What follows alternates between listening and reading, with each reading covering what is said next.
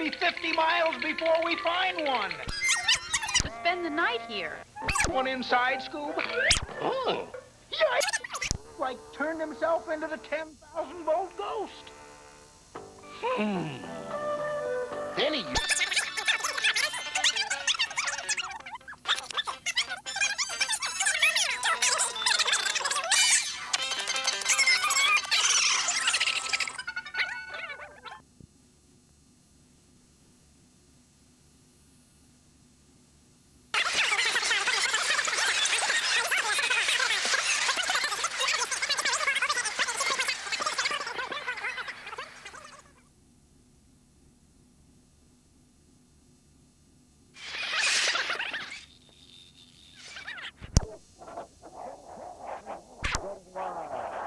From the beginning of that play, Magic Johnson knew that he had to move over to the right side of the floor. He started out on the left side, but he saw that Michael Jordan had the left lane filled. There you just saw Magic cross front, and then the layup opportunity right there with a little up.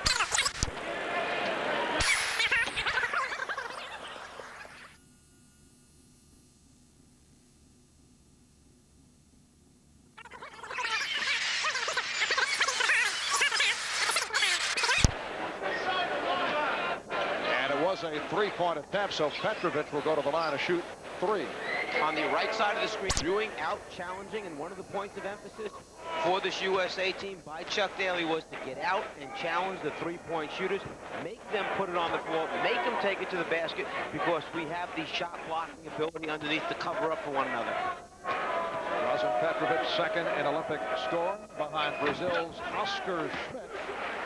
Magic Johnson ready to head up court. He did not realize it was three shots for the three-pointer. There's Oscar, 25 points per game. Drazen Petrovic just under 25. Arvydas Sabonis of Lithuania, 23-4. Charles Barkley leading the U.S. 18 per game. And the United States with a 67-40. Brixley 2:45 in second half.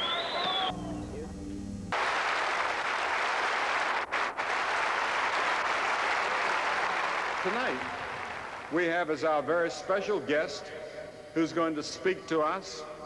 He's known to all of you because he's from Philadelphia and he made his name here. Though he was born in Brooklyn, he graduated from Dartmouth and he got his MD at Cornell, and he became Surgeon-in-Chief of the Children's Hospital of Philadelphia and helped make it one of the most famous children's hospitals in the world and one of the best. And he became Surgeon General of the United States on October 17th, 1981, and he served for 8 years. And most people, I think, did not know what a Surgeon General looked like or what a Surgeon General did. But when C. Everett Koop became Surgeon General, everybody knew what a Surgeon General was. And we're delighted to have him on the platform. And I want Dr. Koop to come and speak to us now and tell us what Christ has meant to him as a great doctor and a Surgeon General of the United States. Dr. Koop, we're delighted to have you and honored to have you.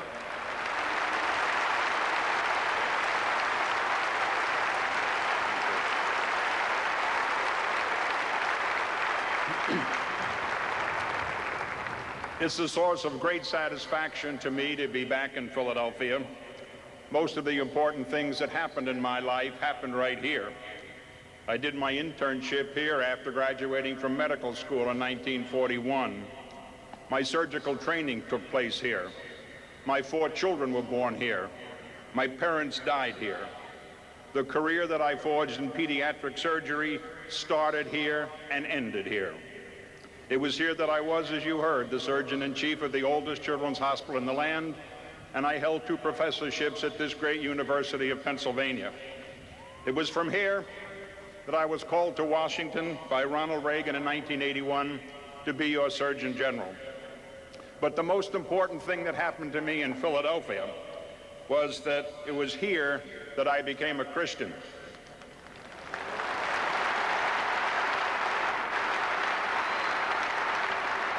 One evening in 1947, my first year in surgical practice, my wife Betty and I left our small West Philadelphia apartment to go to a Center City musical program that attracted many, and a hospital nurse suggested that we walk 1 block further to the 10th Presbyterian Church because she thought that I would enjoy the intellectual approach of Donald Gray Barnhouse.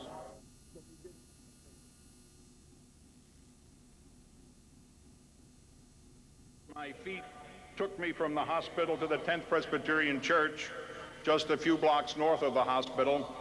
I entered by the back door. I quietly slipped into the balcony. You see, I was just there to observe. I liked what I saw. I was fascinated by what I heard. I saw that congregation respond willingly and generously to social needs. I knew that this was no empty religion.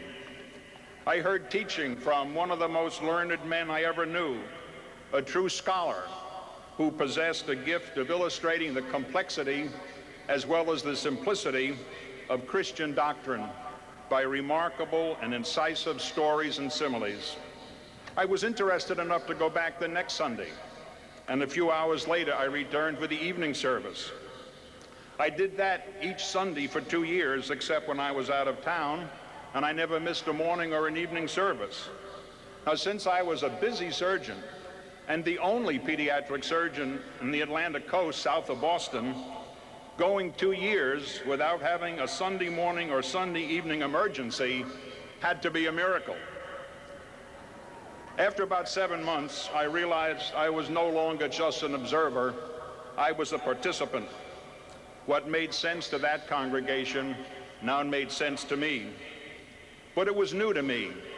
This was not just shifting gears from my parents' faith to my own. I had always thought of myself as a Christian. I had been raised in a home where going to church was part of living.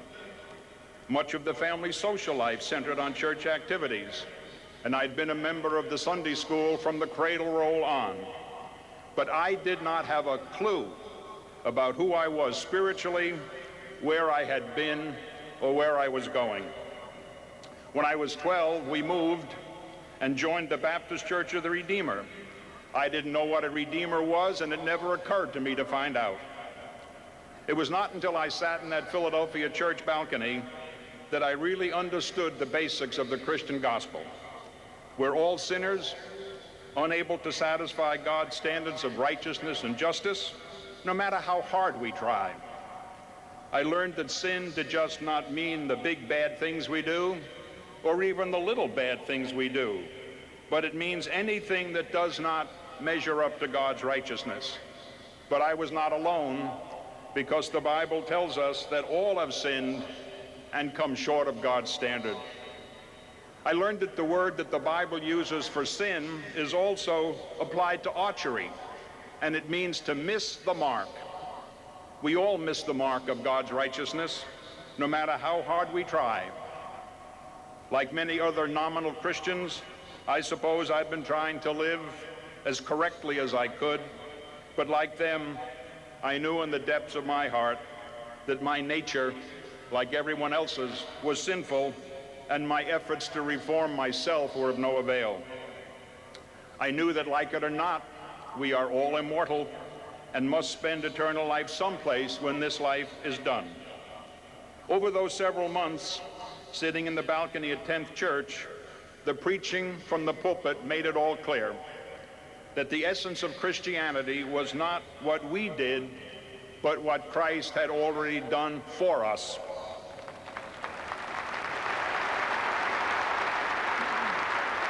I understood the meaning of the crucifixion. I understood the meaning of Christ's sacrifice. I understood the meaning of divine forgiveness. I realized that my sins were either on my shoulders, and God would have to punish me for them, or they were on the shoulders of Jesus Christ, and God had already punished him for them on the cross. I saw that the atonement of Jesus Christ was necessary to reconcile us to God. Most of all, I understood the love of God, and like many new Christians, many old Christians, I found the first Bible verse I had learned in Sunday school was really the most important. For God so loved the world that he gave his only begotten Son, that whosoever believed in him should not perish, but have everlasting life. I was a believer. Betty, too. She shared with me our newfound faith. As I would come home from church, she had her hands full with 3 small boys and share enthusiastically all I had learned. We grew as Christians together, and we grew together as Christians. It was one of the most heady times of our lives, with 1,000 unanswered questions. Most of those have been answered now, but it is still heady and it is still exciting. It was out of those beginnings that I acknowledged the Lord Jesus Christ in my life and my abiding faith in the sovereignty of God. I came to realize that my life wasn't just a series of dilemmas followed by happy coincidences. There was a plan for my life, and this brought an assurance I had never before known. As soon as I knew I was a Christian, I realized that in God's sovereignty, he had called me after I had completed my medical training. And it was clear to me that God intended to use my career in medicine to serve him. My faith and my practice would be woven together. I felt just as comfortable sharing my faith with my small patients and their parents at the hospital as I did in holding an informal clinic after church. At first, I'm sure I was labeled as being too zealous, but others, by the grace of God, sought to share my experience and my faith. Of course, not all my patients saw eye to eye with me in religion, but just so, as it was often said about World War II, that there were no atheists in foxholes, I found there were very few atheists among the parents of my critically ill children. There were times during my decades as a pediatric surgeon here in Philadelphia when sharing with them my faith in Christ and the sovereignty of God provided great comfort and strength for all of us. When I moved to Washington to become your Surgeon General, I found my faith to be a similar source of comfort and strength, first during those very trying 10 months before I was confirmed, but then after, as I faced a series of difficult public health issues. I commend this faith I've been talking about to you. It is the only answer to the epidemic of social, moral, and spiritual decay that you and I face in our society today. God bless you.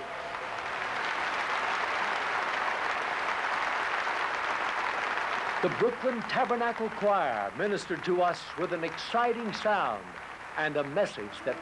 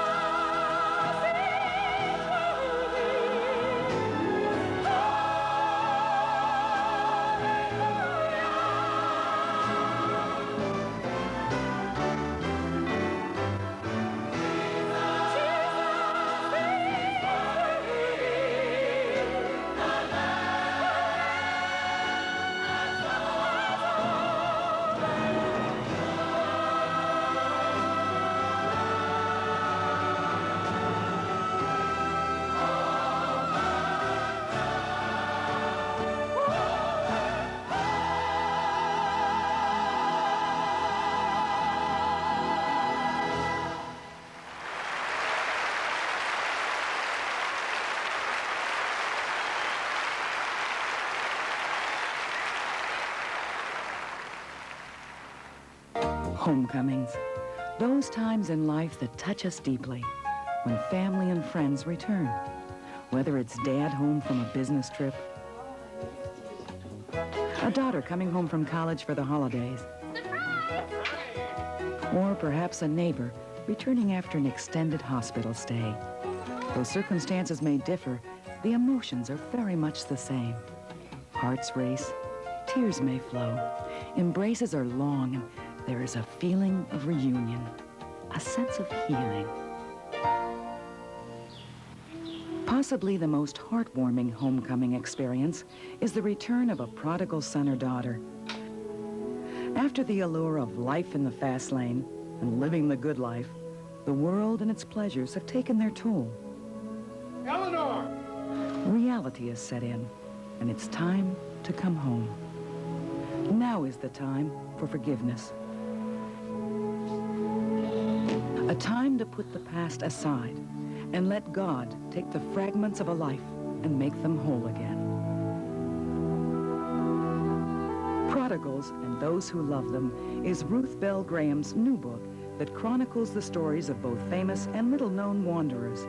It is a reflection of her concern for those who have strayed and her desire to give courage and strength to those who've waited, hoped, and prayed that God would bring the prodigals home. This unique book can be yours free of charge and without obligation. Simply write your letter of request to Billy Graham, Post Office Box 779, Minneapolis, Minnesota, 55440. And for our viewers in Canada, the address is Billy Graham, Post Office Box 841, Winnipeg, Manitoba, R3C 2R3. Write today for your copy of Prodigals and Those Who Love Them. You've already heard that we want to send you a book entitled Prodigals and Those Who Love Them. This book was written by my wife, Ruth. Nobody helped her write it. She wrote it herself out of her own heart and out of her own experiences. She's been a great reader and a great collector of books through the years. And she has some marvelous stories in here of famous people and one or two that are not so famous, who were prodigals and who came to God or came back to their families.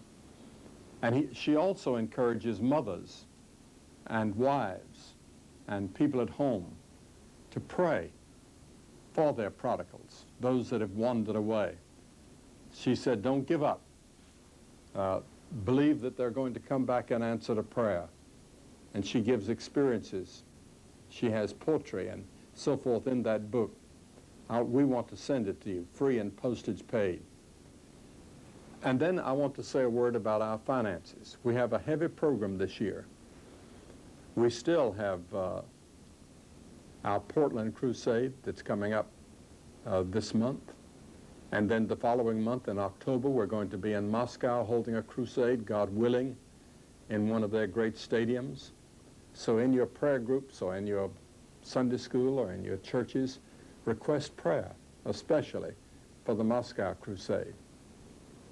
But we want you to remember that we also have tremendous financial responsibilities, because in all of these places we're having to help them, especially in Moscow. They just do not have the money that it takes to put on that crusade.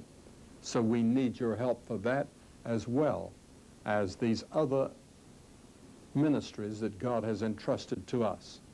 So write to me, Billy Graham, Minneapolis, Minnesota. Or if you live in Canada, it's Post Office Box 841, Winnipeg, Manitoba. And we'll send you this book by my wife, Prodigals and Those That Love Them. God bless you.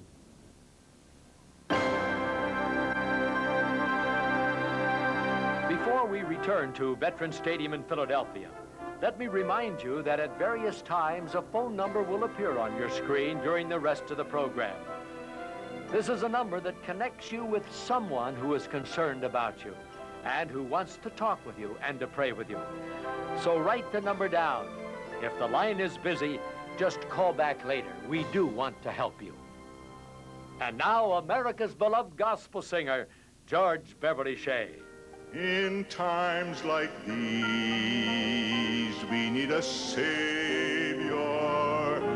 In times like these, we need an anchor.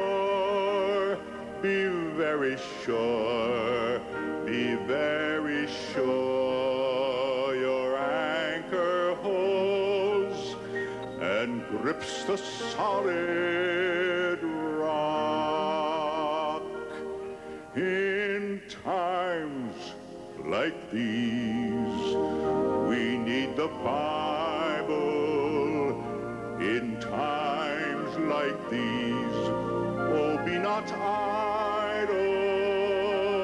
Be very sure, be very sure your anchor holds and grips the solid rock.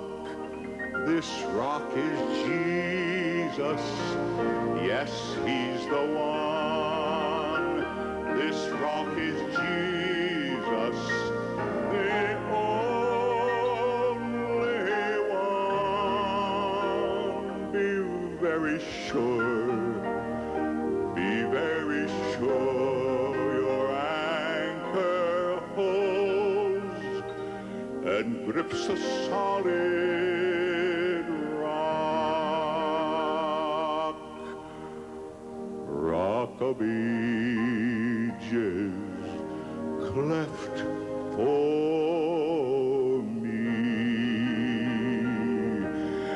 let me hide myself in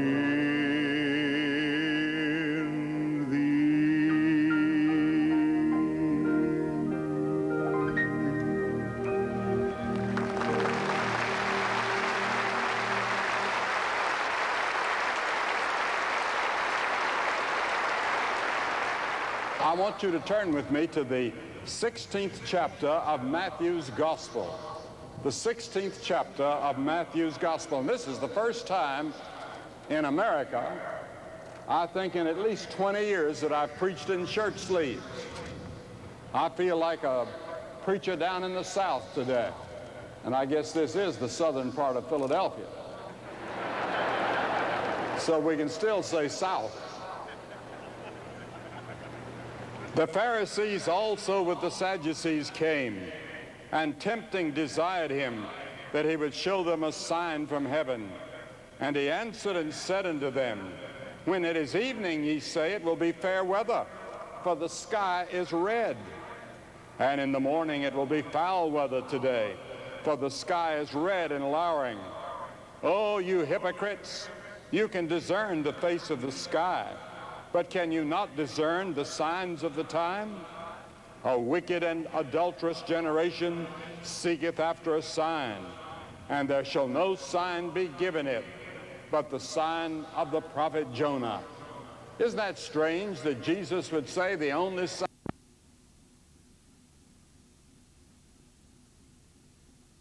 Dalton Hilliard trying to get around the right side, and a fine tackle by Pierce Holt prevented a big gain and a loss of 1 on the play. Pierce Holt is the guy that has to get the big play, has to make the big move, and he does a good job here of just stripping things out. Watch him right here and the job he does. And, of course, that's 2 arms up in that position. When he brought him down, Hebert saw him do the same thing. Hayward to the goal line. Is he in? No sign yet. Rams stop him on first down. Well, that was a great hit. Ironhead Hayward coming through. Didn't bother to lower his shoulders. Heck, he just hit him right with his gut. Ran right into the backer. Didn't get the touchdown. Well, you're stopping a load when you stop Hayward at 260. I think they're being kind when they say 260. I think it varies week to week for sure. Greg Hayward. Ball right on the goal line. Nose touching it. Hebert 6 of 8 at this point. 99 yards and a touchdown. Approaching the end of the first quarter. Saints second and goal. And the zeros are up. So that's the end of the first quarter with the score. The Saints 6 and the Rams nothing.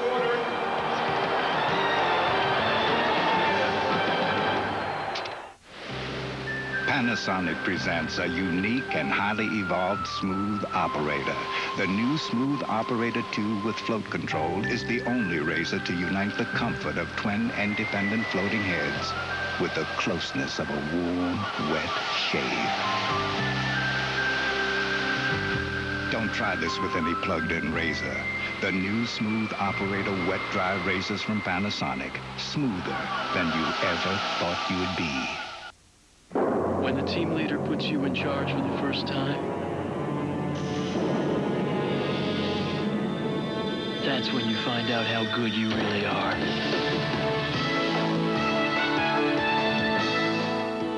Rock. Stronger than most, this umbrella. Those who carry the travelers for their insurance needs carry a solid 128-year tradition of excellence. Chosen by 50% of the Fortune 500. Backed by $53 billion in assets. Open in case you want strength and experience the traveler's way. You're better off under the umbrella. How would you like to leave your house every morning and find him waiting outside? He terrorizes the neighborhood and the cops can't do a thing about it. How come? Watch 60 Minutes tonight. Yes, Virginia, we are in Southern California. These are the Melonheads ending the game today here. Well, we're very near Disneyland, soon to be the home of the Mighty Ducks hockey team, so we shouldn't be surprised. Not at all. Let me make that perfectly. That was a Melonhead, not a Millenhead. Same thing, isn't it? Oh, I knew that was coming. Second and goal, Saints just outside that goal line. Hayward tries again, and they stop him again. 2 in a row against the big load. Defense. Now a little extra pushing and shoving will not produce any points, perhaps only penalties. You know, they're running right in the middle of that defensive front of the Los Angeles Rams, and you know who's in the middle there? Those two big rookies, Mark Boutte and Sean Gilbert, and here he comes. Lowers his shoulders, squared up, just daring you to stop him, and they rose to the challenge. There's big Sean Gilbert. Mark Boutte, 96, right there to his right. And those two guys are inseparable. And right now, in this play, we're going to find a test of character of that inseparability. McAfee, touchdown. Not by much, but he got it in. So a sterling effort by the Rams goal line defense, but the Saints persistent and knock it through. McAfee, the second-year man from Mississippi College. Nothing fancy about this. They tried it 3 straight times. They give the false read with Kennard pulling out of there. McAfee does a good job, what we said before. He's a slider. See, the ball was designed to go outside. He saw it, jumped down inside, got the 6 points. Morton Anderson, the win behind him now as we are in the second period of play. Remember, he hit the upright on his first point after try, his first miss in 120. That one's good. So the New Orleans Saints with a 13-0 lead. Imagine a V8 engine that's incredibly powerful, yet easy to maintain. Imagine a 5-speed automatic that's responsive, yet seamlessly smooth. Imagine a luxurious sedan that can actually help make you a better driver. Introducing the BMW 740 IL. A car that will have the competition playing catch-up once again. Imagine that. What do you smell? I can't smell anything. My nose is clogged, yeah. For fast relief, try Dristan 12-hour nasal spray. Now smell. It's an orange. Dristan nasal spray just works incredibly fast. Dristan, the face of relief today. Braun introduces Flex Control, the first electric shaver with a pivoting head. It automatically adjusts to every contour of your face. Flex Control from Braun, the last word in shavers. If you could see inside your suitcase when you travel, you'd see how Samsonite Hardside protects what's inside. Because Samsonite has a crush-resistant outer shell and a durable hardside construction that's designed to hold up over the long haul. Daddy, did you bring me anything? Samsonite Hardside. After all, you've got your life in there. A stellar field of Olympic medalists and world champions compete in the Jeep Eagle Tournament Ski Series next weekend on CBS Sports Sunday. Fred McAfee, who just scored for the Saints, getting a little attention on the bench from the medical staff. Apparent shoulder injury, but we're just viewing that the way they were looking at him. We'll get you a report. David Lang and Robert Del Pino are the deep men awaiting Morton Anderson's kickoff. It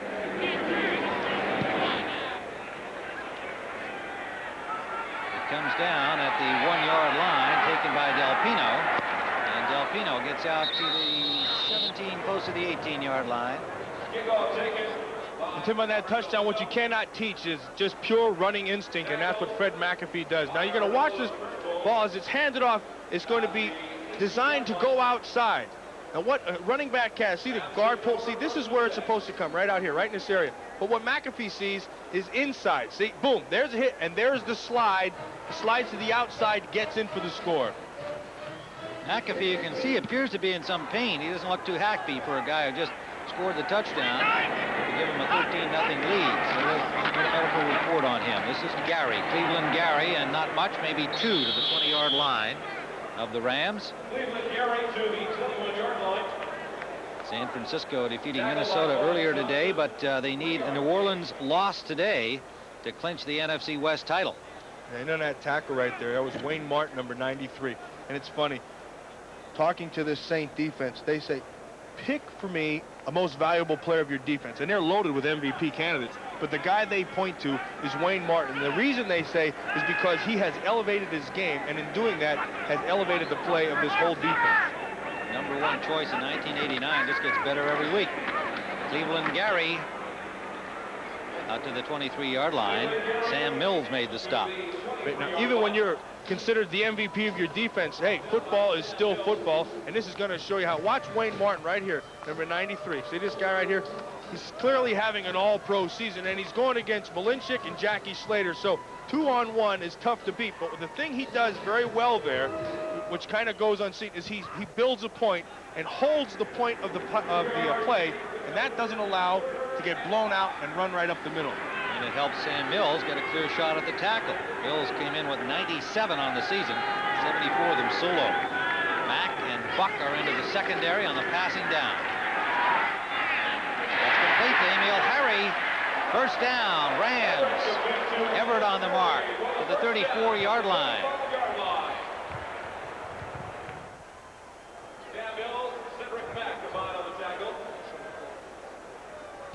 Everett now 3 of 5 passing. Now you're going to talk about Jim Everett, and they say, you know, he throws off his back foot a lot. He gets the happy feet. Now watch him right here. You know what you're going to notice? He does throw off his back foot, and he throws going away. But you know what? He does that as well or better than any quarterback in the National Football League. And it's uncanny that he's so precise with his throws. On first down, the Rams go to the air again. Del Pino to make it Lang, David Lang, number 38, and a gain of about 4. Coming out of the backfield, David Lang, second-year man from northern Arizona, and they've really taken a liking to this young man, running and catching. And no surprise with the reason they cite toughness. This is a guy, he'll stick his face right in the middle of any defender. In your face. Yeah, he doesn't care. I mean, he's a tough kid, and that is always at the top of the list when Chuck Knox wants to cite a reason for liking a player. Number 12 choice back in 1990, and he had to be a surprise to Chuck Knox, who probably didn't know much about him until he got here and watched him work out. Barry, not much there. Gain of maybe 2 over the 40-yard line. The middle linebackers, Johnson and Mills, combined as they so frequently do on the run. Well, you know, we talked about it at the beginning of the game. These 4 linebackers, they really set the tone. Vaughn Johnson's just having an all-pro year, and this man right here, they don't really talk about him, but as I watch the film, he is just so consistent. That's 51, Sam Mills. Everybody says, well, he's so little, but he's not little. He's just short, and the guy plays as well as anybody in the National Football League at his position. Rams on the passing down have Jim Price in at tight end, Jeff Chadwick at wide receiver. They run the ball, and the Saints were all over that. Del Pino is met by Ricky Jackson. Surprise, surprise, another linebacker, another all-pro linebacker. Saints felt that Jackson should have been at the Pro Bowl last year, and they say they can't keep him out this year. Thing is, I guess, you know, that voting is voting. It'd be hard to send 4 guys from the same team, but they might all deserve to go. They do deserve to go. That's the thing that's amazing. Bracken, another low snap, and not a good kick. He had to hurry it, but it takes a Ram bounce. And it'll roll dead just inside the 20 of the New Orleans Saints. 13-0. Saints lead.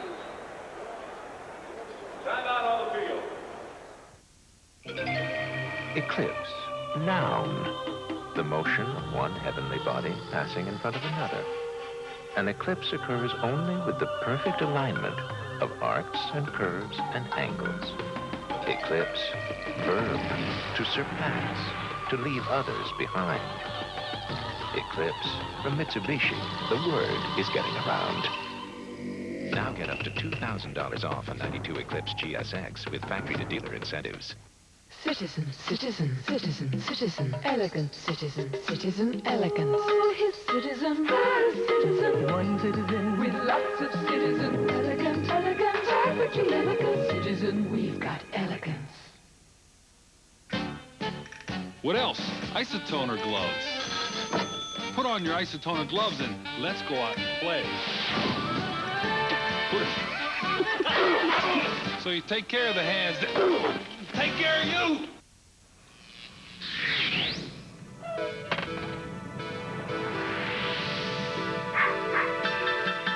Come on, let me show you where it's at. Come on, let me. It's a universal truth. Miller Lite's brewed from the start to be the one great-tasting beer that's less filling. It's everything you want a beer to be. Another unexplained crop formation has been sighted. Looks like there's intelligent life out there, after all. This playoff summary is sponsored by Miller Lite. Well, here's how it looks right now in the NFC. Of course, the Cowboys and the 49ers have clinched playoff spots. The Vikings have not yet. They lost to the 49ers today. They are leading in the Central Division. Wild card picture, a bunch of teams still in it, including the Rams, oddly enough, but it's just a mathematical shot, not one that's likely to hold up. The Saints have already clinched a spot. They're still hopeful that somehow if they win the rest, 49ers lose 1 or 2, it'd even be better. They could win that NFC West title, but the San Francisco winners earlier today. Packers play tonight against Houston, and Green Bay still in that wild card hunt. On first down, Craig Hayward. It's about 7 to the 27-yard line where Larry Kelm, the linebacker, made the tackle. They're just hitting the inside again at those 2 rookies. And you're going to hear that a lot all day long. And the reason is real simple. See, they're physically gifted, but they just have not played enough of a disciplined defense, Tim, to take it to the next level. Good look at Gilbert. And we now have a report on Fred McAfee, a separated shoulder. Unfortunate for the Saints and for Fred McAfee. Apparently suffered on the touchdown dive play. 2nd down and 4. Hayward again. Hayward carries a couple of people, but they stack him up after a gain of 2. For an NFL update, let's go to our New York studios and Greg Gumbel. All right, Tim, on the NFL Today, you may remember Terry Bradshaw. It's McDonald's Holiday Film Festival, now featuring the American epic Dances with Wolves. The original full-length video, unbelievably priced at just $7.99 when you buy any large sandwich. So hurry in and pick up Dances with Wolves. Also available, the family favorite, Babes in Toyland, and the hilarious Dirty Rotten Scoundrels. These films just $5.99 each when you buy any large sandwich. What you want is what you get at McDonald's today. Ever since Mitsubishi began building automobiles over 75 years ago, the diamond has been used as the unbending guiding principle of Mitsubishi quality. The name Mitsubishi means 3 diamonds. And for its diamond anniversary, Mitsubishi created the Diamante, a luxury performance sedan that is brilliant in every facet. The Diamante from Mitsubishi. And now lease a Diamante ES just $328 a month. So, I was gonna hit the Foot Locker for the new Nike Air Maestros, but then I thought, how much do I know about these kicks? So I called famous point guard John Stockton and asked him to demo them for me.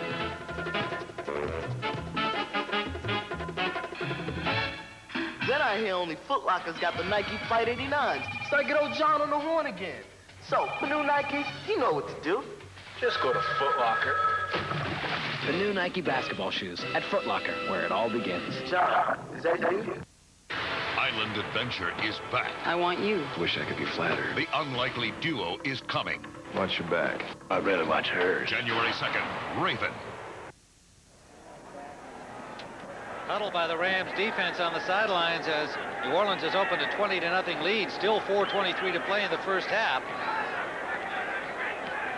80 yards in 11 plays and 5:43 taken away from Jim Everett and company. Torrance Small, the rookie from Alcorn State. The touchdown reception from Bobby Hebert. Del Pino from the 5. Out to the 18-yard line.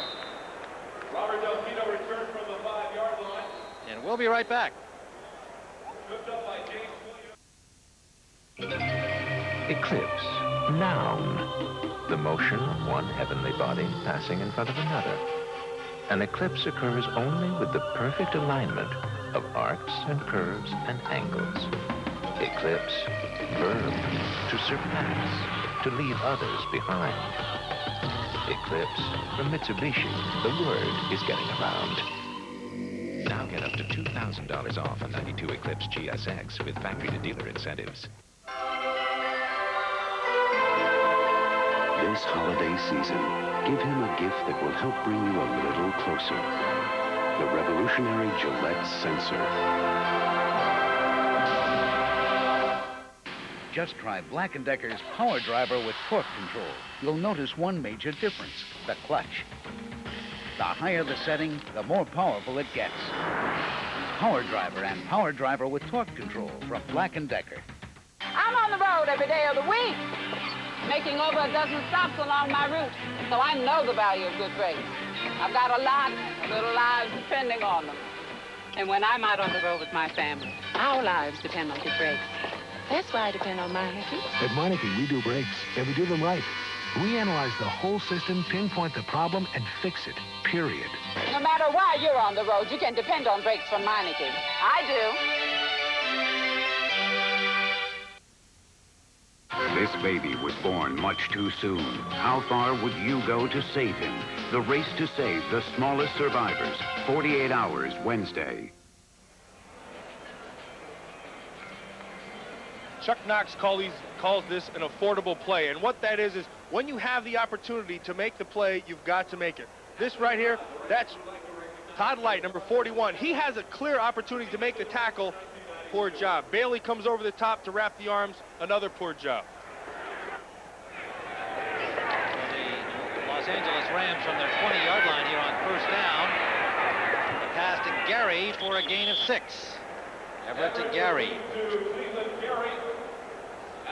Last drive, as we said, 5:43, and so the Rams are not having the ball for much time, and thus only 63 total yards of offense in this first half. And it's exactly what they said they could not do. The Rams said, as a staff, we've got to come out and start fast. We can't afford them to get jumped up on points, and then they're going to just pin their ears back and come after us all day long with that pass rush. Price, the tight end, first down, Rams to the 39-yard line. Keith Taylor made the tackle, number 29. Taylor, the 5-year man from Illinois, who came over on Plan B this year from Indianapolis, wound up being a starter when Brett Maxey went to injured reserve with knee surgery. First down, Rams, just inside their 40. Dallas still leading Washington 10-7 at RFK, and Philadelphia leading the Seattle Seahawks 10-3. That's dropped by Lang. Ball was there. Lang wanted to head upfield. He saw that he had a lot of running room.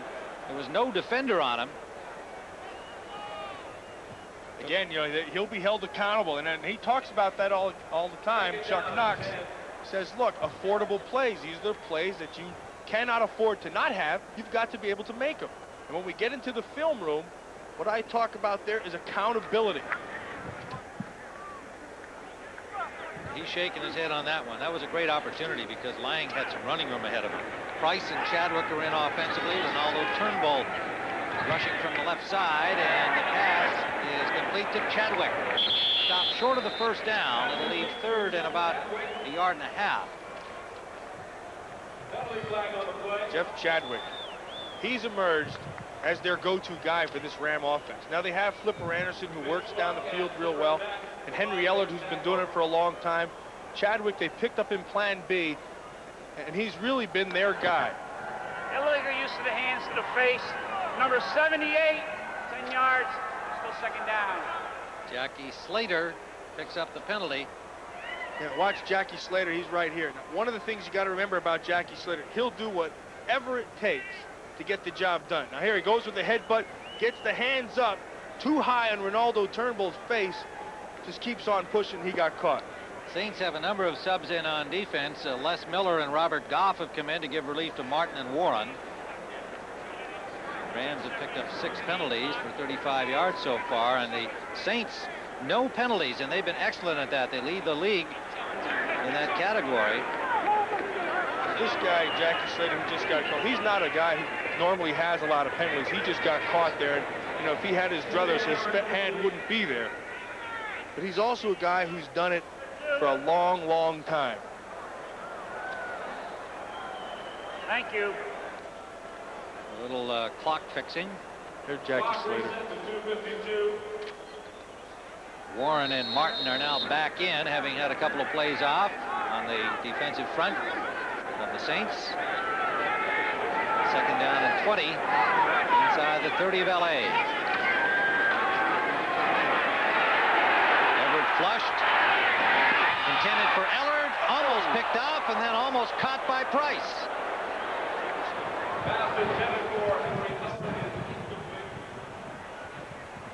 So it'll be third down. Jackie Slater is a guy that you know well from your years of playing against him. Let's hear from the Millen file. Well, I love the guy. You know, the first thing you got to remember, he's a policeman out there. He keeps everybody under control, doesn't let anything get out of control, and he's every time play after play. He's also got a great mean streak. Rare for an offensive lineman who plays with a defensive mentality. He has it. What he tries to do, he'll try to beat you up every play. He'll cut you. He'll take your head up. He'll finesse you. He'll do whatever you can. What you got to do, you got to play the speed game. You got to let him come to you. You got to work away from his strengths. You're picking on the old man if you do that. He's 38. Everett going deep. Interception. This is still live. Keith Taylor. And he gets out to the 45-yard line. No Ram had touched him. And Taylor had to get out from under the pile of 2 other Saints there. And picked up 5 yards on the return. The intended receiver was Jeff Chadwick. But another turnover. A look behind the scenes as sports and science converge, brought to you by AT&T. The mechanics of a golf swing are extremely complex. Golfers are constantly trying to improve their swings. PGA Tour and senior PGA Tour pros can have their swings analyzed in minute detail. A golf swing is recorded from 6 camera angles, and that swing is transformed into a 3-dimensional computerized replica of the golfer. The player can study the computer figure, even highlighting specific body movements to identify areas that may need improvement. It couldn't have happened at a worse time for us. That's the week that we take more catalog orders on our 800 number than any other week of the year. No one could make it into work that day. AT&T saved the day for us. We had designed their 800 service with such powerful backup features that within minutes, they were able to reroute their calls to other sites around the country. They did a full day of Christmas season business, and no one was there. If you have a business that lives and dies by an 800 service, you go with the most reliable, and that's AT&T. Ever since Mitsubishi began building automobiles over 75 years ago, the diamond has been used as the unbending guiding principle of Mitsubishi quality. The name Mitsubishi means 3 diamonds. And for its diamond anniversary, Mitsubishi created the Diamante, a luxury performance sedan that is brilliant in every facet. The Diamante from Mitsubishi.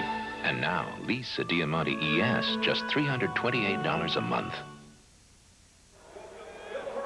Ball hung in the air. Jeff Chadwick was wide open, and the reason was, see, they turn him over in the zone, and the safety, he bites. Now that opens his whole quadrant on the bottom of your screen, but the ball hangs in the air and allows Taylor to come back and make the catch. Now you can see right at the end, Taylor comes from the middle of the field all the way over, makes the interception. Now nobody touches him. See, that's a great job by Sam Mills, knocking the receiver off. Taylor gets up, goes down the sideline with the convoy. So a first down, New Orleans, up 20 to zip. They have it at their own 44-yard line. 2:18 remaining first half.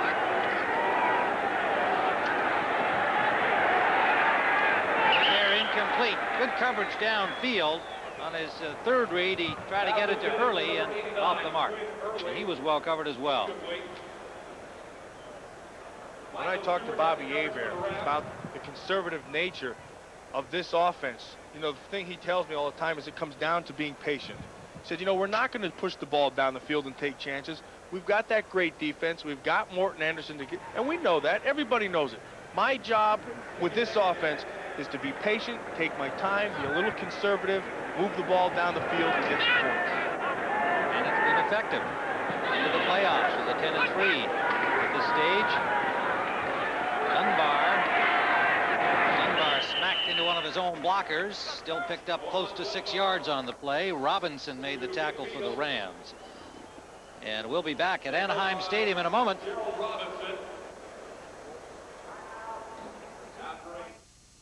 At some point, it was decided we should all have to wear clothes. But hey, we can still have...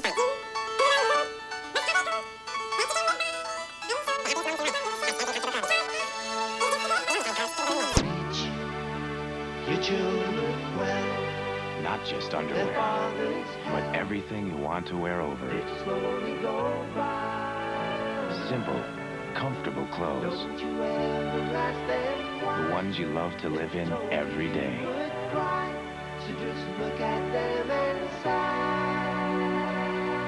Now comfort has a new dress code. Fruit of the Loom. Clothes for the best of your life. Citizen, citizen, citizen, citizen, elegant citizen, citizen, elegance. Oh, his citizen, citizen, one citizen with lots of citizen, elegant, elegant, perfectly elegant citizen. We've got elegance. Images can change. Just like that, with the Rebel in each and every EOS lens from Canon. Image is everything. EOS Rebel and Rebel S from Canon. So advanced, it's simple. 2 minutes to play first half here at Anaheim Stadium. Tim Ryan with Matt Millen. The Saints leading 20-0. You can see the Rams have hurt themselves. A fumble by Cleveland Gary led to a Saints TD. A Toy Cook interception led to another. And the Saints have the ball now driving after the interception by Taylor. At midfield, it is third down and a long 4 for New Orleans. And I don't care what kind of team you are, you cannot turn the ball over and expect to win. And a team like this, where they're really building a young team with the Los Angeles Rams, you turn the ball over and that just kills you. Robert Young getting some time at left defensive tackle now. The second-year man from Mississippi State replacing Boutte on the series. Injury report on Boutte. Hebert. Good defensive play by Light. He was all over early on that one, sticking a hand in to bat it away. Yeah, it's a beautiful job by Todd Light. You know what? He got hurt early in the season, the third game, and he came back a few games ago, and he's just getting better and better and better, and here's the reason why. See, he can play with great confidence. Turns inside, fundamentally sound, get the right hand up there and knock the ball down. So Barnhart will have to punt. Rams do the job on third down.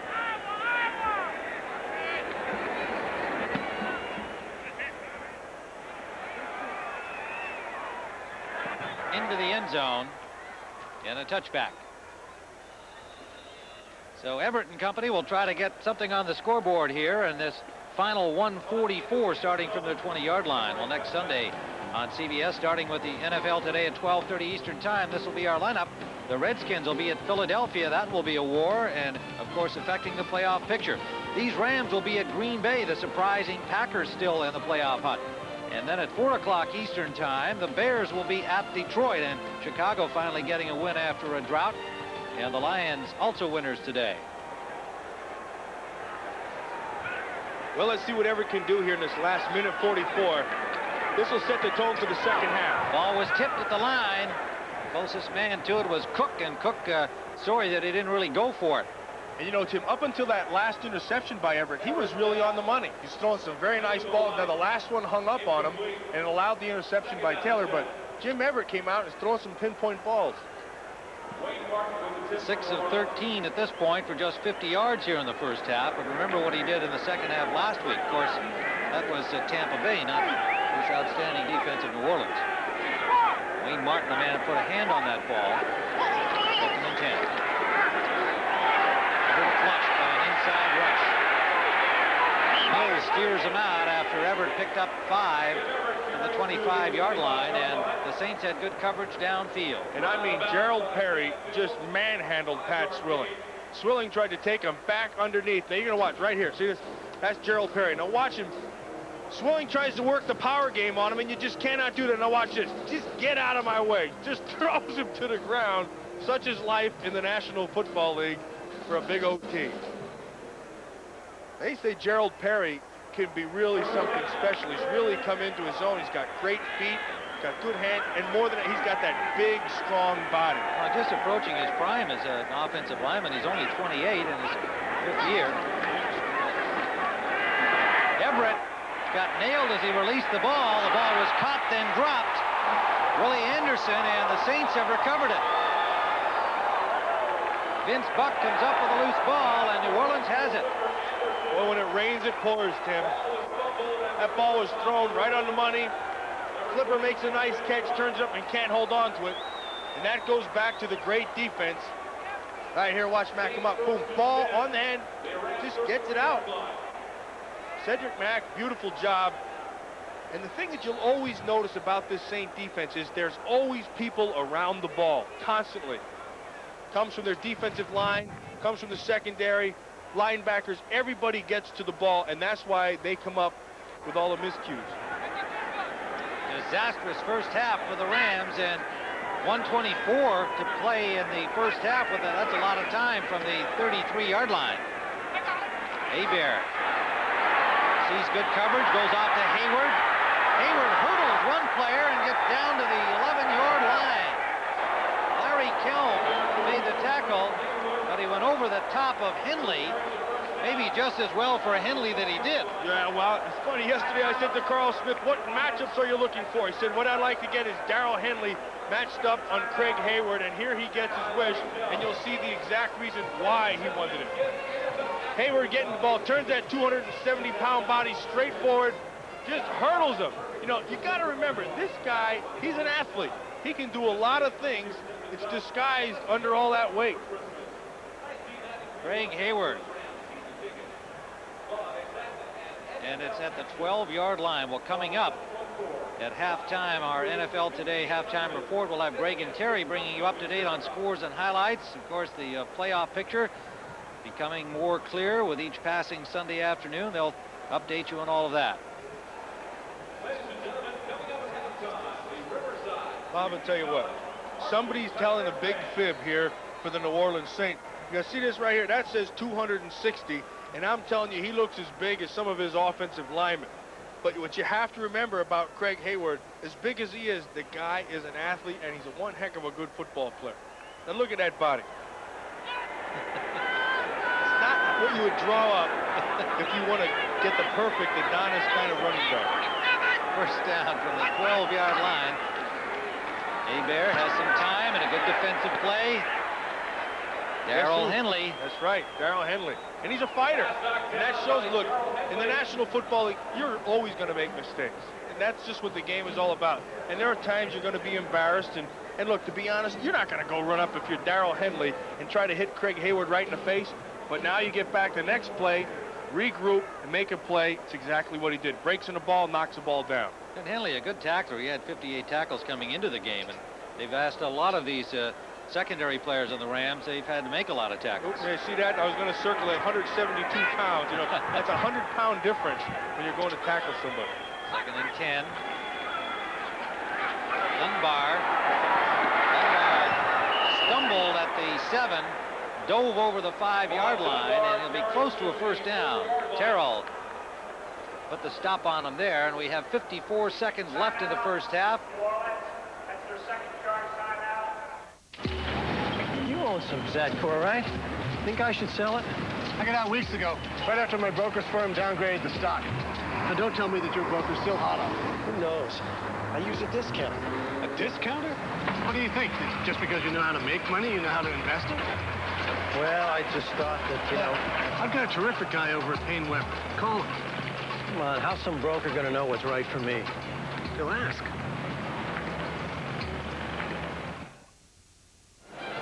Who dat, Tim? Who dat? Who dat? Those are the who dats all the way here from New Orleans, and you heard quite a roar go up on that touchdown by McAfee. Holy smoke. There's another linebacker in the making right there. She'd be the prettiest linebacker in the National Football League. I'll tell you that right now. That's for sure. Well, especially using you as a standard. Oh, thank you. I knew that was coming. From the 4-yard line, it is 3rd down. 1 more yard will get them a first down if they don't get into the end zone. 54 seconds left.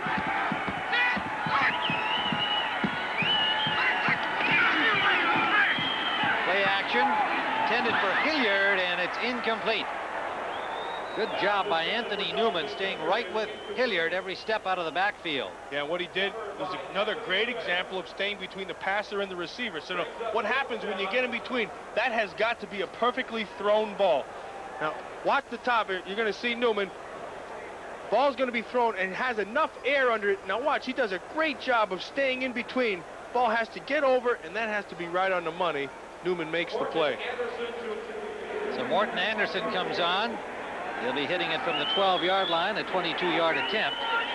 Anderson is 23 of 28 this year. And make it 24 of 29. So the Saints, 23 to zip. Side. Nothing on the head and shoulder side. I love that tingle, so I tried Denorex for my dandruff. It really came through. The flaking stopped. My scalp doesn't itch. Denorex with conditioners, the serious dandruff shampoo. I've switched to Denorex.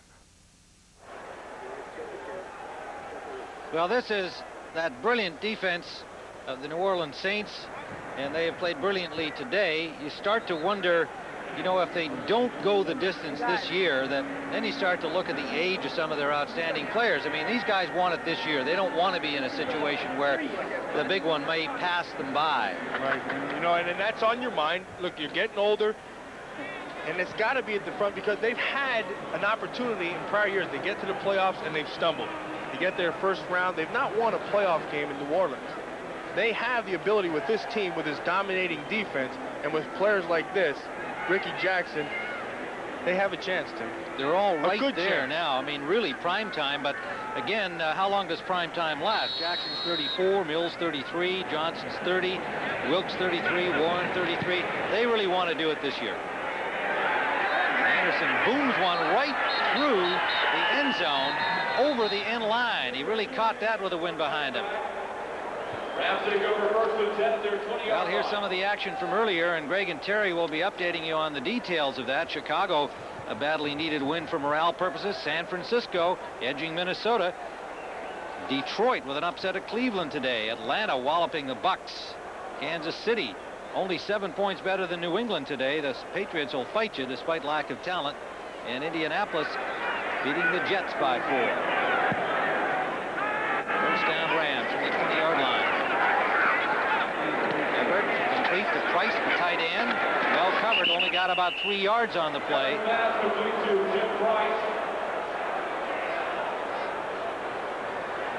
Ricky Jackson a little slow to get up at the end of the play. 30 seconds and counting down. The first half at Anaheim Stadium. Weber throwing into the wind in this last attempt for the half. Screen pass. Del Pino trying to get to the marker for the first down. More importantly, get out of bounds, and he did with 16 seconds on the clock. Mills pushed him out. Just short of the first down. Well, Tim, right now, if you're a Los Angeles Ram fan, you got to be thinking, hey, we're down last week by 24. And now we're down again. We're going to hope for the second half is more like last week. Their best comeback ever in Ram annals last week. That was an outstanding effort, but the reality is it was against the Tampa Bay Bucks, not the top defense in the NFL. On third down, they need about a foot for a first. 16 seconds on the clock. They'll go downfield. Del Pino again. Hit immediately. Cedric Mack, number 47, coming up with a hit. Well, you could hear that hit all the way up here, Tim. Good smack by Cedric Mack. Got the first down. 8 seconds still to go. And a timeout taken by the Rams. So Everett will consult with the offensive strategists, Knox and Ernie Zampese. What can you do with 8 seconds left in the half here? Just an attempt to get some points on the board. They just got to chuck it downfield. Well, we said this New Orleans Saint team wins with defense, and the defense is showing how. You know, they can beat you a number of different ways. They can take away your run. They'll play great pass defense. They'll kick the turnover, and today turnovers have been the key for the Saint defense. Seattle's come back to tie the Eagles. Cincinnati and San Diego tied up in these other later games today. There's Jim Moore. Now, last night when I sat down with him, I was very, very impressed with Jim Moore. You know, I really didn't know him. I've only met him a few times. But the first thing that jumped out with me was very loose, was very outgoing. He had a good sense of humor, and I didn't know that. You know, when I watch him on the sidelines, what I always see is this guy really intense, no sense of humor. You don't know what to expect. So, well, you could say the same for Chuck Knox if you only saw him on the sideline. Yeah. Everett going to air it out. And there's a whole bunch of folks down there. Bouncing around, and it's the Saints who come up with it. Sam Mills. He wants to lateral it, but he holds on. And the Zeros come up to end the first half with another interception by the Saints. And a 23-0 lead.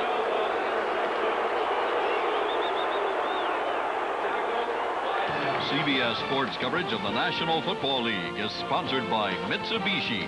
The word is getting around. Canon Cameras, photographic consultant to the National Football League. And by Fruit of the Loom, a leader in quality apparel, fitting America for more than 50 years.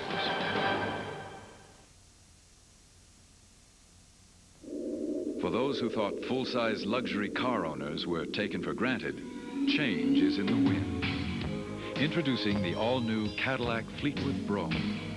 Totally redesigned to be the quietest Fleetwood ever, the most spacious and the safest, with dual airbags and safety belts that provide supplemental protection for the people closest to you. Now at the Cadillac dealers of the South, changing the way you think about American automobiles. Please, Mr. Scrooge, it's nigh on evening. With the holidays coming, I've still got to get a gift for my wife and something for wee tiny Tim. Bah, humbug. Where are you going to find a store at this hour? And how can you afford to holiday shop on wages I've paid? Why, I just head over to S. Goodman's. They're open convenient hours, and they've got gifts to please the entire family. Listen to Cratchit Scrooge. S. Goodman's has everything to make the holidays special. Bless us, everyone, Cratchit. We better get over to S. Goodman and start shopping. World-class Ford quality is built right here in the South. Now, Ford built 6 of the top 10 selling cars and trucks in America, including the Ford Taurus, a leader in styling as well as safety. And now specially priced with a plan for just $248 per month. Drive new every 2 years, $248 a month. And every airbag-equipped Taurus is backed by Ford's 36,000-mile bumper-to-bumper warranty. Ask your local Ford dealer about the plan, and now you can drive the world-class Ford Taurus for $248 a month. Hurry, this is a limited-time offer.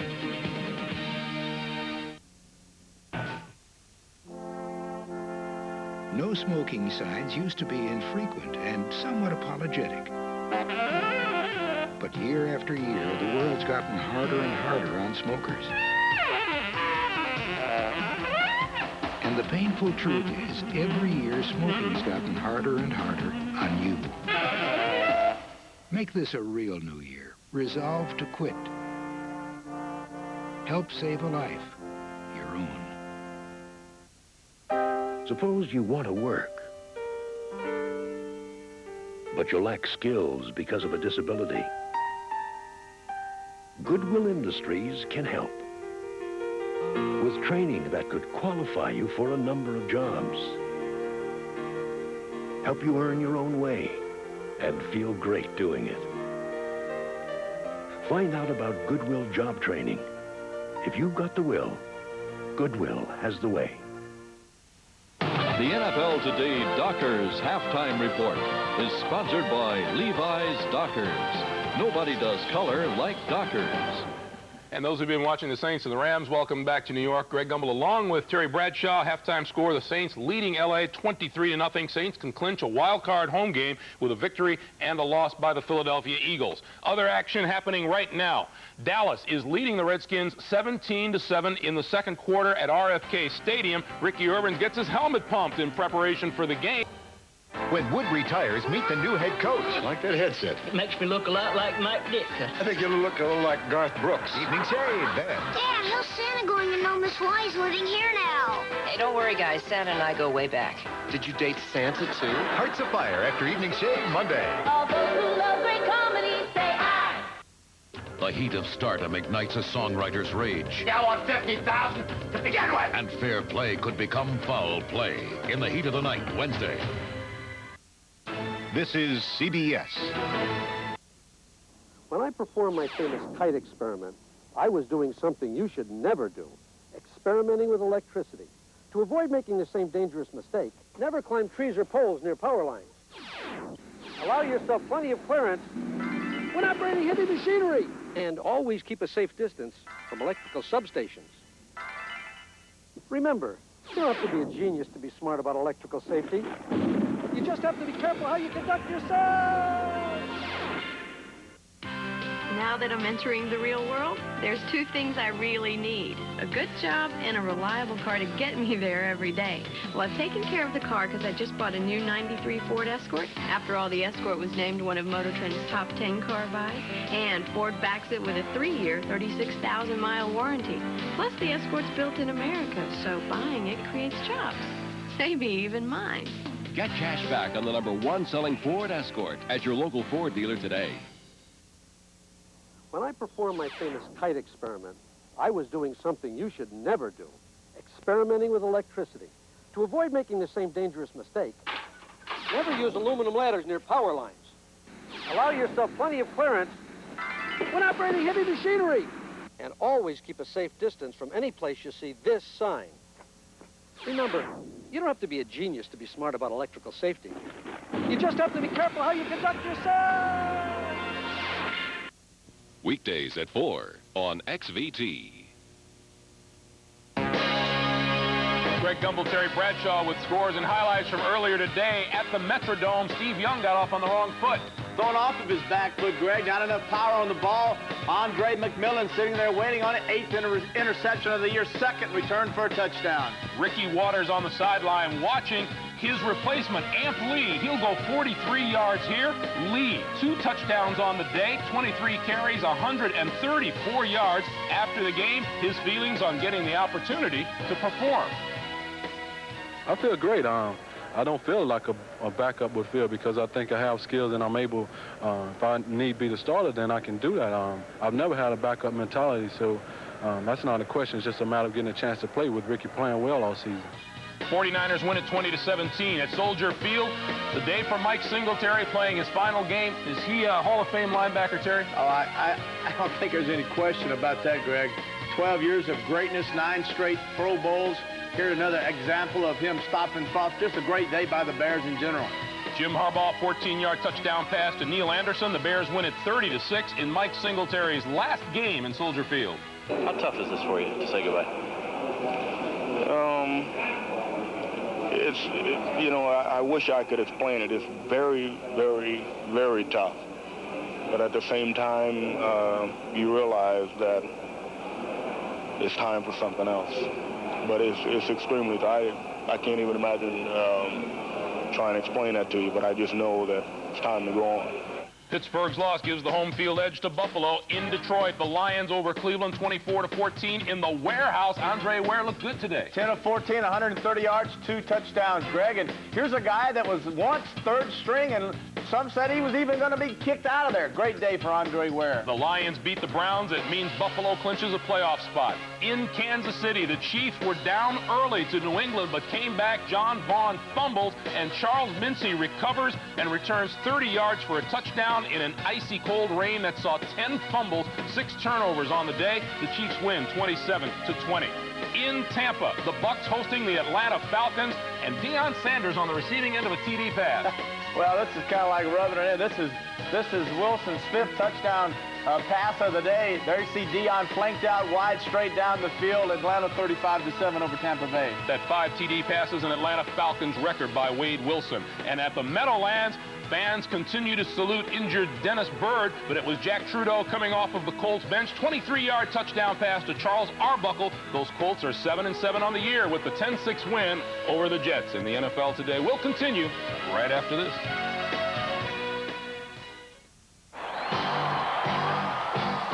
Hey, Hattie don't matter about some pizza she saw. 2 big pizzas that'll fill your jaw. Pizza, pizza. Pizza, pizza. Yeah. Pizza, pizza. Pizza, pizza. Pizza, pizza. Pizza, pizza.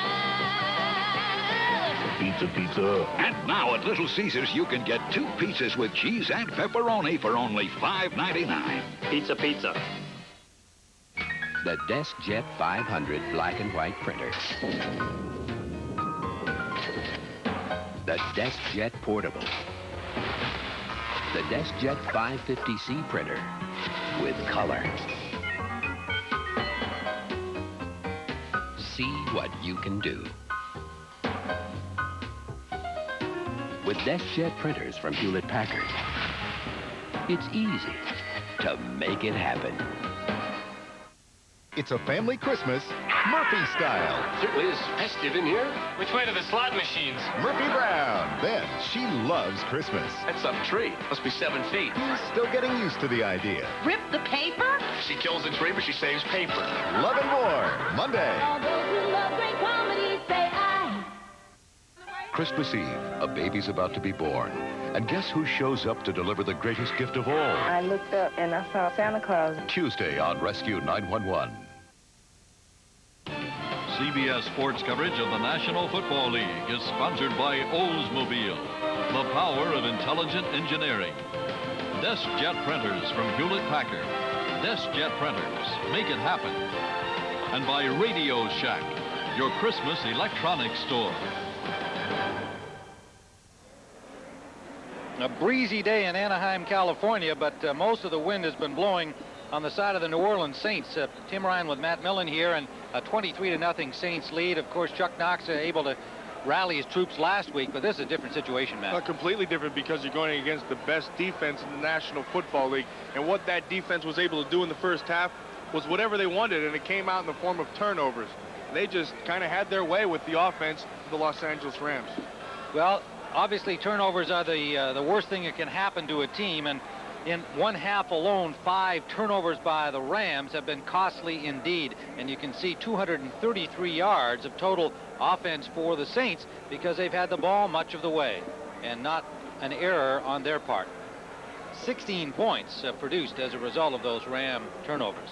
Well, and the other thing is they haven't been able, I'm talking about the Los Angeles Rams, they have not been able to slow down the offense, and that starts up front. They haven't been able to slow down that same offensive line. And that falls on the shoulders of the young defensive tackles, Gilbert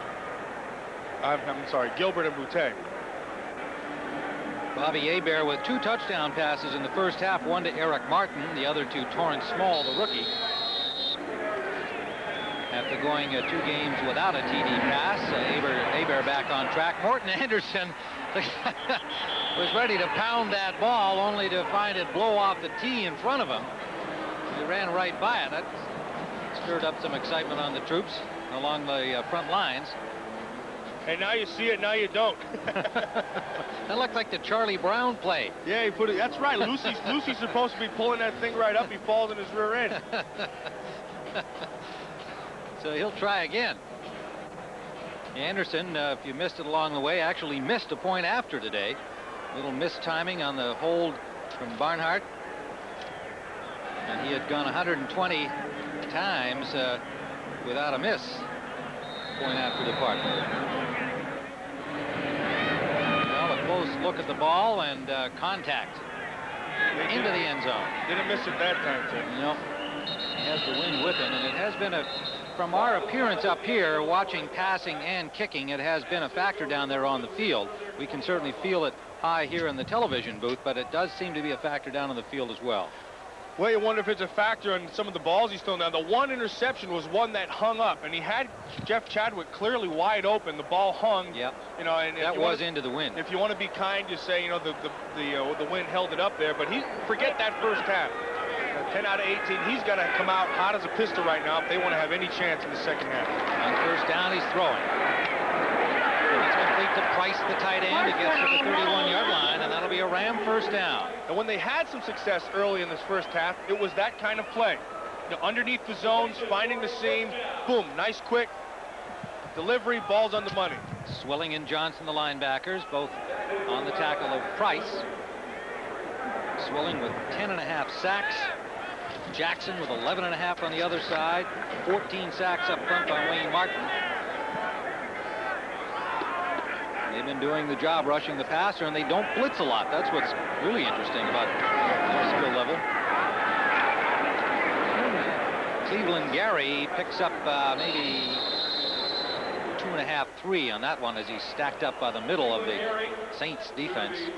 You know, we said Jackie Slater is one of those guys. He'll do whatever it takes. Watch him right here. He'll do whatever it takes to get the job done. Now, he's on Wayne Martin right here. Martin goes underneath. Look, he just grabs his arm and twists him back. Now what you got to do, you always fall down to make it look like it was a good block. That was a good pickup there by that action by Slater. Good job. Second down and 7. Short pass again. Out of the backfield this time. Del Pino gets to the 40-yard line to make it David Lang, number 38, not 39. And Lang will be just short of another Ram first down. Yeah, they can't afford to go deep because that requires more time, and with this defensive front, they're just getting all kinds of pressure. So this is what he's doing. Look, 10 of his completions are under 10 yards. You know, the other 2 have been under 20 yards. So everything they're going to do today, or have done today, comes in the short passing zone, and where they're trying to hit it, Tim, is in the middle of the 2 inside linebacker drops. Well, they were indeed just short of the first down, but they did ask for and got the measurement. It leaves third down and about a foot at the 40-yard line of L.A. Opening series, second half. Chuck Knox, you won't find them looking any differently if they're up by 23 or down by 23 till after the game. He does smile, like you were commenting on Jim Mora's demeanor on the sideline. Did discover that he also can flash some teeth.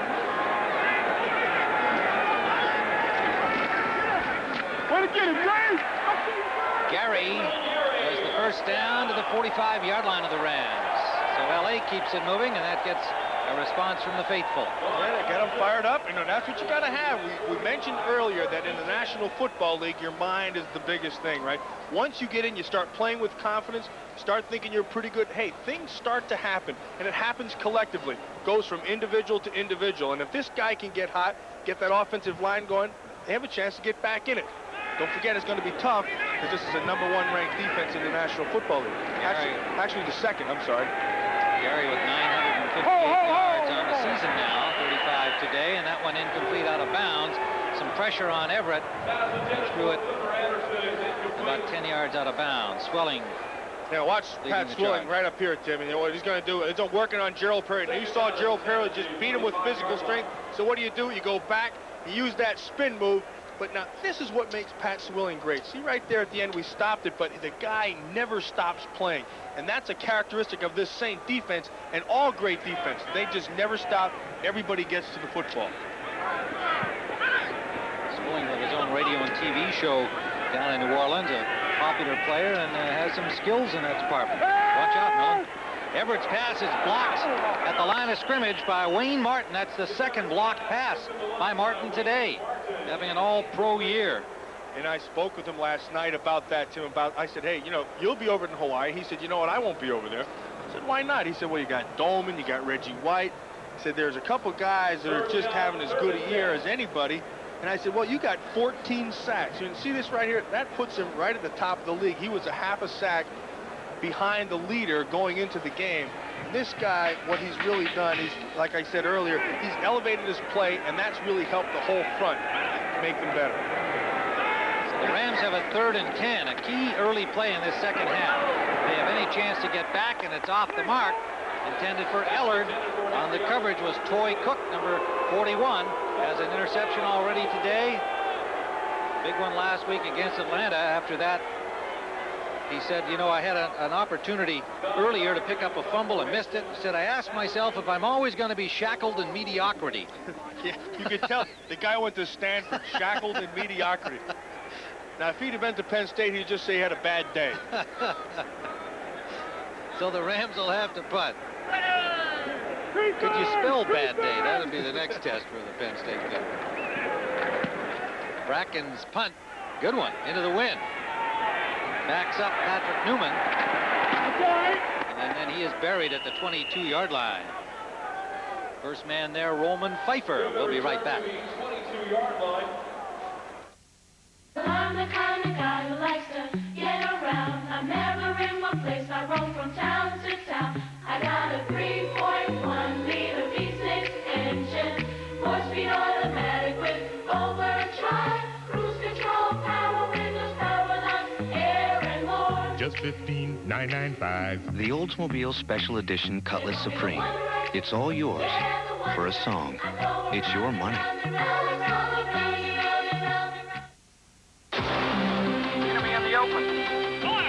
If the communications data isn't programmed right, 5,000 troops could be cut off. Enemy forces scattered. But I'd never let that happen to my brigade.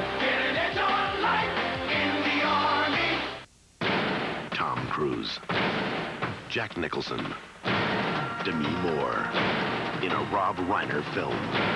You want answers? I want the truth! A Few Good Men, rated R, at theaters now. Here they come from Radio Shack. Radio-controlled cars for supercharged fun. The new fast Black Phantom burns up the straightaway. Watch me make this turn. The new twin-motor Blue Flash has super grip treads. Hills are no problem. As tough as they come, the 4x4 off-roader takes on the rough terrain. And the Jumbo van carries cargo with style. I'm out of here. Radio-controlled cars for kids big and small. From Radio Shack, your Christmas electronics store. Looking for somebody to throw to, fires it downfield. And there's a collision. It's caught out of the air.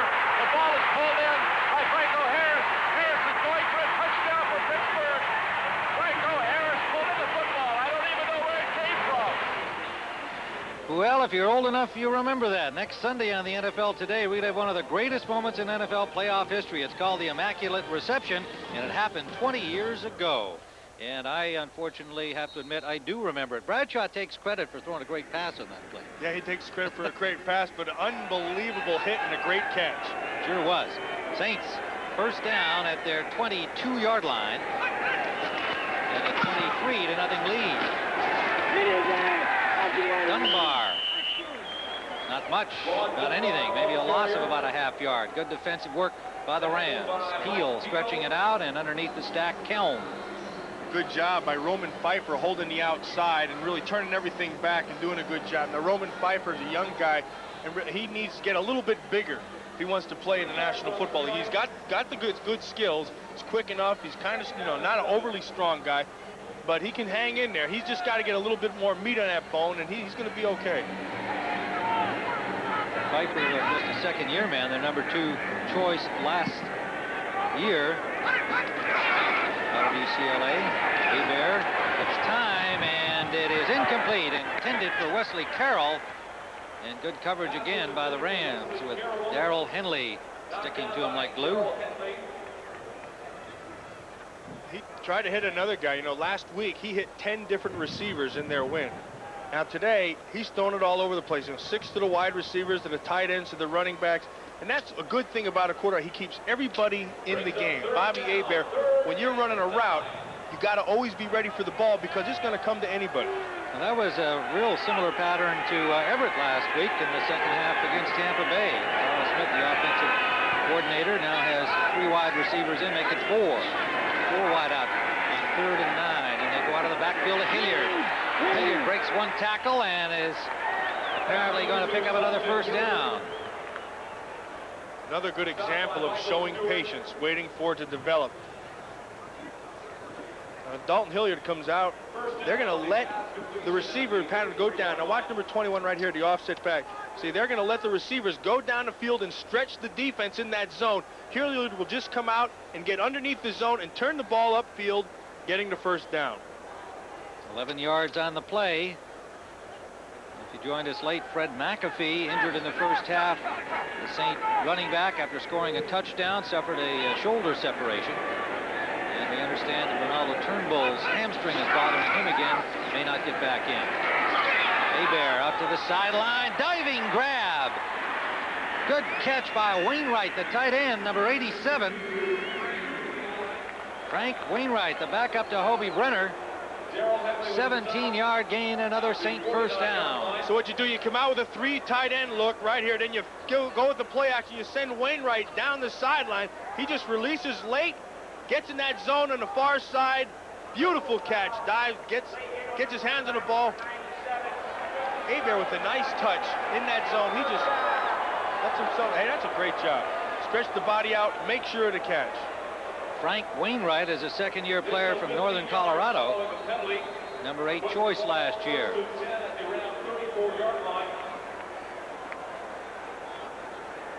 And a penalty on the play against the Rams, evidently, right at the end of that, called roughing the passer. The microphone evidently not working on Tom White, the referee, but they're now inside the 35-yard line of the Rams with 15 yards tacked on.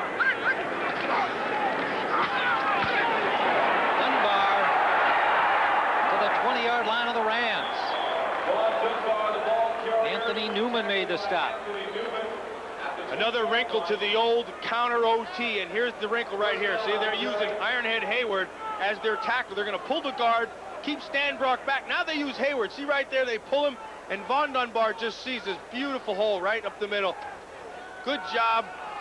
Offensive line staying on people. Good job by Port, Dombrowski, Brock. They all doing a great job.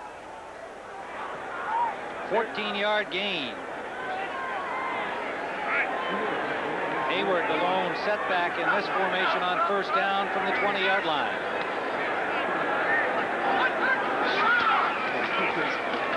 Hayward met at the line of scrimmage and got nothing. Mike Peel the first to hit him. Larry Kelm right there. Make it Dunbar, not Hayward. Von Dunbar, number 32.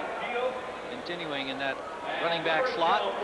Well, 2 things that happened so far in this game, Tim. The turnovers for the defense, and the Saint offensive line has just really taken the ball and the game to the defensive front of the Rams. They've just kind of taken it over, and there you see it, 280 total yards of offense, and the majority of that is just pounding the football. 2nd and 10, no gain on that run by Dunbar. Stewart in defensively. The secondary of the Rams. Michael Stewart, number 23. Play action pass. Right on the money. Eric Martin to the 1-yard line. What a pass that was from Hebert. And it doesn't get any better than that. And that shows you what the National Football League's good passing is all about, Tim. That ball is thrown before he ever gets there. No, this is pure timing. The ball is in the air. Martin just running to the ball. Ball's thrown. Boom. Now here it comes. Look at this. Beautiful. It's great coverage, great catch, great ball. Stewart right on top of him. That ball was thrown the only place it could be thrown. So the Saints can officially turn this into a rout. 1st and goal. Dunbar is stopped. There'll be a loss of a yard.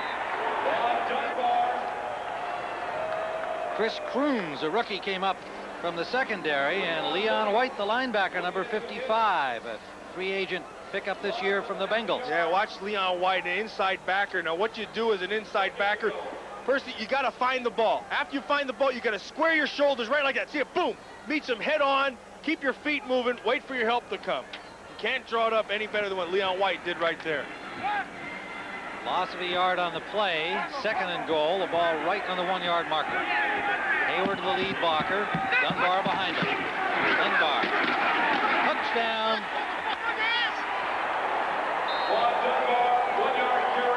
Dunbar with 51 yards. Rushing today. Tim, Craig Hayward just put a heading on Pat Terrell.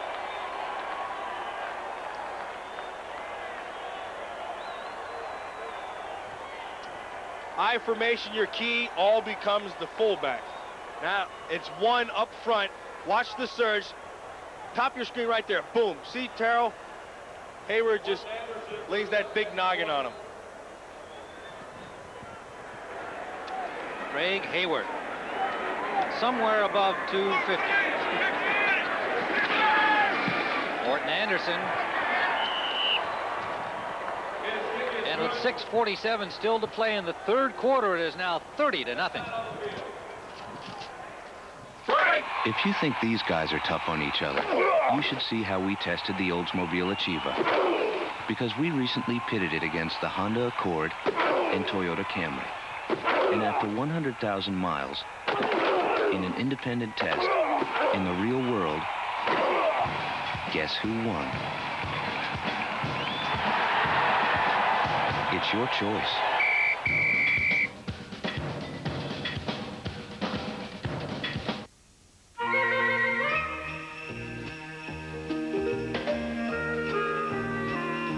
This holiday season, people everywhere will be coming together to spread good cheer.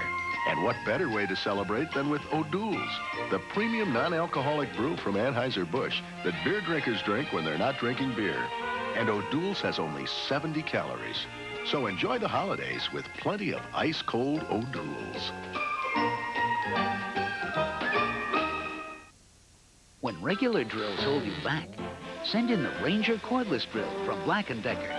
It goes anywhere to handle all the tough jobs. No strings attached. The Ranger cordless drill, a powerful gift idea from Black & Decker.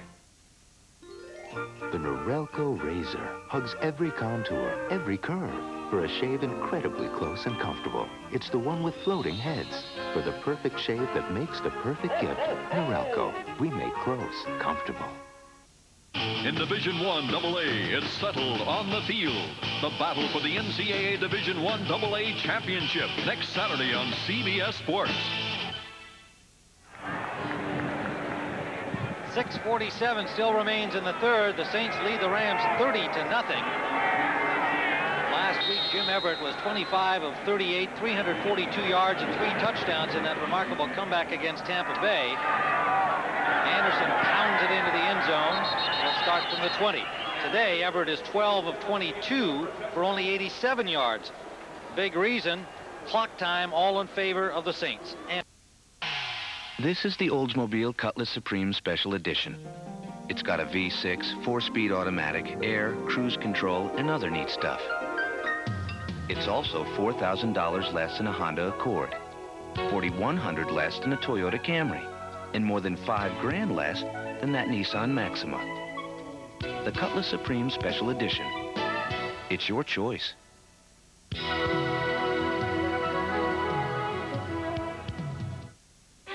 A stellar field of Olympic medalists and world champions compete in the Jeep Eagle Tournament Ski Series next weekend on CBS Sports Sunday.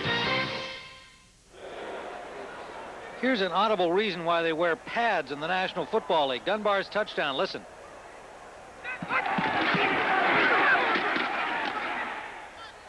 Oh, I'll tell you, Tim, that reminds me of the time when you don't play and all of a sudden you watch it and you realize how relative television makes everything. I would like every fan in the National Football League to be down on the field to see just how violent and hard-hitting the game is. I don't think you'll find too many folks take you up on your invitation. David Lang gets about 6 for the Rams. Rams have sent Jeff Pahuka into the right guard position, replacing Joe Malinchik on this series, number 69. It's funny, Tim, you know, you sit at home and you watch the game, and everybody's big, everybody's fast, everybody's strong, everybody's moving real fast, and things are colliding, and you miss just how intense everything is. 2nd and 3 for the Rams. Everett trying to find an open man and has to just offload in the general direction of Carter. Good coverage on the deeper receiver routes by the Saints. Yeah, and this Saint defense, what they like, they just run lots of zones. And Jim Mora told us, we can afford to run zones because our defensive front gets all the pressure without blitzing. We just sit, we get the great pressure, then we sit back in our zones, and when the ball comes, we can all break on it, and we can get the turnovers, the good hits, or the interceptions because we're playing towards the ball instead of to the man. So still 3rd and 3 for Los Angeles. And that's caught out the left side by Ellard on a deflection, but off the hands of Chadwick, the intended receiver. He was being covered by Reginald Jones. Well, Chadwick's their go-to guy, so they get the ball out there as soon as they can. You'll see him in the slot working on Cook. Now they turn him over in the zone. Here's the ball. Now he decided he was going to get hit, so he tipped it back to his buddy. And this is a play they work on. Sure. Good job by Ellard of staying with the ball. First down Rams with some pressure. Throws it up for grabs, and it is caught by Gary. And Vince Buck had the better shot at it. Gary came down with it. So 2 kind of fluky pass plays in a row. Both of them 14-yard gains. Heck, I thought Buck came up with the interception. The ball floats up here, just what we talked about. Play to the ball, goes. That's a great job by Cleveland. He just stole the ball out of Buck's hands. That's a beautiful job. Watch his hand. Watch go in between the ball. See that? And he pulls it right out. That's a great job by Cleveland Gary. Buck, I think, had already added that to his stat count in the interception category. Heck, I did. First down Rams at the 45. Let's see if those 2 plays give them a lift. Trailing 30-0 here in the 3rd. Everett flushed, and he'll run it. Knocked out of bounds with a shot by Vaughn Johnson at the sideline.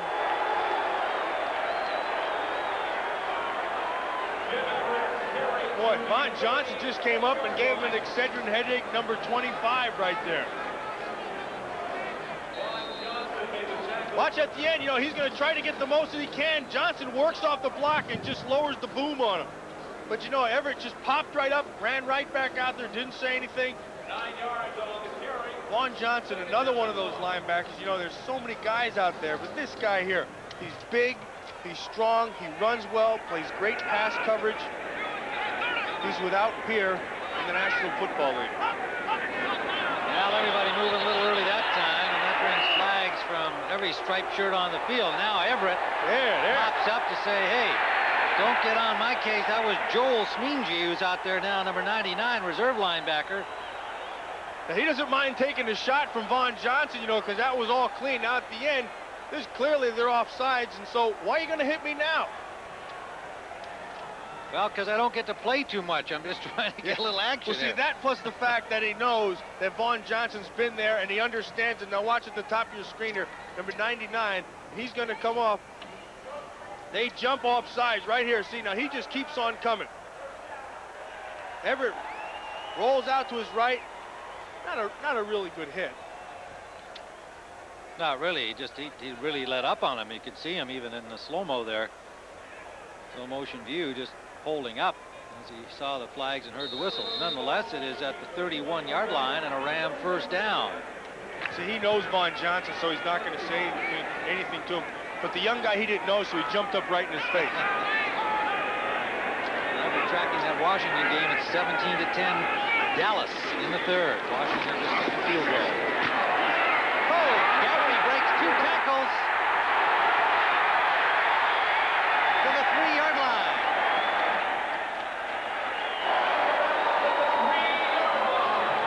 Cleveland Gary showing what strong running is all about. The ability to break tackles, hand him the ball, run right at the middle of that defense.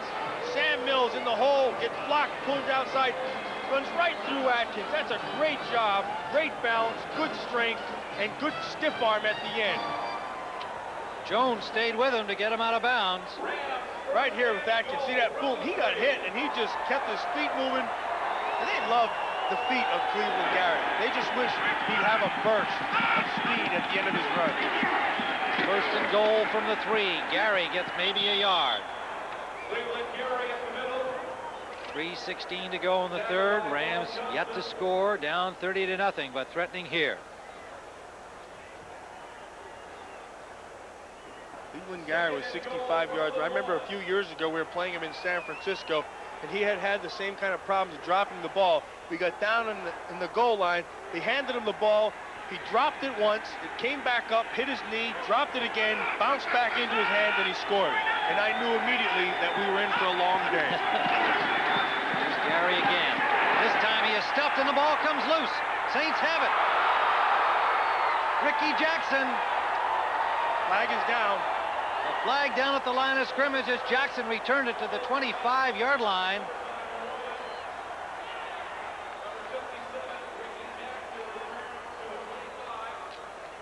Well, the old Cleveland Gary bugaboo returns. 2 fumbles in this game. Holding, number 61, Los Angeles. Penalty is declined. Fumble on the play. New Orleans ball, first down. Timeout. Rostek charged with holding. It's Saints ball. Are you sure you want to do this? Yeah, I like this shot. Okay, but we got a long list here. Here, let me get the wine. Okay.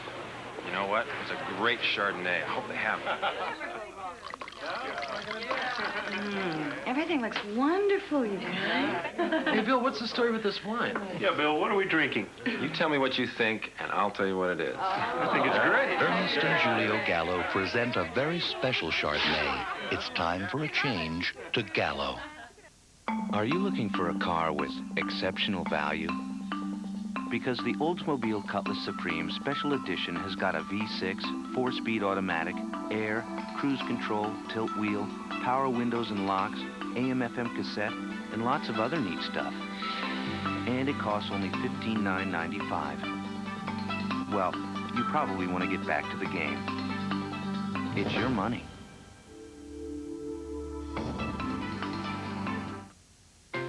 Make it clear. Make it colorful. Make it both. The DeskJet 550C. With DeskJet printers from Hewlett-Packard, it's easy to make it happen. This season, when you buy a KFC holiday meal, I'll give you a coupon book worth up to $75 on select Mattel toys.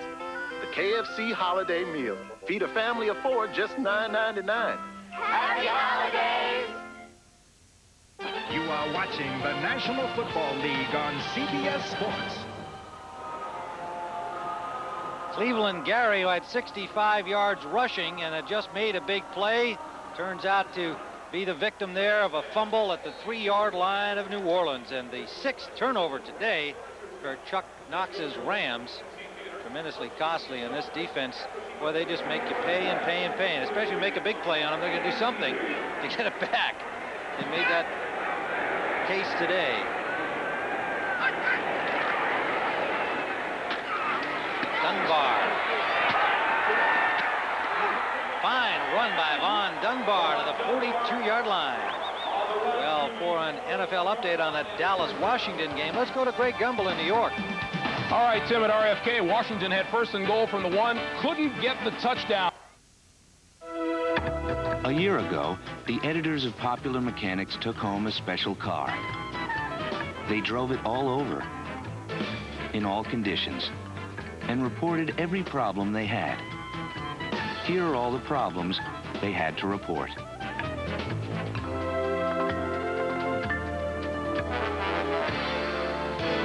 It's your choice.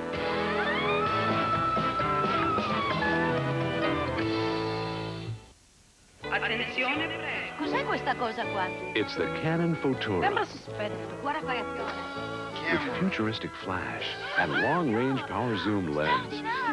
The Photura from Canon. So advanced, it's simple. Braun introduces Flex Control, the first electric shaver with a pivoting head. It automatically adjusts to every contour of your face. Flex Control from Braun, the last word in shavers.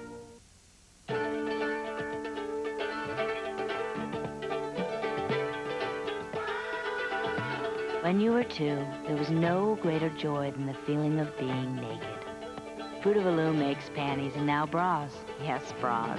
All in 100% comfortable skin-soft fabrics.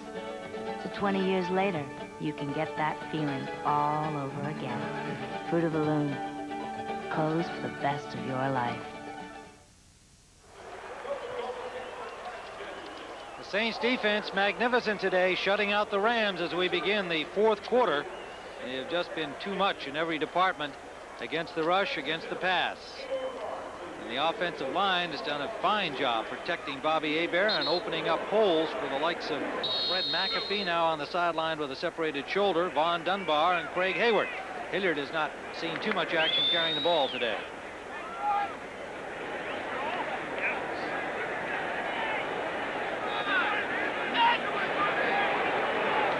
Second down and 4 from the 35-yard line as we begin the fourth and final period. Hayward maybe just short of the first down. Well, this was from yesterday. Youngstown State 19-7 over Northern Iowa. Marshall defeating Delaware 28-7. And those two teams will meet each other in the Division I AA Championship next week here on CBS Sports. The Penguins of Youngstown State, the Thundering Herd of Marshall in a rematch of last year's championship. Next Saturday at noon Eastern, right here on CBS Sports. Thundering Herd. The Thundering Herd. Well, Craig Hayward is a thundering herd today, yes. All by himself. A two-legged thundering herd. Third and less than a yard. Dunbar squeezes between tacklers and has the first down to the 22-yard line. Some nice footwork by Vaughn Dunbar. And again, the offensive line is just taking over. Now, Craig Hayward gets through the hole, and he's looking for somebody to block. Nobody shows up. But Vaughn Dunbar shows the nice feet. Now watch, bounce right outside. Good stiff arm.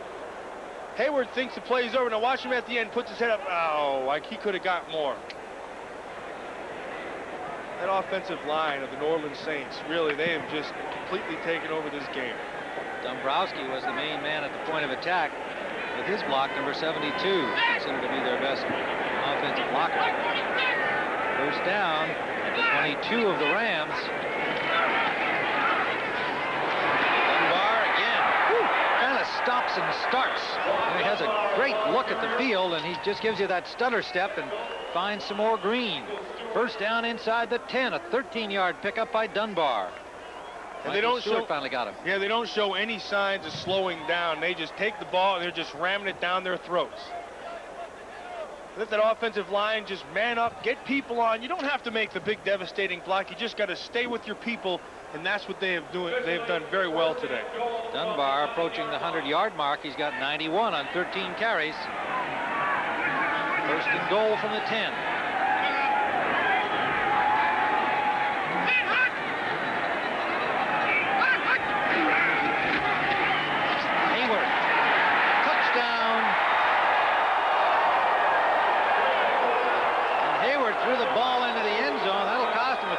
But he's obviously happy enough with that. That'll cost him $1,500, but you know what? You saw right there. Forget all, we kind of laughing a little bit at Craig Hayward, how big and strong he is, but you saw right there his ability. He's got good instincts, he's got the good feet, make the nice cut, good vision, all that stuff in a running back that you like to see Craig Hayward exhibited on that last play.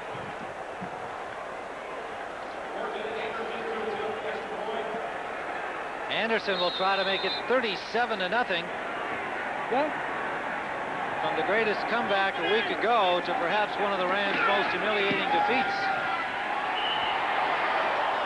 We'll return to Anaheim Stadium after this message from your local station. You're watching the NFL on CBS. This is CBS. You gotta hit the ground running. The big Ford pickup. Call it American Steel because it's the #1 truck in the world. proven on the job with those hardest to please, the guys who got to get the job done in a full-size F-150. Now back with a 3-year, 36,000-mile warranty. American Steel, the toughest loads, the biggest jobs. See your local Ford dealer and hit the ground running in a Ford F-150. You better hit the ground running in a new Ford truck. Come spend some Christmas with me at Mallet. At Mallet Furniture, we've got the best quality, we've got the best selection, we've got the best service, and we've got the best price. Just look at this glider rocker, not $300. No, sir. Yours for $199. And this cedar chest with padded top is sale price at $249. We've got lazy boy recliners, silly posturepedic mattresses, Bassett sofas. Just bring your Christmas list and let us fill it. From all of us at Mallet Furniture, Merry Christmas! Merry Christmas from Mallet Furniture Company, Cleveland and Greenville. He fixed up an old rundown gas station and turned it into one of the hippest hangouts around. He really put his heart into that place. But a year after the grand opening, he was mysteriously murdered. I can't even imagine him having an enemy. Who pumped the bullets into Mr. Full Service? Then, America loves a redeemed sinner. He had the wildest parties, the most beautiful women, the most outrageous life. Now, from Playmates to Playpens, meet the new Hugh Hefner on hard copy. Monday night at 10:30 on XVT. News with Ted Weigel on News Center 15, working to make a difference. Craig Hayward has just made it 37-0, and look who he hangs out with. The guards are about his size. Well, football players come in all shapes and sizes, you know, and Anderson will kick it off. 12:30 remaining. And Anderson into the wind. 5 yards deep. Well, the Saints' apparent victory will make them 11-3. San Francisco won earlier today over Minnesota to go to 12-2. Matt's made it official. And, of course, the Saints have only got 2 games left to try and catch the Niners, and their schedule looks a tad tougher. That Buffalo game, that'll be a good game next week. Tampa Bay and Detroit should be victories for San Francisco based on the records. Detroit won today. Tampa Bay got walloped. You never know in the NFL. In and out of the hands of Carter, might have been deflected, but it's incomplete. 49ers next Saturday will host Tampa Bay at 3:30 Eastern time here on CBS, and we'll be there to do that game. Matt, is that the kind of thing you worry about a letdown, or are the 49ers not that kind of a team? They're too professional. They've been there too many times before, Tim, and this man right here, he's got something to prove each and every week, not to the people, but to himself. Jerry Rice, the consummate pro. Can't wait to see him. 2nd and 10 Rams at their own 20. For Ellard. Ellard made the catch. Is he inbounds? Yes. Henry Ellard at the 35 and a first down. Well, for another NFL update, let's go to Greg Gumbel in New York. All right, Tim, thanks. At RFK. If you depend on your truck to last, here's news you should never forget. Of all the Chevy trucks built in the last 10 years, over 98% are still going strong. That's more than Ford, more than Toyota, more than Nissan. Over the years, no other truck is that dependable, foreign or domestic. Only Chevrolet, the most dependable, longest-lasting trucks on the road.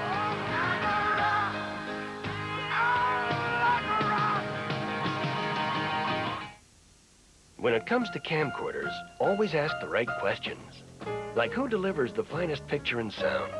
Who lets you record 5 times longer than VHS-C? Who has the answers? Handycam from Sony. Then, just to be sure, you might ask a few more questions. Like, who makes it simple to play back directly on any TV? Who is America's best-selling camcorder? Who has all the answers? Without question, Handycam from Sony. Just what you wanted for the holidays. Movies from McDonald's for your family and friends. Give them the hilarious Dirty Rotten Scoundrels. Or the family favorite Babes in Toyland. Each video just $5.99 when you buy any large sandwich. Or surprise them with Dances with Wolves, the original full-length version. Unbelievably priced at only $7.99 when you buy any large sandwich during McDonald's Holiday Film Festival. What you want is what you get at McDonald's today. This game summary is sponsored by McDonald's. Well, Bobby Hebert brings on the Saints now as the Rams finally got on the scoreboard with that touchdown. Hebert having a fine day, 15 of 25, 2 touchdowns. And those turnovers by the Rams have led to 23 of the Saints' 37 points. Yeah, but Tim, 5 quick scores and the Rams are right back in this. Unfortunately, it was 8:07 remaining. They did it last week, but it's a little much to ask against the New Orleans Saints. Sendejas will kick it off. Saints were looking for an onside kick. They didn't get it. Patrick Newman kicks his way out just to the 20-yard line. Met there by Chris Crooms. And we'll be back in Anaheim in a moment. Something to drink, sir? Yeah, make it a Bud Light. Sorry, we just ran out. Oh. Excuse me.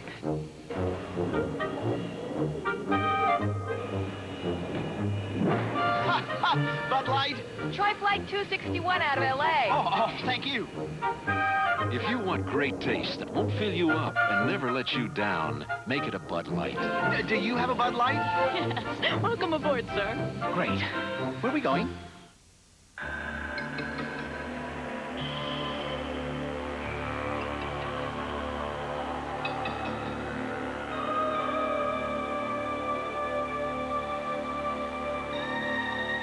Introducing Levi's loose-fitting jeans.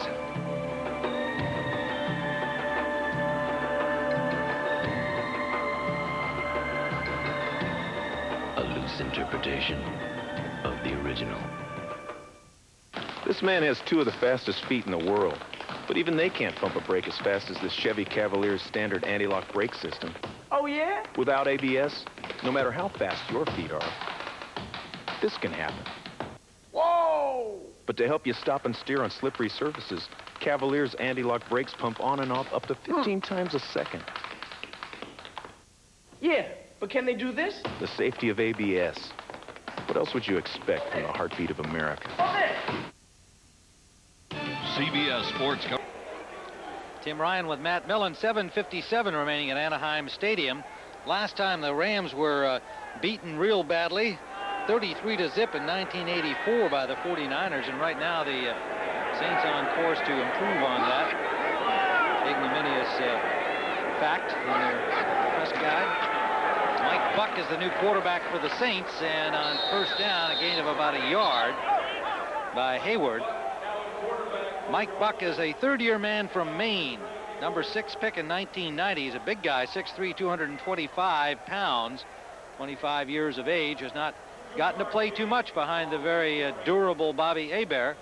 Hebert leaving 15 of 25. It was a very good day. 2 touchdowns, 238 yards. Couldn't have asked it better. Nice and patient. Did what he said he had to do. Move the ball, move the chains, get the points. Paul Jaton has come in at center for Joel Hilgenberg, as Jim Mora now substituting at will to get the reserve some action. Hayward, a good job there on that little pass with a Ram draped all over him, the linebacker Kelm. And the Rams say that they came up with the ball, but again, I think that's going to be after the whistle. Gerald Robinson has the ball in his hand, but it's still going to be Saints ball, and he's the guy who put the hit on Hayward. Well, Tim, I guess the question now becomes is, can this Saint team, can they win the Super Bowl? And what's the answer? I mean, that's an easy question. Yeah, well, I like to give questions. Answers are hard to find, but questions are easy to throw out there. You're the question man, not the answer man. That's right. Well, the answer is, yes, I think they can, and I'll tell you why. This team is not in awe of anybody they play. They firmly believe that they can beat anyone. They think they have San Francisco, they have the ability to beat San Francisco. They lost to them twice, but clearly they think they were better. They may have their chance again. Buck on third down, complete to Wesley Carroll. And I believe he'll be just short of the first down. And the punting unit comes on the field, but a good pass by Buck. And Tim, the main reason, of course, besides their belief, is the fact that they have a dominating defense. And the last few teams who were able to do that, the Giants with the great defense, the Bears with the great defense, you know, they didn't have the unbelievable offense, but they were sound, and that is kind of the blueprint of this team the New Orleans Saints. Well, and despite Rippon's great year last season, the fact is Washington has a great defense. It had, even when you were playing, they were good. Amazing, huh? The punt comes down at the 35-yard line, taken by Emil Harry. Gets to the 40-yard line, where the Rams will take over with 6:39 to play and a 37-7 lead, New Orleans. Out here we work part-time and play full-time. I was 8. Get into America's best-selling first truck. S10 pickup for around $8,000 from Chevrolet. The most dependable, longest-lasting trucks on the road. Like a rock. Oh, like a rock. In just 45 seconds, this commercial will tell you about all the highly intelligent products from Magnavox. So that means that I have exactly 3.5 seconds to tell you about the ingenious Magnavox 27-inch TV with smart window, leaving me just 5.3 seconds to let you know how incredible this Magnavox CD radio cassette recorder sounds. Oh no, that leaves me only 4.2 seconds to tell you about the brilliant picture on this Magnavox 3-inch LCD TV.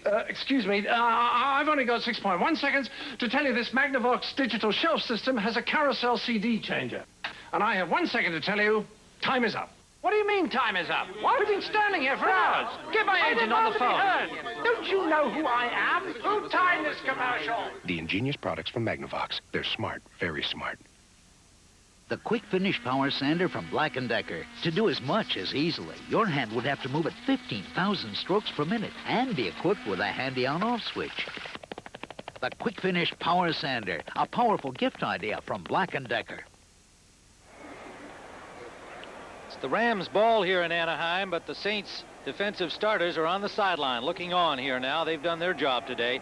37-7, and the subs get an opportunity to replace the likes of Ricky Jackson and company. They're cutting off his tape. You know the day's over when they start taking their tape up. And they got all the subs in except for one. See, they got Jim Wilkes, the old nose guard who keeps on getting his brains beat in everything. Now they're going to move him outside, let him show some of that great pass rushing skills. Now that's his breather. That's incomplete, dropped by Price. That's the only way Wilkes gets a rest, I guess, is to move out to end. This game is presented by authority of the National Football League, intended for the private use of our audience. Any rebroadcast or other use of the telecast without the express written consent of the Los Angeles Rams, the National Football League, and CBS is prohibited. Yes, Les Miller and Robert Goff are on the front with Wilkes. Three backup linebackers are in: Damon Winston, James Williams, Joel Smengi, and Jimmy Spencer, Sean Lumpkin, and Cedric Mack are all in the secondary. Incomplete, intended for Lang. Everett just got that away. Toy Cook had the coverage. Boy, that ball beat him up when it got there. Can't get your hands on it.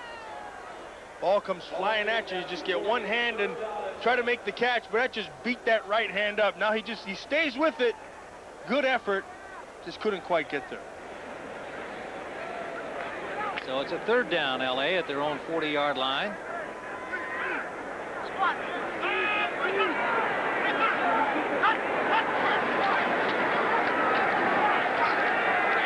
Everett with running room takes it. Stopped at the 45-yard line by Cedric Mack. Mack picked up as a free agent this year from Kansas City. So you move your nose guard out to defensive end. You give him an opportunity to use some speed. So what does he do? He just buries his head into the middle of that tackle and becomes a nose guard again. Well, he's not used to it. I tell you, Jim Wilkes has played very well for a long time.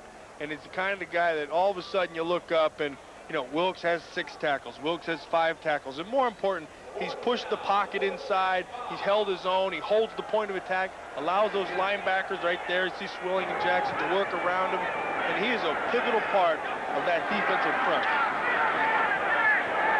Everett's pass complete up the middle to Ellard and gets to the 47 of the New Orleans Saints.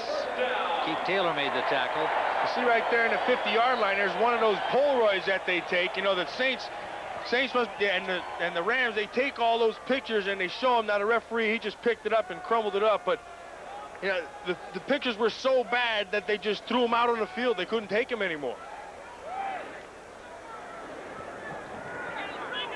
Long day for Jim Everett, rebounding last week after being benched the week before against Minnesota. Wasn't happy happy about that. Had a great day against Tampa Bay last week. This is complete. Anthony Thompson with the catch. Once again, let's go for another NFL update to Greg in New York. All right, Tim, at RFK Stadium, 17-13 down. Wow. Fourth and goal. Well, still a lot of time, but Dallas appears to be in the driver's seat there. Second down. Down and 8 for Everett, and his pass is caught by Anthony Thompson. Thompson with a good effort. Smenke gets him from behind. It'll leave third down at about 2 as Thompson broke away from James Williams. Anthony Thompson. The guy came into the league with Phoenix, all kinds of promise. They really liked what he had to do, and all of a sudden you turn around this year and boom, he was cut. Well, they had a lot of things happen there. Johnny Johnson, of course, just got the chance to play and did so well last year. And then they got Ivory Lee Brown coming in this year as a full-timer, and suddenly he was back of the pack, and they wound up letting him go. Third down, and it's actually 4 required first. They'll get it on that catch. Chadwick. And now there's a little roughing going on down here near Jim Everett. Oh, you gotta love that. 4 Rams on 1 Saint. Here come the cavalry for New Orleans. Oh, look at Pig got Pahuka's mask. Pig Goff, number 91, had a great hand on 69 Pahuka's face mask. That looks like stuff WWF is made of right there. See, he tore that band right off. Well, we might have some ejections here, but we'll certainly have some penalties. And this game has deteriorated to this point. 3:20 to go. Well, Pahuka got to go over and get that strap put back on. He didn't like it anyway, so, you know, Robert Pig Goff, he just decided to pull it off so he has an opportunity to get another face mask.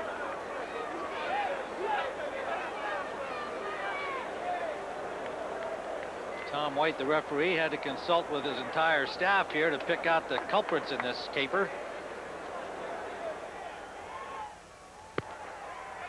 We have offsetting personal fouls, number 91 and number 69 on New Orleans, number 69 and number 11 on Los Angeles. The foul's all set. They're after the play. First down, Los Angeles. Well, nobody thrown out, and that's a good thing because Everett was one of the 4. Goff and Miller for New Orleans. Now watch David Lang. You know, he wants to get on this tube. Now watch number 38 right there. I can't get my hands in, so watch this. See, I'm going to stick my foot right in his face where nobody can see it.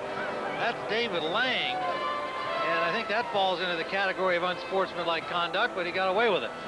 I think he just slipped, Tim. Oh, is that what it was? Yes. Well, it's a good thing they wear all that hardware. And have a few pock marks on his face from those cleats. Well, Jeff Pahuka, he got his new face mask on and got the strap put back on that ripped off courtesy of Pig, and he'll be right back. On first down, Everett, incomplete, intended for Lang, off the mark. Everett now 23 of 41. Pahuka comes back in. He was one of the 4 involved in the scrap. Well, next Sunday we'll be back to some football that hopefully doesn't include that kind of activity. Washington at Philadelphia. And the Rams will be at Green Bay. And the Packers, of course, still in the playoff on having a surprisingly good year.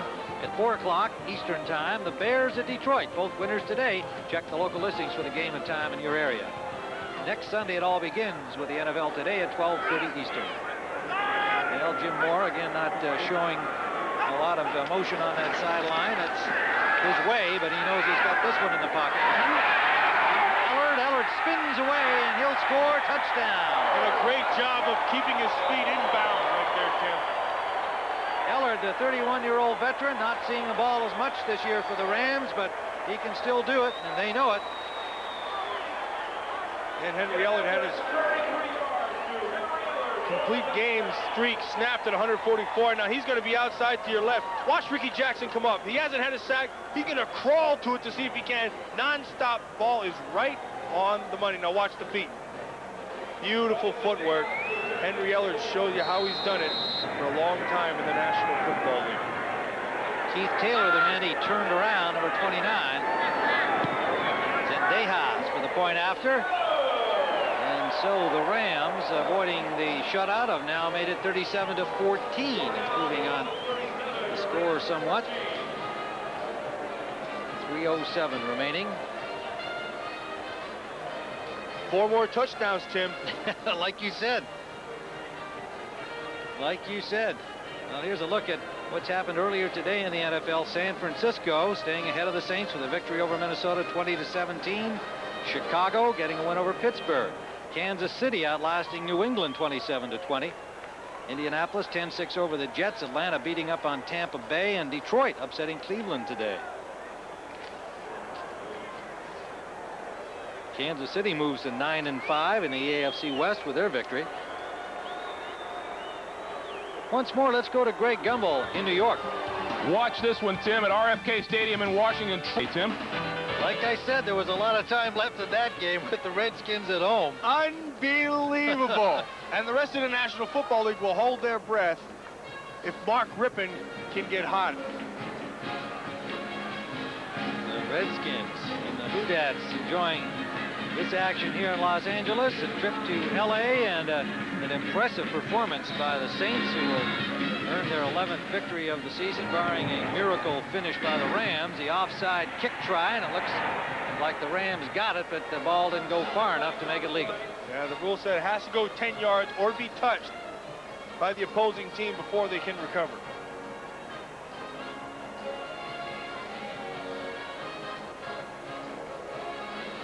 They're sorting it out down there.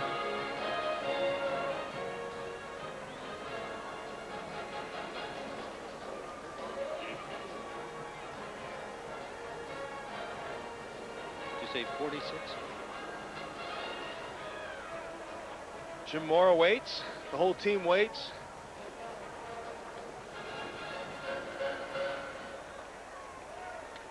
They're trying to get all their rules straight themselves there, Tim.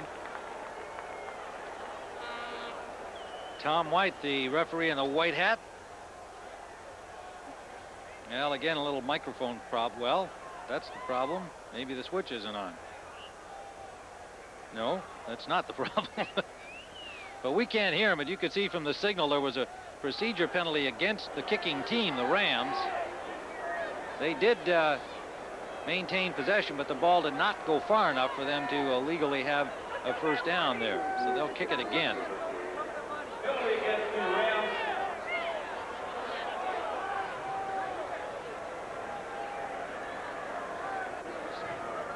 Tied at 17 with 4:52 to go in Seattle.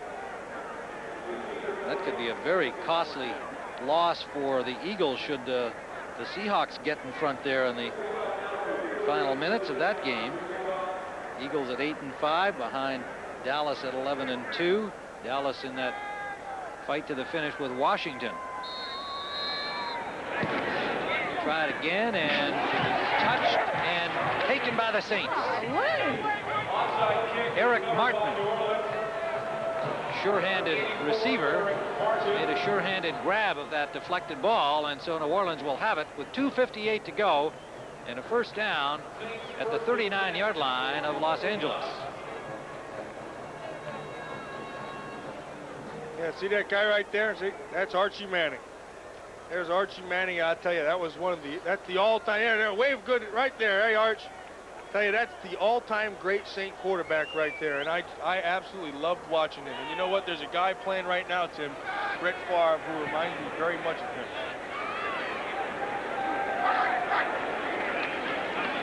On the first down, it's Hayward. Getting about 2 yards. Archie never had the cast of characters around him to show what he could really do. Bobby Hebert is the first to say he's a lot luckier. He's got a real good football team. And Manning played every game like he had a good team around him, as though they could win everything. And that was a tremendous spirit that he showed in addition to all of the skill and talent he had. Well, two quarterbacks I always say this about. One is Jim Plunkett and one is Archie Manning. Had they gone to teams like the Raiders when they came out, they would be the standard by which everybody is measured right now. Buck is the quarterback for Bobby Hebert here. series for young Mike Buck, the backup. Second and nearly 9, and it's Hayward again. They'll just keep it on the ground. Hayward plows for 3 more, leaving 3rd and 5 inside the 35-yard line of the Rams. Young and Kelm made the tackle, and we'll be back at Anaheim with 2 minutes to play. We'll take the face-off, the howitzer, and the deke. Give me that kick save, give me the biscuit. Give me those skaters, not those skaters. Give me the real stuff. Yeah, him. Can you dent the twine? Good. Give me the siren, give me the post, Zamboni. Give me that, and that. Not her. Yeah, him. Take that, take him, take that. Give me the box. If it's in the game, it's in the game. NHL, PA, and NHL hockey. For Super NES and Sega Genesis. EA Sports. It's in the game. These cars seem pretty much the same. But the more you get to know Chevy Lumina Euro, the more you realize you get more car for your money. Like a bigger standard engine, standard anti-lock brakes, air conditioning, and more room. Lumina even has a higher resale value than Taurus. More car for your money when you buy it, more money for your car when you sell it. What else would you expect from the heartbeat of America? It couldn't have happened at a worse time for us. That's the week that we take more catalog orders on our 800 number than any other week of the year. No one could make it into work that day. AT&T saved the day for us. We had designed their 800 service with such powerful backup features that within minutes, they were able to reroute their calls to other sites around the country. They did a full day of Christmas season business, and no one was there. If you have a business that lives and dies by an 800 service, you go with the most reliable, and that's AT&T. When football is concluded, stay with us tonight on CBS. 60 Minutes. How would you like to leave your house every morning and find someone waiting outside? Someone who terrorizes the neighborhood and the cops can't do a thing about it. Why? Watch 60 Minutes tonight, followed by Murder, She Wrote. Then the CBS Sunday movie, A Message for Holly, starring Lindsay Wagner and Shelley Long. That's all tonight on CBS. Bobby Hebert comfortably on the sideline. Yeah, and then right behind him, that's big Stan Brock. Quarterbacks always make friends with their offensive line, and Stan Brock is one guy you want to make friends with. You know, he's done it for a long, long time, and he's done it well. 34 years old in his 13th year. 3rd down for the Saints here. This is Hayward trying to find some room. Gets a little bit, breaks a tackle. And there's his speed. That's what's so astounding about him. And the feet. You know, he runs into people, bounce, use that feet, get some spin, gets to the outside, and then use that speed. 20 yards, breaking a tackle attempted by Gerald Robinson. Henley steered him out. 1st down at the 14-yard line. And look at this, 3rd and 10 on the Washington 38 with 1:40 to go. 17 all. Having to come from behind to tie it, 3:37 to go. Getting into overtime there, who knows what can happen. That could be devastating for the Eagles. Everybody expects to beat Seattle. This is ball in the ball time. 1:51 on the clock. Buck does indeed do that. Well, I guess they won't get a chance to get those 4 other touchdowns. They're just going to be running the clock out on them. New Orleans Saints, defense with turnovers. Offense with their offensive line, a big running game. Carl Smith there in the center, Jim Moore to the right. They've got to be very pleased with this Saint team today, and 2 happy guys, but not as happy as the players. And everybody's on the sideline telling their stories, how they beat each other up and how they won the game single-handedly. Well, the Doubting Thomases down in New Orleans, too, got to feel a little better about their offense. Those who, think that they're kind of dull in that department. They sure rolled it up here today. 37 points, 2 touchdown passes by Bobby Hebert. Gone a couple of weeks without one. Taking advantage of every turnover, and the fans who came here, who are among the best fans in the league, are just enjoying this victory. And hopefully those at home who were somewhat discouraged last week, even in victory, feel a little better today and give their team the support it deserves. And a big game next week, Tim, with Buffalo. That'll be fun.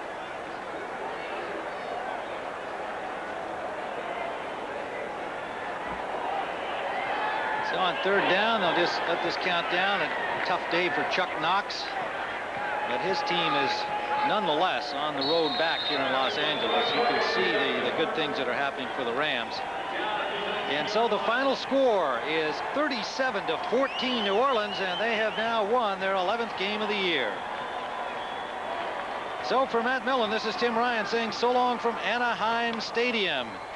You've been watching CBS Sports coverage of the National Football League. Let's go to Greg Gumbel in New York.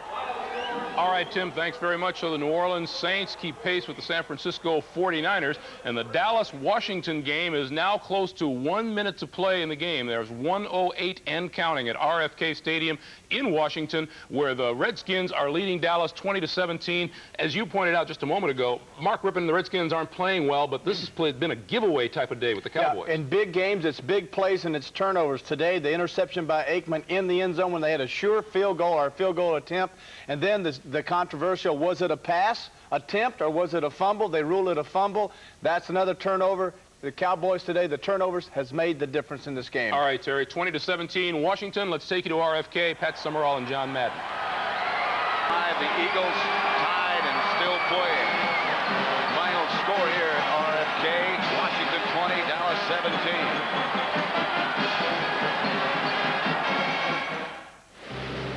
Panasonic presents a unique and highly evolved Smooth Operator. The new Smooth Operator 2 with float control is the only razor to unite the comfort of twin independent floating heads with the closeness of a warm, wet shave. Don't try this with any plugged-in razor.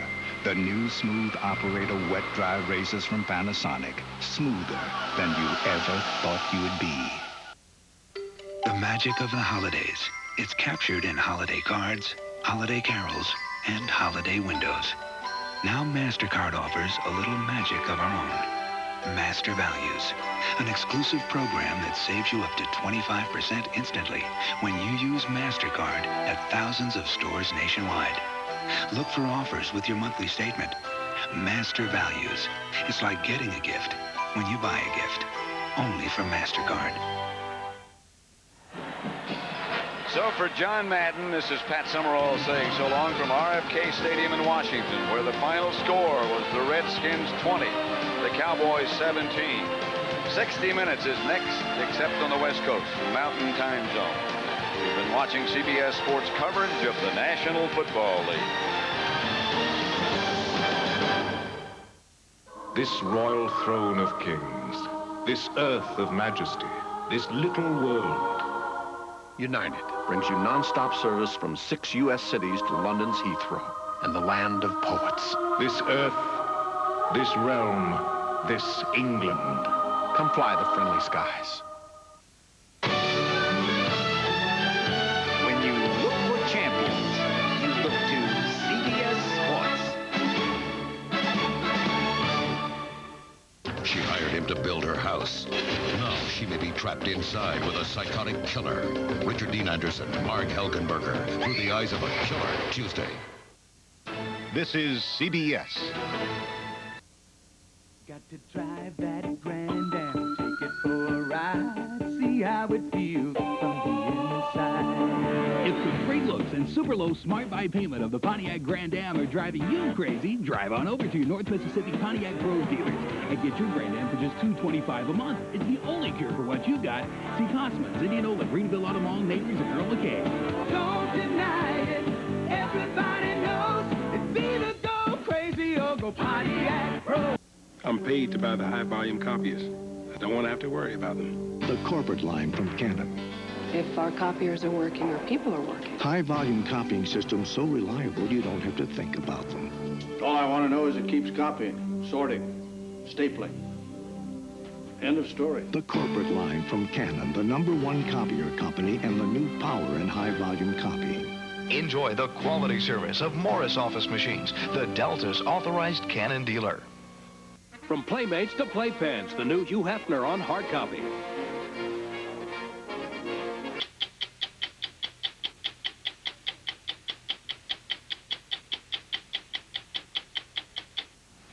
According to his colleagues in the business and the cops, Ron Sacco runs the biggest and most successful illegal bookmaking operation in history. $100 million a month is an awful lot of money. $100 million a month. That's more than $1 billion a year. I don't believe in gambling. You don't believe in gambling? No. Not at all. Why not? You can lose. They call him the wild man of West 96th Street. How many times has Larry Hogue been picked up by the police? Including arrests, approximately 40.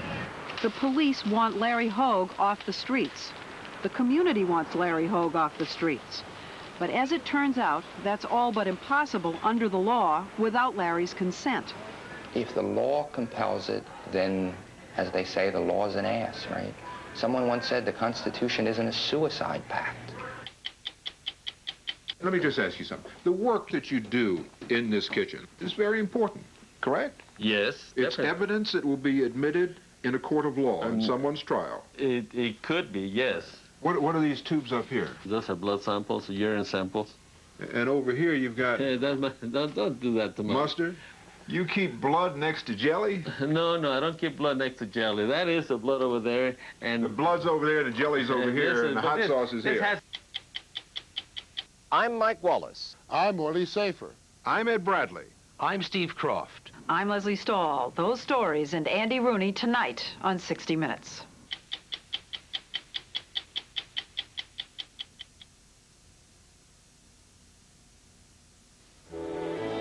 Just what you wanted for the holidays. Movies from McDonald's for your family and friends. Give them the hilarious Dirty Rotten Scoundrels. Or the family favorite Babes in Toyland. Each video just $5.99 when you buy any large sandwich. Or surprise them with Dances with Wolves, the original full-length version. Unbelievably priced at only $7.99 when you buy any large sandwich during McDonald's Holiday Film Festival. What you want is what you get at McDonald's today.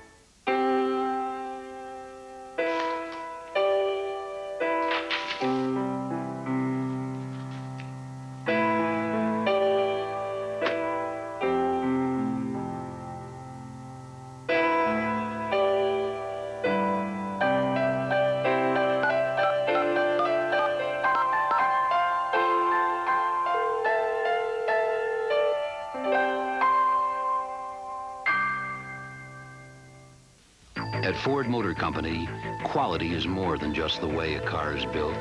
It's the design of the instrument panel, the richness of the finish, the turn of a wheel, the safety of a loved one. It's the way your car or truck makes you feel. For us, our commitment to quality is an obsession. And it's paying off. 5 of the 10 best-selling vehicles in America are built by Ford Motor Company. Ford Motor Company, quality is job one. It's working. If you had a couple of bucks riding on one of this afternoon's football games, or you're planning to bet on one of tonight's basketball games, you're part of what the federal government calls a $50 billion a year business, illegal in most states. More than $1 billion of those dollars are bet with one man. You may win or lose, but Ron Cigar Sacco always wins. According to his colleagues in the business and the cops, Ron Sacco runs the biggest and most successful illegal bookmaking operation in history. Sacco's operation is nationwide and uses satellite communication as well as toll-free 800 numbers for his clientele. Sacco takes bets on everything from horse racing to baseball, but his biggest action is on basketball and NFL football. I don't believe in gambling. You don't believe in gambling? No. Not at all. Why not? You can lose. You're a businessman. Absolutely. If you had to compare this to a business that everyone in the audience would know, what's it like? Probably be like a broker of a commodity, stockbroker, anything in that area. When you're talking about finance, all this is finance. This is all a game of dollars. And the bookmaker is just a broker of the dollars. And according to Jim Moody, who's the chief of the organized crime section of the FBI, Ron Sacco is a very big broker. How big is Ron Sacco? How big a bookie? The top bookmaker in operation. $100 million a month is an awful lot of money. $100 million a month. That's more than $1 billion a year. And so for 4 years, the FBI has been conducting a nationwide investigation of Ron Sacco and his associates, using these two men, Dan Hanks and Fred Vallis, to get inside, to infiltrate Sacco's world. For 15 years, Hanks and Vallis have worked as professional informants for federal law enforcement. We are bounty hunters. We look for crooks wherever they may be and where there's a price on their head. And the people they hunt have given Vallis and Hanks nicknames. Nicknames they're proud to repeat. Vermin and pestilence, right? Vermin and pestilence, that's true. Who's vermin and who's pestilence? I'm pestilence. And I'm He's vermin. Now they mostly call us rats. You know? You really want me to tell you what they are? 2 pieces of puke. How low is that? Ron Sacco agreed to meet with us if we didn't reveal where the interview took place and allowed his attorney to be present. Sacco asked that we point out that he was not admitting any involvement in any illegal activity when he talked with us about the business of sports bookmaking. If I was running a book, I would run it where you try to be the best you can at your business. You let the customers know that they get paid, and then they pay you.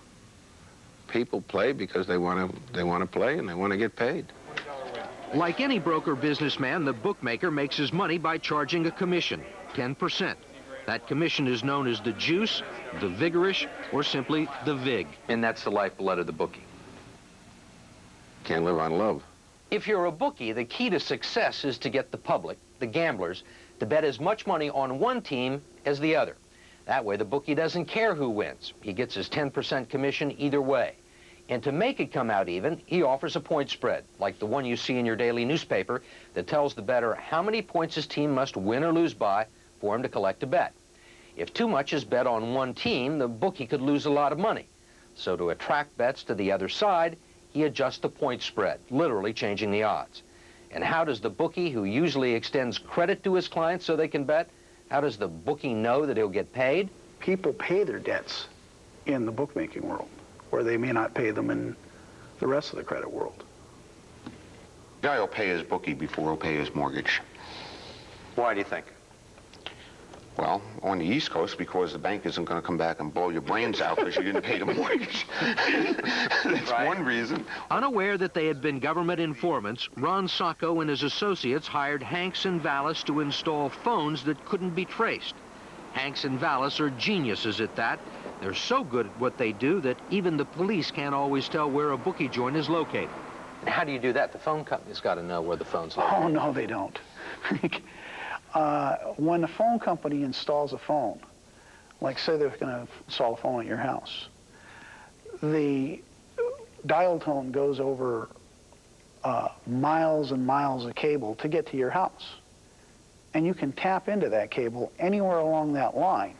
Hank says it's easy. You order phone lines for one location, then masquerade as a phone company technician, cut into the phone line, and run a wire down the street to a house where the phones are actually answered, and the bookie takes your bets. So you just climbed up on the telephone pole and did the wiring? Yeah. Nobody was suspicious?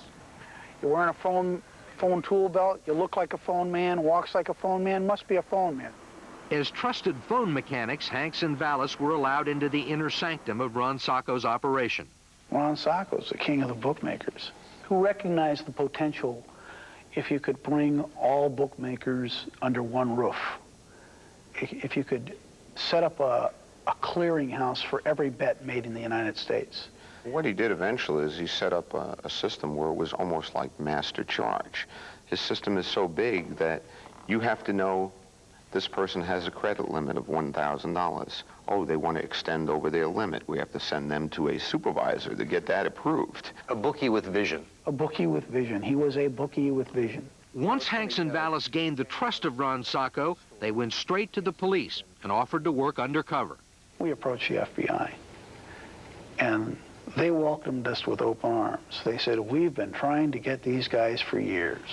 The FBI made a deal with the two informants, agreeing to pay them a salary to work undercover and a reward once the case was over. But Vermin and Pestilence admit that wasn't enough. They say they supplemented their salary by charging Sacco for work they never did and equipment they never installed. You were getting paid by the FBI, you were getting paid by the bookies, and you were stealing from the bookies. No, that's part of pay. We prefer to think of it as temporarily misdirecting funds. Temporarily? Yeah. You plan to pay that money back? No, we plan for them to go to jail and we won't have to pay back. How can you pay somebody, have them rob you, and then try and put you in jail? Those are credible people? I don't think so. When you make a bet with Sacco's operation, you do it over the phone. The payoff is handled by a network of neighborhood agents. Vallis and Hanks also acted as collectors and couriers of cash and checks between Sacco and his associates and those neighborhood agents. What kind of places would you pick up money and deliver money to? Dental labs, bars, restaurants, union halls. And Fred Vallis says in San Francisco, he made deposits and withdrawals at what he calls a special bank for the bookies, this pawn shop in the middle of the city's high-crime Mission District. Darrell Kaplan, who admits he's a gambler, is the owner and operator of Mission Jewelry and Loan. I've cashed checks for bookmakers. That's illegal? I'm supposed to qualify that. I mean, where's this money from? What about when they go to a bank and cash a check? What's the difference? According to the government, Kaplan didn't just cash checks. He kept money on deposit in accounts for bookmakers associated with Ron Sacco. In essence, he was their banker. You wouldn't hold money for people? Lots of people. Just hold for cash? Sure. Yeah. Just, I mean, Bookies? I've got probably, I've had one package, someone said, do me a favor, you know, would you put this in your safe for me? You know, I'll be back, you know, in a week or two. Okay? For a bookmaker? Yeah. Is that a crime? Basically, his little one-man operation took in over $80 million. Pawn shop. Pawn shop. $80 million. Convinced that Kaplan was playing a pivotal role in Ron Sacco and Associates' billion-dollar bookmaking operation, the FBI raided Kaplan's pawn shop. 12 to 14 agents with guns came in here with a search warrant and a seizure, and they proceeded to take all my money. How much money? They took $1 million, said it was gambling money. This was my money. It raises the obvious question. I mean, where did you get $1 million? I didn't realize that the pawnbrokering business was that profitable. This was the beginning of the month when we cashed lots of welfare checks, Social Security checks, and many people here, when they cash their checks, can't go to a bank. Their ID isn't good enough to go to a bank, so we become their bank. We're kind of the poor man's bank. Bookmaker. But you don't work for the mob. I'm a gambler. I'm not a money launderer. I have no mob connections. I don't know anyone in the mob. I mean, what is the mob? Sports gambling, or gambling itself, to include sports gambling, is probably the biggest producer of money for the American La Cosa Nostra there is. The federal government says that bookmaking business is still controlled by the mob. True? False. Not at all? Not at all. The mob don't want to get involved in anything where they can lose their money. So you're saying that you've got no connections, no associates in organized crime whatsoever? None whatsoever. Never have had. You know, if those people were to walk up to me, I wouldn't walk away, I'd run. They just take, they don't give you nothing. The FBI says the mob does give the bookies something. They give them muscle to help collect from their clients. Are there still people out there, bettors, gamblers, who've lost money to bookies who are getting their legs broken? Not to my knowledge. My opinion, that went out 30 years ago. Now, that's not reality. That is not reality. They may not personally collect that money, but they're going to turn it over to a factor, a loan collector that will. Somebody's going to collect that money. What kind of a loan collector? Probably a man with a bent nose that's going to come out and get your money. That's the way business is done. And sources in the Justice Department say that's exactly how Ron Sacco's business is done, with organized crime approval. The approval of these men, New York's Gambino crime family, and its recently jailed boss, John Gotti. You got a call asking you if you wanted to be the Gambino family's bookie. True? I don't want to talk about that. I mean, that was, I don't even know if it was true. I mean, I did get the call, but who's to say it was true? I don't know. Somebody called a friend, the guy was from New York, and I thought it was comical. I said, forget about it. I don't even want to talk to anybody. You're saying you can't operate a nationwide operation without La Cosa Nostra? Yeah. In my opinion, working organized crime 21 years, you cannot do it. And so Ron Sacco and company are currently under investigation by a federal grand jury in San Francisco and by FBI offices all over the country for everything from bookmaking to trying to fix a college basketball game. To try and avoid the heat, the billion-dollar bookie came up with a new ploy. He moved his operations offshore, here, to the Caribbean island nation of the Dominican Republic, where gambling is legal. Sacco installed TV satellite dishes, and to keep in touch with his clientele, Sacco arranged for toll-free 800 numbers connected to AT&T in the United States. He is the largest telephone subscriber in the Dominican Republic. But if Sacco thought he was safe here in the Dominican Republic, he was wrong. The U.S. Justice Department put pressure on the Dominican government, and in January of 1992, just before the Super Bowl, Dominican authorities raided this home and arrested a score of people they said were involved with Ron Sacco's 800-number bookmaking operation. But a few weeks later, Ron Sacco was back in business at another location nearby with the blessing of the Dominican authorities. You got a multi-billion-dollar, multi-billions being wagered across the United States in the course of a year. I mean, it's there. You can deny it all you want, but it's not going to go away. It's there. People are going to play. Want to place a bet? Well, first you need to know one of Ron Sacco's agents. He could be a bartender or the cashier at the corner cafe. He'll arrange for your credit line, how much you can bet. Then he'll give you an account number and an 800 telephone number. What do you got on the Vikings tonight? I get 5.5 and 42. Okay, give me the Vikings for 200. You got it, 2 plays, 2088. Okay. Thank you. Thank you. Still in business. Sacco's 800 number is still working, but you can bet the federal government is listening in. Several of Sacco's associates have already been indicted, and sources in the Justice Department say Sacco and pawnbroker Darrell Kaplan are next.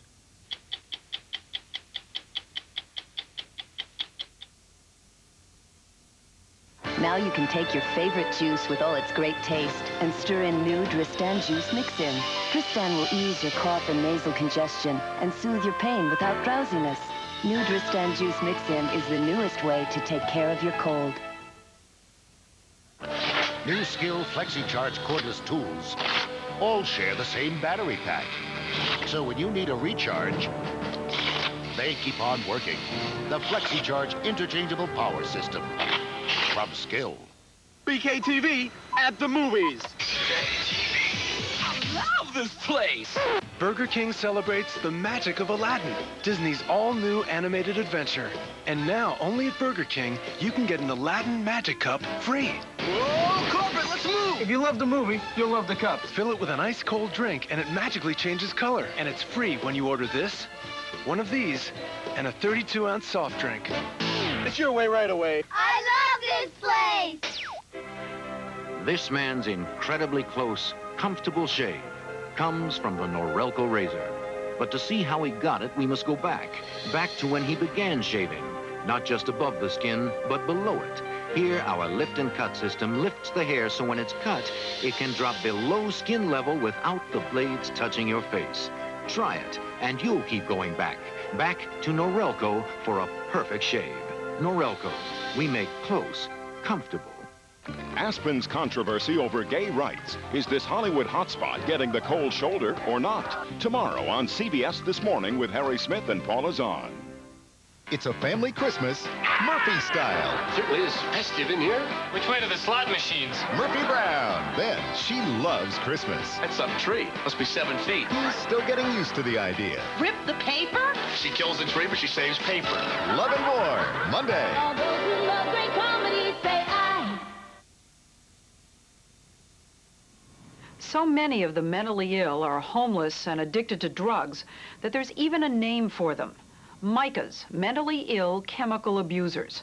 In the 1960s, with the help of new psychiatric drugs, most mental patients were released from institutions and sent back to their communities.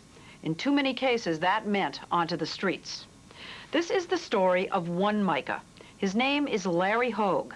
We first heard of him when he was profiled in a newspaper called the Manhattan Spirit. They call him the wild man of West 96th Street. Larry Hogue first showed up in this neighborhood on Manhattan's Upper West Side about 7 years ago. The residents got used to seeing him walking in and out of traffic and talking to himself like so many of the homeless mentally ill who've been dumped onto the city streets. But as the years went by, his behavior became more bizarre and more menacing. He started destroying property, carrying weapons, and threatening people. Lisa Lair used to give food to Larry Hogue and cover him with blankets while he slept on the street. Now she's made it her mission to get him off her block. He's very large, he's very powerful, he's very agile, and he springs. He crouches between parked cars, and suddenly as you're driving along, he jumps onto the hood of your moving car so that you are carrying him around like a hood ornament. Lair told us she also saw him rip apart a large stone bench and throw a slab of it through her car window. He took this bench and he forced it through my car window with such incredible force that it bent the frame of my car. I realized that if this had been a person or a child or somebody's neck, they wouldn't have been here. Human flesh could not endure this type of violence. Lair says many residents of 96th Street are afraid to go outside if Larry's around. People on 96th Street, when Larry's out, are like groundhogs coming out of burrows. You know, they take a look, and if Larry's in the street, they go home, and they run back in incredible terror. It's hard to believe that in the 20th century, in a civilized community, you have one person who has instilled such fear in people and taken away really from the joy of life. Larry Hogue has been diagnosed as a paranoid schizophrenic.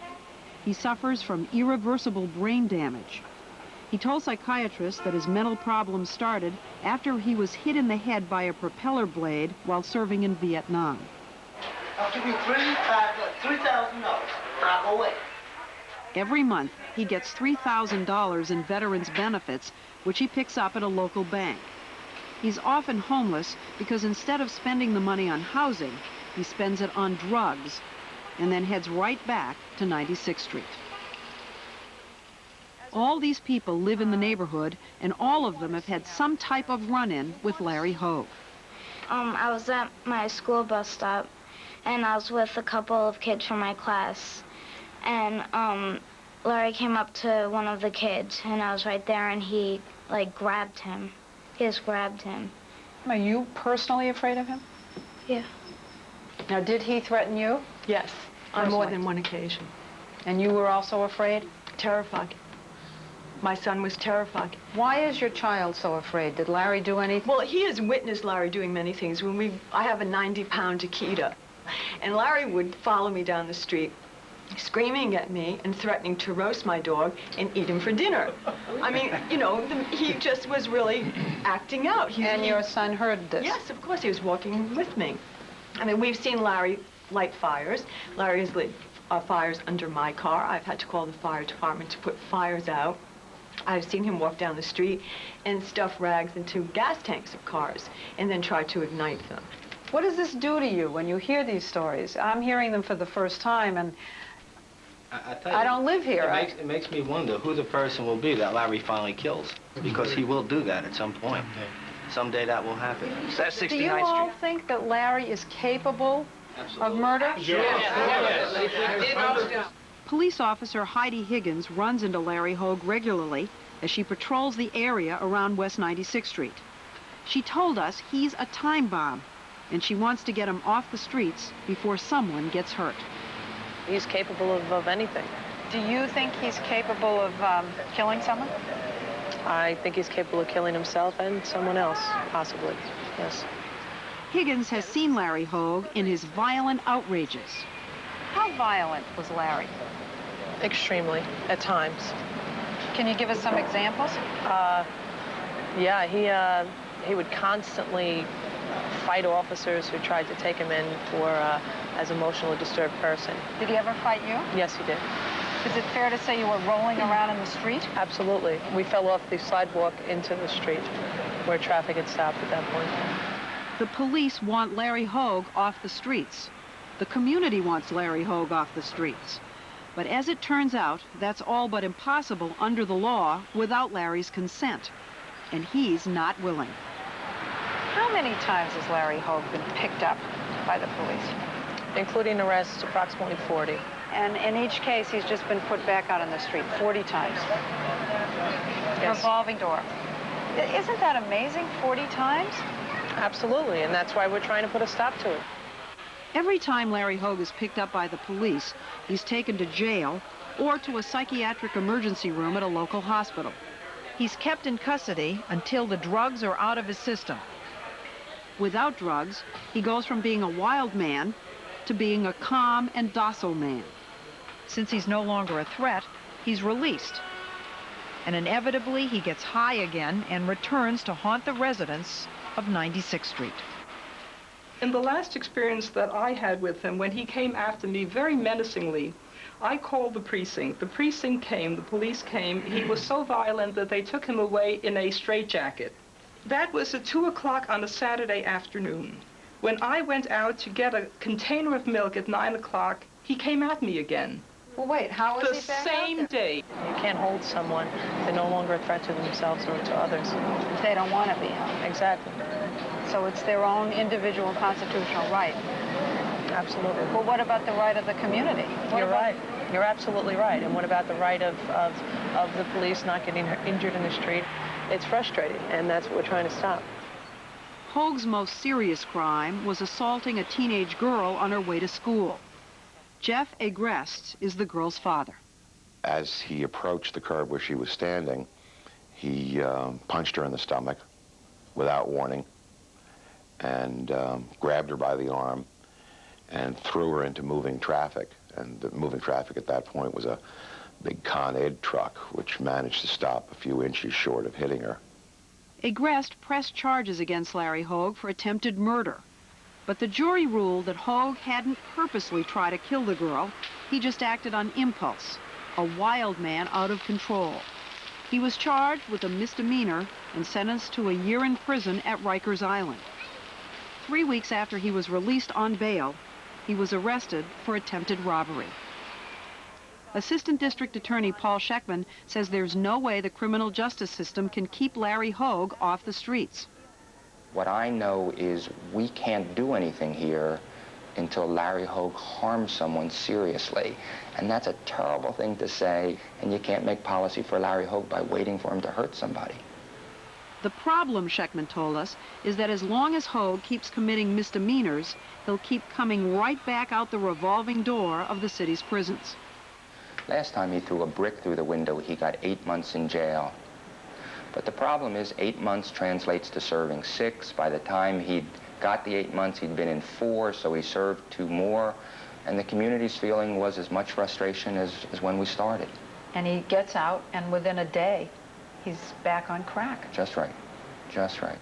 When Larry Hogue appears in court, he's usually meek as a lamb and rational. Where does your case go from here? Trial. What is the purpose of the trial? Find you either guilty or innocent. Since the criminal justice system can't keep him off the streets, Scheckman thinks Larry belongs in the mental health system. And he's told the court he thinks Hogue should be involuntarily committed to an institution. But the laws to protect the mentally ill are strict. The law requires him to be in imminent danger. They say once clear of cocaine, 72 hours later, he's not in imminent danger. So there is the problem. At last there, we've come to the nub of the problem. It's the language in the law. Everyone tells me that the word that keeps Larry Hogue back out on the street is imminent, that he's not in imminent danger. And I say, geez, when we know that he's going to do it tomorrow, isn't tomorrow imminent enough? And the answer seems to be imminent means now, right? To which I say, and we really have lost our good sense.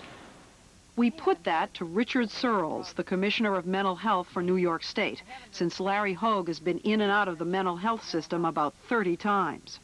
Pretend I live on West 96th Street. Pretend he's growled at my kid, who now is afraid to go out in the street. And tell me why you would make a judgment to put him back on the street when you've already seen him 35 times. Because I'm not a prison, and I don't sentence people. The mental health system is there for treatment. It's not there for the purpose of incarceration. Larry Hogue is a good patient. He responds well to treatment. And once his condition improves, Searles told us, the mental health system has to release him. But you're not treating him for his drug addiction. What we do when he's in the facility, we are. The fact that once he becomes a citizen again, he elects to use drugs is not grounds for me to hold him. Anybody involved in this case can't help but say something is wrong here. It sounds to me like you're accusing them of bad judgment. I don't mean to be accusing them of bad judgment if they're right that the law compels that. That's irrational. If the law compels it, then, as they say, the law's an ass, right?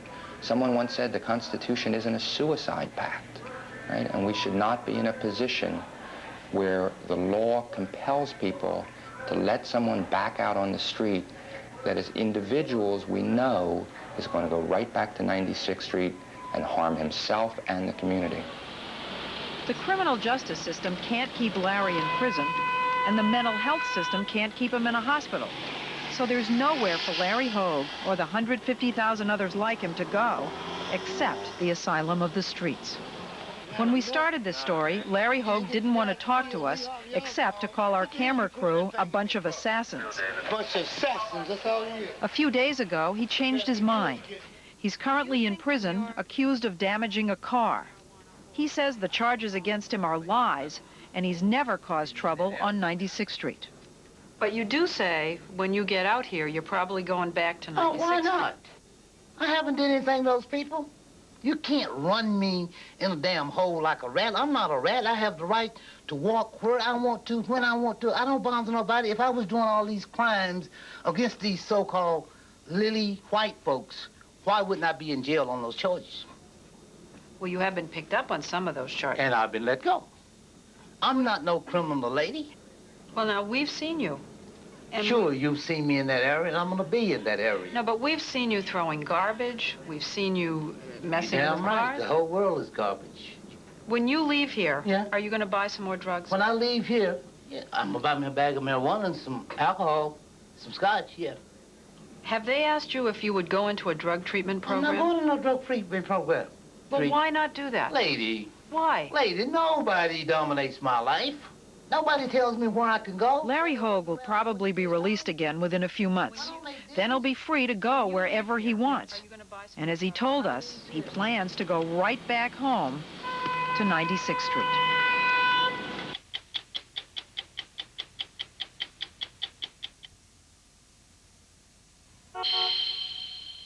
When you receive your pre-approved Discover Card application, sign it. Oh, thank you. Because you can't earn cash back until you get it back. Oh. It pays to discover. Do your holiday shopping with the Discover Card, and you'll not only give, you'll receive a cashback bonus for every charge. It pays to discover.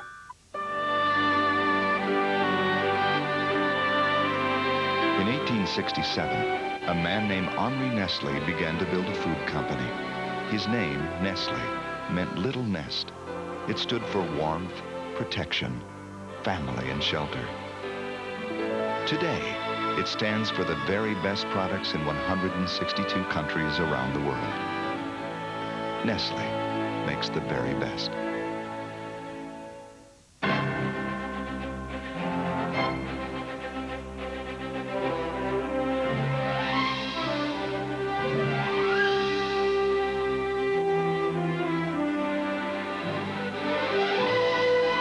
Sony introduces the new standard in television.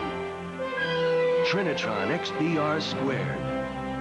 Hey, look! It's the Grand Canyon! It'll change the way you feel about everything you see.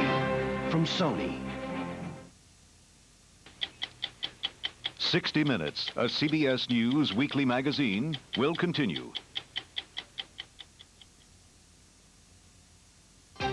'Tis the season for mistletoe. Well, they certainly are an attractive couple. And for the kiss of death.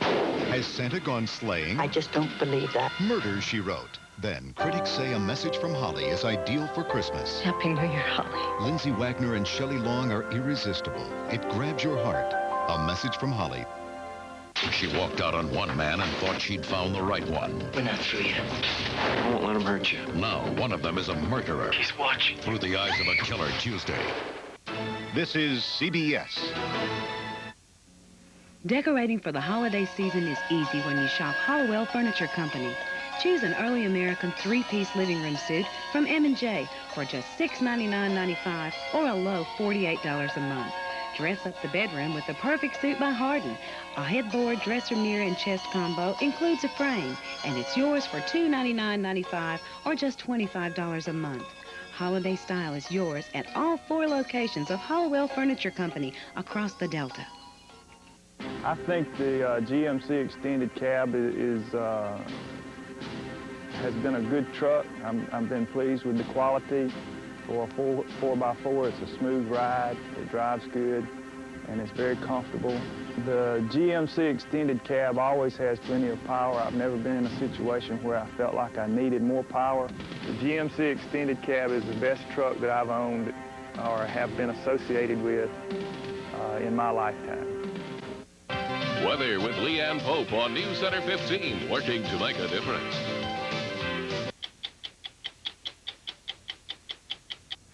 If you don't know what a forensic pathologist is, there's no reason why you should unless you're a reader of murder mysteries.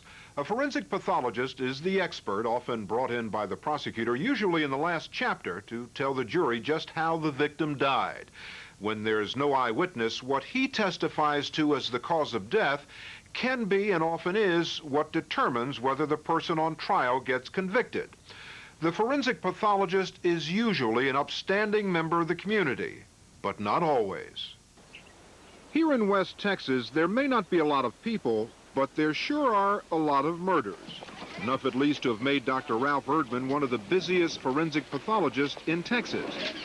Authorities in 48 counties use Dr. Erdman because he did the least expensive autopsies around, and if you were prosecuting a murder case, he was a good man to have on the witness stand. What is it that makes you so convincing as an expert witness? I do believe that I tell the truth. I'm not in favor of either the prosecution nor in favor of the defense. Not so, says David McCoy, who is the prosecutor for Childress County. He's used Dr. Erdman's services for the last 10 years and has never lost a murder case. If there was something that would be of benefit to the prosecution, he would say, well, ask me this or ask me that, and I can assist you to prove what you're trying to prove. What was he like on the witness stand? For a prosecutor, he was an excellent witness. He was helpful. Very. Any comment on false autopsy allegations? But Dr. Erdman isn't being helpful anymore. Ever since authorities discovered he didn't do all the autopsies he said he had. What response to the people who've been attacking you, Dr. Erdman? It all started last January with one bad autopsy report. Like all other reports, this one included the cause of death, the condition of the body, and the weights of vital organs like the heart, liver, and the spleen. There was only one problem. This man's spleen had been removed years ago. So that raised a question. If this is a bad report, are there others out there? The appeals court of the state of Texas thought so, at least in the 1986 death of 2-year-old Amberly Lawson. Zane Ham was convicted of fatally beating Amber and served 18 months of a life sentence before the court reversed his conviction and ordered a new trial. In court, Dr. Erdman gave the jury the key evidence pinpointing the time of the baby's fatal injuries to when she was alone in Ham's care. You were able to pinpoint the time of death at precisely 55 hours, give or take, 2 or 3 hours. No, sir, there's no one that can possibly say that death occurred within 55 hours. Well, you said it. No. That's what your testimony says. I like to see it. Well, I'll be happy to show it to you. I mean, you say, well, okay, 55 hours plus or minus 2 or 3 hours. That's the testimony. Witness Ralph Erdman under cross-examination. What was I presented with? I say, well, okay, that means I'm agreeing with someone. Bear with me for a second here. Forget what anyone else says. You are on the witness stand as an expert witness, the man who has done the autopsy. And you say, yes, in my expert opinion, as the pathologist who has done this autopsy, 55 hours, give or take 2 or 3 hours. Because I am going by information given to me that would be consistent with the findings. Given to you by whom? Did the prosecution give you that information? No, the prosecution, I don't think so. The investigating authorities could have been the sheriff, could have been the police. Dr. Linda Norton is a forensic pathologist who testified in Zane Ham's appeal. She says Dr. Erdman testified that his autopsy findings were based on medical data. If you don't make it clear to a juror or to an investigator or to a district attorney that you're basing your opinion not on something medical, but on something that you're getting from the investigation, then that's a deliberate misleading of that person. Sergeant Snow Robertson and Con Brazil are detectives with the Odessa Police Department.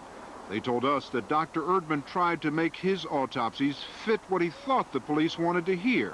During our autopsies with Dr. Erdman, there were times he tried to solicit information, wanting to know how we wanted the autopsy to turn out. The questions that he would ask would tend to lead us to believe that if we said it was a homicide, that's the way he was going to rule it. If we said we didn't know, well, then he would go in there and find out. Did other pathologists do the same thing? No, not at all. But when other pathologists examined the evidence for Zane Ham's appeal, they found that the baby had suffered injuries before she was ever in Ham's care.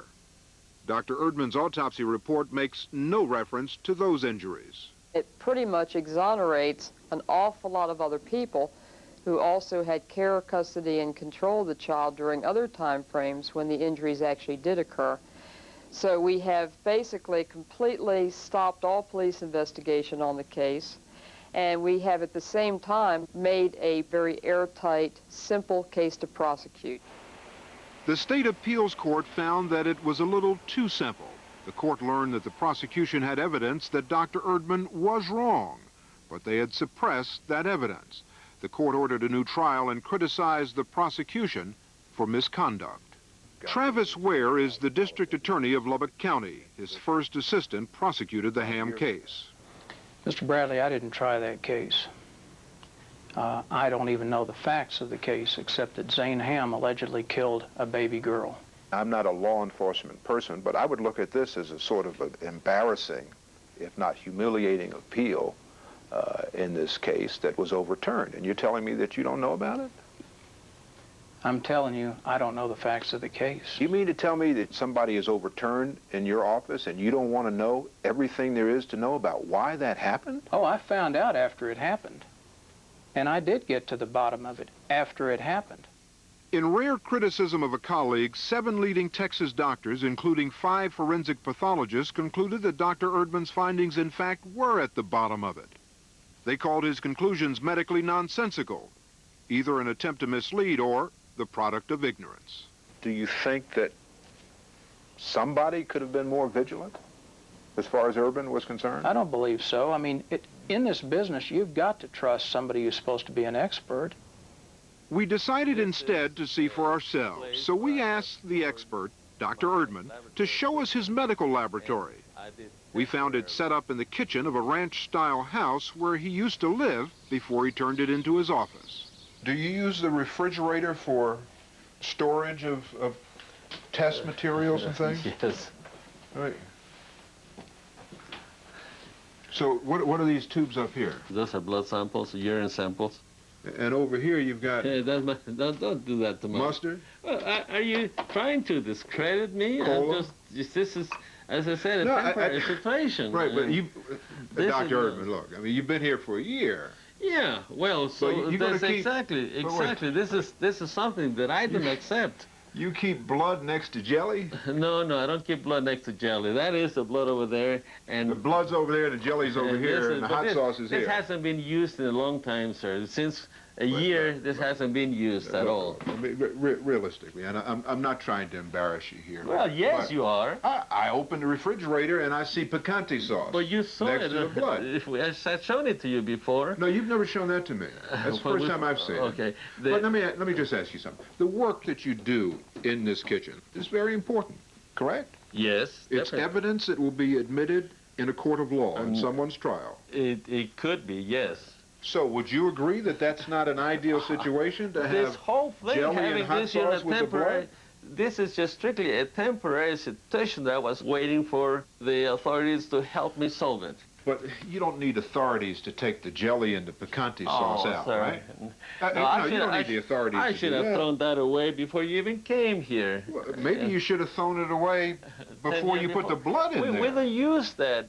The authorities don't use Dr. Erdman anymore, not since he was indicted last February for falsifying an autopsy. Investigators in Lubbock County have since found over 100 of Dr. Erdman's autopsies they believe were either incomplete or not done at all.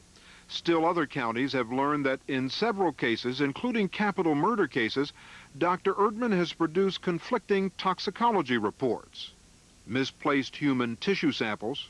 He even submitted into evidence tissue samples taken from the wrong victim. I think it was easy to cut corners when he thought he knew the answer. District Attorney David McCoy. He's worked in, what, 48 counties out here in West Texas? Probably a minimum of 48 counties. What does that mean? It places a question on the credibility, I think, of all of prosecution. Nowhere is that credibility more in question than in the case of Jack Doherty. His body was found badly burned in this trash dumpster. At first, Dr. Erdman said he died of carbon monoxide poisoning. But when the test results came back negative, he changed the cause of death to pneumonia. 3 weeks later, police arrested a man driving Doherty's car and carrying his credit cards. When they questioned him, he admitted to robbing the dead man, but insisted he had nothing to do with that bullet hole in Doherty's head. Had the autopsy mentioned a bullet in the head? No, it didn't. Said nothing about a bullet in the head. Were you able to go back and examine the head for the bullet? The head was cut off of the body. The police say Dr. Erdman told them he sent the head off to the state police lab for identification. They say they never received it. The feds prosecuted the man for credit card fraud, but without the head and the bullet, he couldn't be tried for murder. The person the police believe who is the murderer walks scot-free. That's terrible. But they're saying that's your fault. That's not my fault, sir. Law enforcement officials throughout West Texas are busy either trying to bury Erdman's mistakes or to dig them up, literally. So far, at least 10 bodies have been exhumed in cases ranging from natural death to capital murder. And what have they found? Not what they had hoped for. In those 10 cases, not one of Dr. Erdman's autopsies has been complete and accurate. When you exhume the body and you discover that the organs have not been dissected, the dura hasn't been stripped from the base of the skull, and other things that are routine for a forensic pathologist to do have not been done, then you're getting into the category of incompetent. And these are all things that he supposedly had done and didn't do. Correct. So, in essence, I mean, you're calling him a liar. As much as I hate that term, I guess there's no other term to use. Yes, I'm saying that he's deliberately misrepresented the truth, which is a euphemistic way of saying that he's a liar. I don't lie. I'm asking you. No, I don't. Have you made mistakes? Oh, sir, I'm human. I am a human being, and if I ever told anyone that I cannot do mistakes, then that would be the biggest lie I could possibly tell. Do you think that any of the mistakes that you made have resulted in innocent people? Now you're talking about multiple mistakes. No, a single mistake. Okay, do you think that any mistake you made resulted in an innocent person going to jail? Well, sir, I'm not the jury. I am not the person. Your opinion. Your opinion. If something is an error, then the error can cause a lot of problems, yes. Definitely. How can I say no? Well, maybe he can't say no, but he did plead no contest to 7 counts of falsifying autopsies and tampering with evidence. Nobody knows how he'll plead if some of the hundreds of other murder cases he was involved in come up for appeal. Anyway, for the moment, he's out of business as a forensic pathologist. Dr. Erdman's on probation for the next 10 years.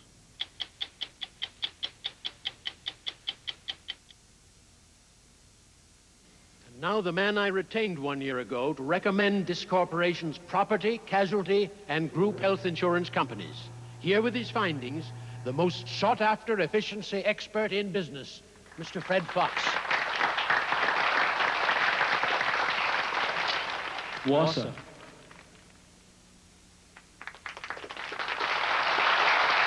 Thank you, Mr. Fox. For all your business insurance, one word says it all. It couldn't have happened at a worse time for us. That's the week that we take more catalog orders on our 800 number than any other week of the year.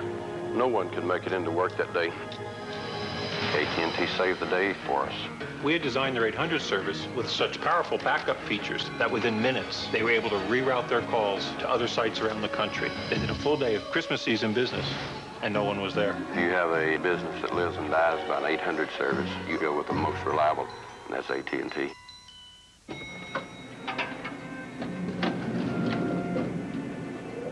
McDonald's, huh? Yeah. Smells good. Thanks. If this ride were any longer, you'd have to fight for those fries.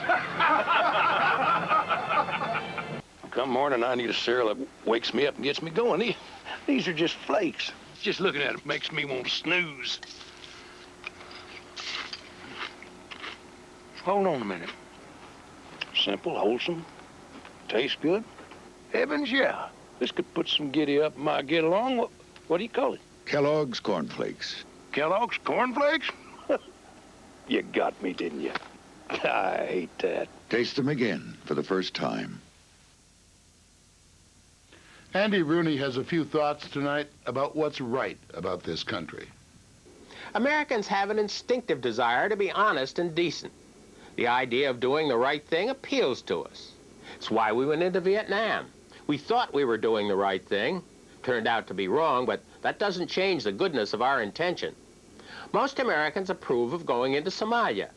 We are not full-time harassers of women in the workplace, S&L bank manipulators, or dishonest politicians. You hear some people say, let's take care of the hungry and homeless right here in our own country. Well, that's right, but we can do both. We could save everyone starving to death in Somalia without denying our own homeless anything. Bags of food isn't the problem in America. The homeless in America would starve to death using a bag of Pillsbury flour for a pillow. They wouldn't know what to do if they could open it. If I was hungry, I wouldn't know what to do if someone gave me a gunny sack of soybeans. Perfectly sensible people say that getting involved in Somalia is a mistake. A New York Times critic says the reason we're helping Somalia and ignoring other countries with starving children is because our television cameras have been in Somalia. The New York Times magazine had this picture on its cover last week. It was okay, though, for Times readers. A flip of the page, and they were back in their own world. There's no doubt that television and press coverage turned a serious event into a circus, but we have to ignore that, too. The operation in Somalia may be harder than we thought. There will certainly be all sorts of things wrong with it. Forget all that. It's still worth it. None of us wants to see more pictures of 8-year-old Somali children weighing 35 pounds with flies at their eyes and looking like walking cadavers. If we see a child who's been hurt, we stop what we're doing. We go to help. We don't think about right or wrong. We don't worry about failing or looking foolish. We don't say to ourselves, there must be a lot of kids who need help. I can't help all of them, so I'm not going to help this one. What Americans do is they stop and help. After seeing our interview last Sunday with Sheikh Obeid, the kidnapped Hezbollah leader, the Israelis say had a hand in capturing American Colonel William Higgins, who was subsequently tortured and murdered, we heard from Colonel Higgins' widow. She said that despite her determination that justice be served, she'd understand Israel trading Obeid for the Israeli airmen now being held by the other side. And then she added, Israel has proven time and again in thought, words, and deeds that it will be relentless in support of its fallen servicemen, even if it's not politically expedient. I wonder if America can say the same. I'm Morley Safer. We'll be back next week with another edition of 60 Minutes. Dear Saturn team members, my name is Judith Reiswig, and I'm a third-grade teacher. After reading the Time magazine article, I decided my new car would be a Saturn.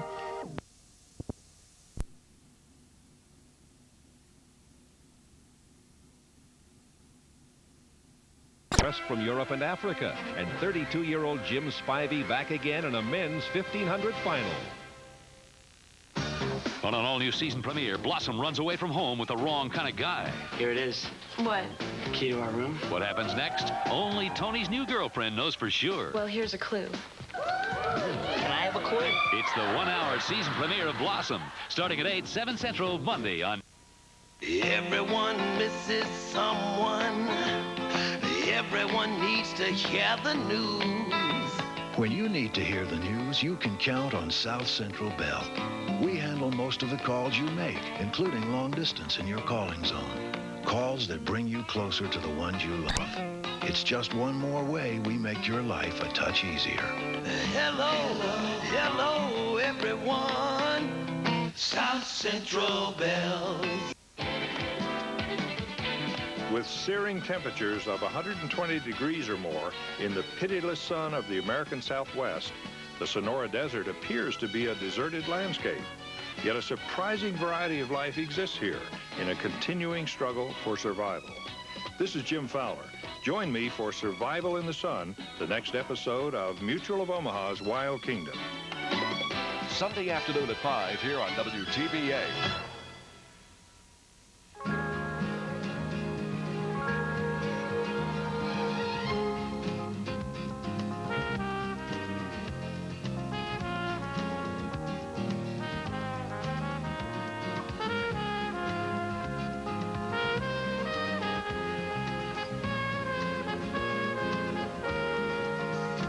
Send your announcement at least 2 weeks in advance to Area Announcements, WTVA, Post Office Box 350, Tupelo, Mississippi 38802. This is a WTVA News update. Good evening, I'm Jill Callahan with a quick look at local news. Busloads of Elvis fans have rolled into town to see the King of Rock and Roll's birthplace. Tupelo officials were on hand today to help dedicate a new Elvis museum at the birthplace site. The late singer's longtime friend, Janelle McComb, has worked over 2,000 hours getting all the memorabilia set up. You'll see a number of pieces of work I did for him. You'll see private pictures. You'll see my personal music display with RCA. You'll see costume in Las Vegas, personal clothes, his chair, just pieces of my life. Elvis fans seem to be even more devoted to him 15 years after his death. Incredible, you know, when I see all these people from all over the country, you know, coming in busloads. It's been 15 years, and it's getting stronger and stronger every year. It's incredible, it really is. Elvis fans will continue sightseeing all week. A candlelight vigil will be held at Graceland this Thursday on the anniversary of his death. Now, Eric with sports. Thanks, Jill. Scott Field in Starkville was packed with the Mississippi State players in their game day jerseys. Fans came out to see them. The cheerleaders were out. There was even a hot air balloon, just no other opponent and no game. You'll have to wait about another month for that. It was Media and Fan Appreciation Day today. Players and coaching staff of the Mississippi State football team met with the press and the fans, took a whole lot of pictures, and talked about Bulldog football, definitely a topic that has people excited. It was so hot outside you could fry an egg, but the golfers at the Tupelo Country Club would have taken it scrambled. That's the format for the Tupelo Country Club Invitational that they're playing this weekend at TCC. 116 teams of 2 making some pretty good shots. Look at that, out of the sand. That's the way to do it, huh? Coming up here, the lefty, it will be Danny Richardson. He and his partner, Dan Walls, who shows us the very nice putting touch. They are tied for second after this day 2 of 3. Although they're not among the leaders, you've got to respect this family effort. Bob Kirk and his son, Bob Kirk, with the birdie. How about a political twist? You in the mood for it? Okay, how about State Senator Kroll Armstrong? Getting the hole. Nope. sorry. And kudos goes out to Jim Ballard, Ballard's partner in this two-man scramble. Couldn't make it today, so he's playing it by himself, flying solo. Take a look at your leaderboard. Peter West and Steve Johnson are your leaders. There's a three-way tie for second place in this one. Now, Todd Howell with his weather wisdom. Well, lots of heat and humidity was the story across all of the viewing area today. High temperatures rose into the low to mid-90s, and with that heat, we did have several areas receive locally heavy amounts of rainfall with several strong thunderstorms that did occur earlier in the afternoon hours today. Here's a look at tonight's forecast. We will call for a few showers lingering out there tonight, mostly in the eastern sections of Mississippi and the western sections of Alabama. Otherwise, mostly partly cloudy there. Low temperatures tonight between 71 and 75 degrees. Winds should be light out of the south-southwest. For tomorrow, partly cloudy, hot, and humid with scattered thunderstorms developing by the afternoon and evening hours. High temperatures will be warm at 91 to 95 degrees with southwesterly winds at 5 to 10 miles per hour. Jill? And stay tuned to WTVA for more Olympic coverage, and we'll see you in about an hour.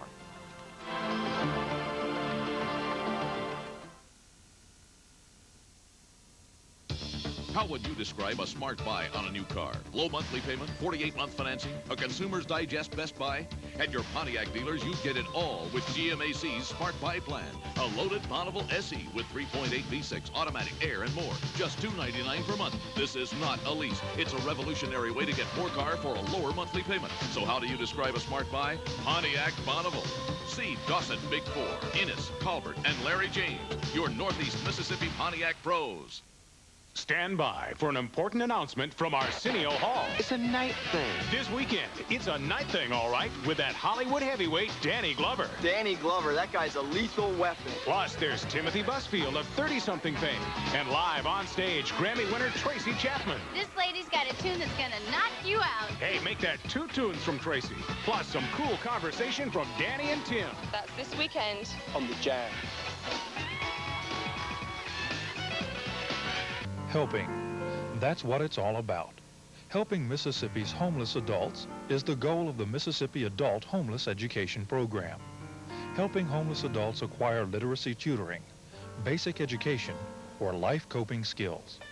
Helping homeless adults locate other service agencies that can help them. If you need help, or if you know someone who does, call the Mississippi Adult Homeless Education Program at 329-7691.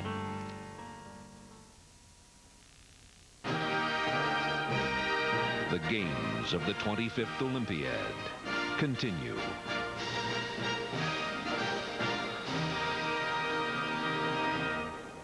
It's the last evening of track and field competition at these Olympic Games, and it's an all-finals night at Olympic Stadium. Up first on tonight's track and field menu, the finals in the women's 4x100 meter relay. There are the world and Olympic records.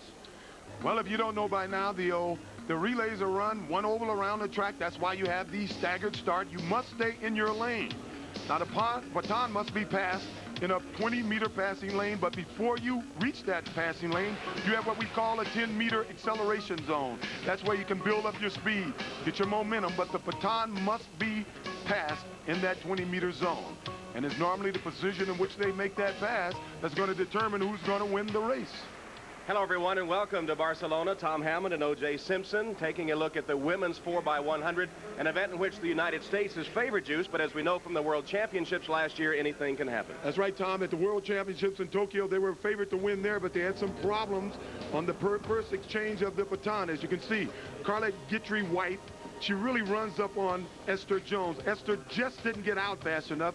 Carlette was next to her, tried to make the baton pass, and unfortunately they dropped the baton and they were out of the money, and that may be the situation here. They have the speed to win this event. They could be first, win the gold, or they can end up out of the money, depending on how they negotiate those baton passes.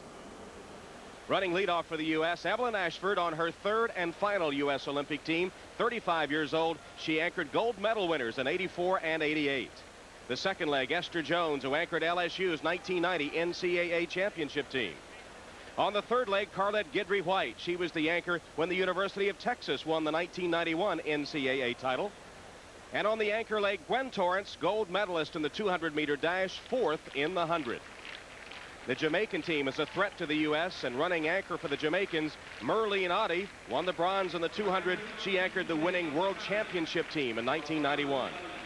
For the unified team, their anchor, Arina Pravalova, bronze medal winner in the 100-meter dash here in Barcelona. Here are the lane assignments. The U.S. lane 3, Jamaica in lane 5, the unified team lane 6.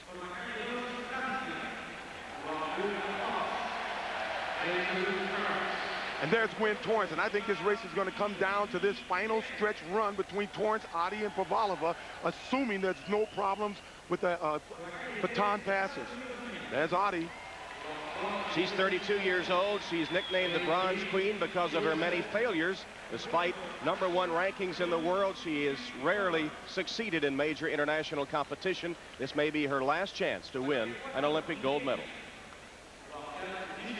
And that's Arina Pravalova. Once again, it's amazing that what modern training conditions can do. You look at Pravalova and Torrence, both mothers. And Evelyn Ashford, I said earlier, her 3rd Olympic team. It's actually the 4th Olympic team she's participated on. And Juice, back in '76, her first, she did run leadoff. Yeah, she did. She's been running anchor. I think what may be more difficult for her in this is she has to run a curve, and she's not accustomed to running the curve, but she should give the U.S. team a good start. Understand, Gail Devers is not running here. The fastest woman in the world. She hasn't had time to work with the U.S. team, so that's why she's not on it.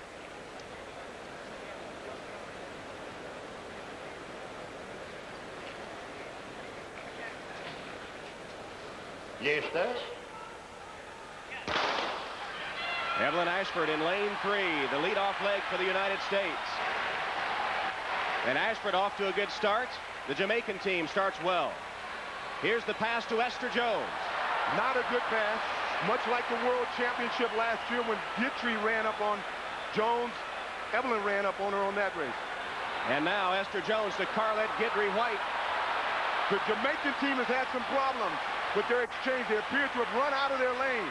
Jamaica's out of the race. Now, here's the anchor leg. Gwen Torrence and Pravalova. Pravalova has the lead for the unified team, but Torrence is gaining ground. They're coming to the finish, and Torrence gets up to win for the U.S. Pravalova, the unified team, is second.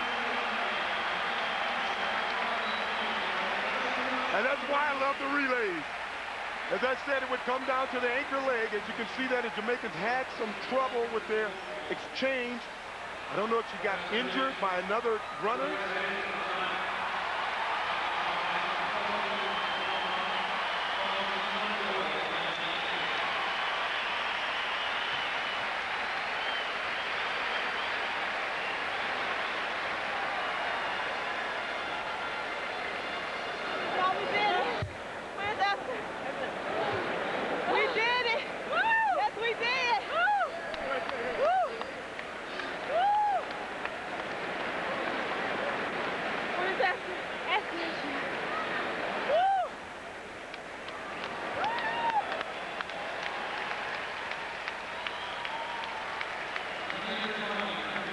This is the anchor leg. As you can see, Gwen Torrence was a good 2 or 3 meters behind Pravalova. We knew it would come down to this anchor leg. I had expected to see Merlene Ottey contesting at this point, but as you can see, Gwen Torrence, the stronger runner, the gold medal winner in the 200 meters. Those 400 training at the 400 really hurt. This is the first pass. You can see Esther Jones. This is not a good pass. This is what happened in the World Championship last year, and you can see Evelyn tries to grab her and hold her hand still so she can put the baton in there. Once again, Esther Jones just took her time coming out of there and just didn't get enough speed going and had the incoming runner, Evelyn, run up on her. This is a very good pass here. As you can see, Carlette Gitry White gets out, clean exchange, maybe a little too much of the baton in her hand, but I'm sure she'll make the adjustment so she can have some room to give to Gwen Torrence here on anchor leg. As you can see, she has that baton at the lower end of the baton now, and once again, Gwen gets out well. Gitry runs up on her just a little bit, but not too much. And now it's just a matter of strength coming down the straightaway. Here's Juliet Cuthbert, second, almost won the gold medal. She appeared to pull a muscle. She appears to have a cramp. She's trying to run through it, but she just can't do it. problem appeared when she got the cramp, she ran out of her lane. That's it. It looks like a pulled muscle. It had been a wonderful Olympics for Cuthbert before that. But Gwen Torrance, what a burst of speed in the final 100 meters. As we said, she's been training running 400. She's felt that strength that made you faster. And this is exactly what appears to happen here. She's behind. I don't think she has any more foot speed than Pavalova, but obviously she's a stronger sprinter. Being the gold medalist in the 200 meters, she was able to overtake her with about 20 meters to go, bringing home the gold for the U.S. Behind a blazing anchor leg by Gwen Torrance, the U.S. wins the gold in 42.11. The unified team, the silver, Nigeria takes the bronze. Let's go to Todd Christensen now with the winning relay team. Okay, thanks a lot, Tom. We have with us here the 4x100 meter gold medalists.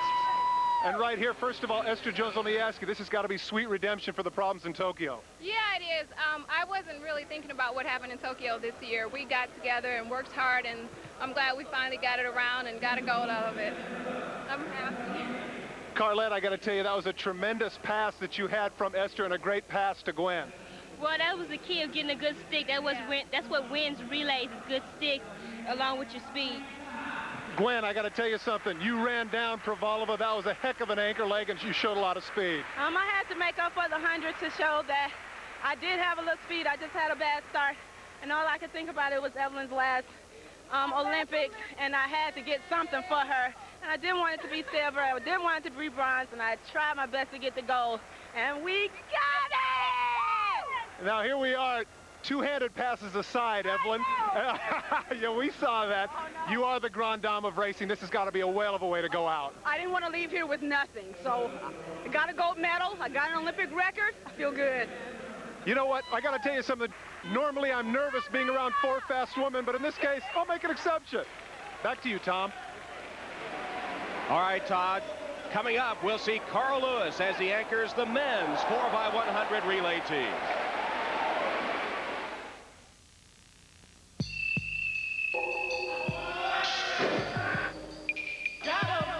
A contract can make you rich. The fans can make you famous. The press can make you a superstar. And the championship ring can make you immortal. But only the love can make you a player. You got the love. Run it back. When I jump around, that's good. When your camcorder jumps around, so does a picture, and that's bad. But this Panasonic Palmcorder camcorder has digital image stabilization. Okay, switch it on. See? It holds a picture steady, even if your hand jumps around this much. And unlike the other compact camcorder format, the Panasonic Palmcorder is VHS. So its taste can play in your VHS recorder and everyone else's. The Panasonic Palmcorder. Yes, it's VHS.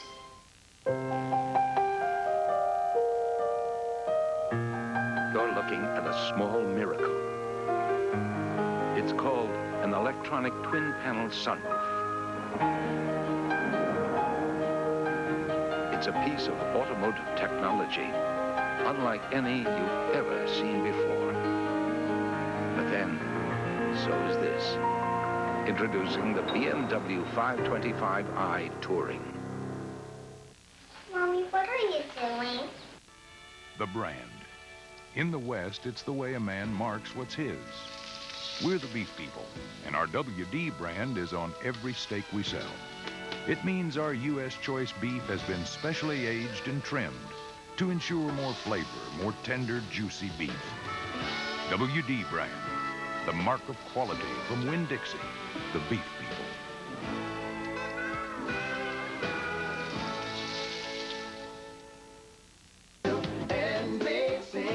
And it's a whole new Tuesday when Quantum Leap moves to a new day at a new time. Discover why Quantum Leap has earned 8 Emmy nominations. Enjoy classic episodes now on Tuesdays at 8, 7 Central. And then it's Reasonable Doubts with more Mark and Marley. More action, more excitement, and more than a few surprises. Followed by Dateline, NBC. It's a whole new NBC. Tuesday. This Olympic moment brought to you by Budweiser, the king of beers. The victorious American women's 4x100 meter relay team. Gwen Torrance ran the anchor leg and overtook Pravalova of the unified team to hit the wire first and claim the gold, but Gwen better catch her breath quickly because she'll be running the second leg in the 4x400 meter relay a bit later in the evening. And also up on that medal stand, Evelyn Ashford, at age 35, her 4th gold medal. First competed in an Olympic Games in Montreal in 1976. Another proud moment for her.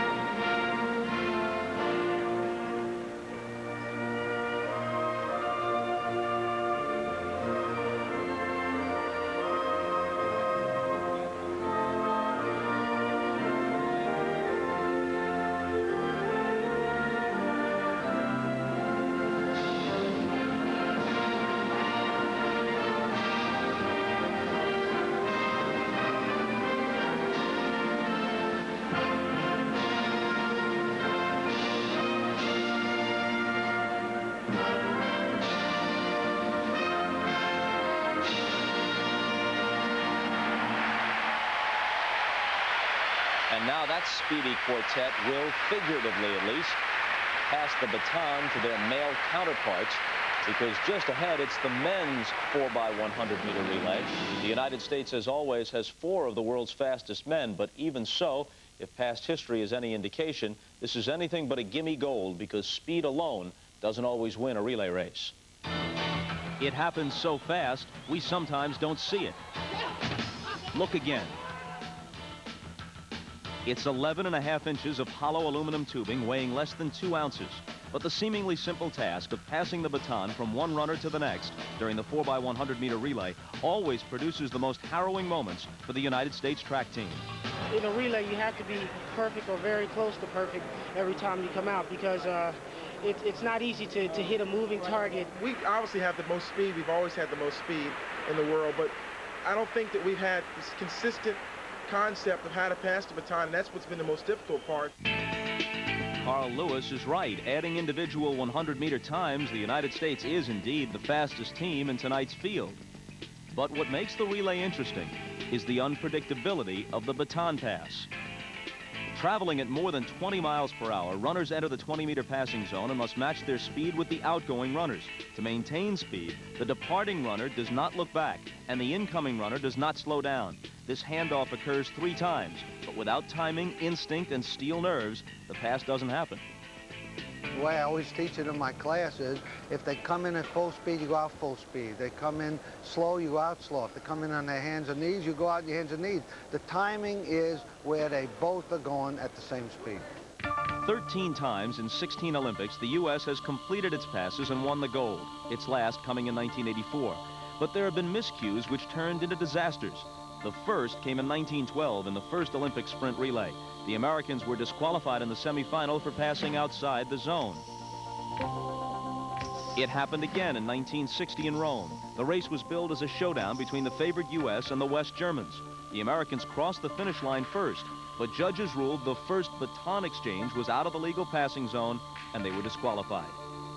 The USA's passing woes struck again in 1988. In the first round, the USA's Lee McNeil couldn't grab the wavering baton from Calvin Smith until both were several meters beyond the legal handoff zone. Then, at the 1991 World Championships, it was the U.S. women's turn. Oh, the U.S. has dropped the baton. The U.S. drops the baton. At Barcelona, the U.S. team has something that may guarantee success, and that's continuity. Following 6 weeks of discussion and an injury to Mark Witherspoon, the U.S. coaches have selected 3 of the 4 athletes who broke the world record last year in Tokyo. Carl Lewis, Leroy Burrell, and Dennis Mitchell. Running leadoff is Olympic 200-meter champ Mike Marsh. With all the experience, these four are not likely to be haunted by past failures. If I thought about that, it wouldn't be productive. It's not positive thinking. And, what we have to do is just go out there and do our job. We can't let nerves or the past or anything else get to us. True enough, but a little luck wouldn't hurt.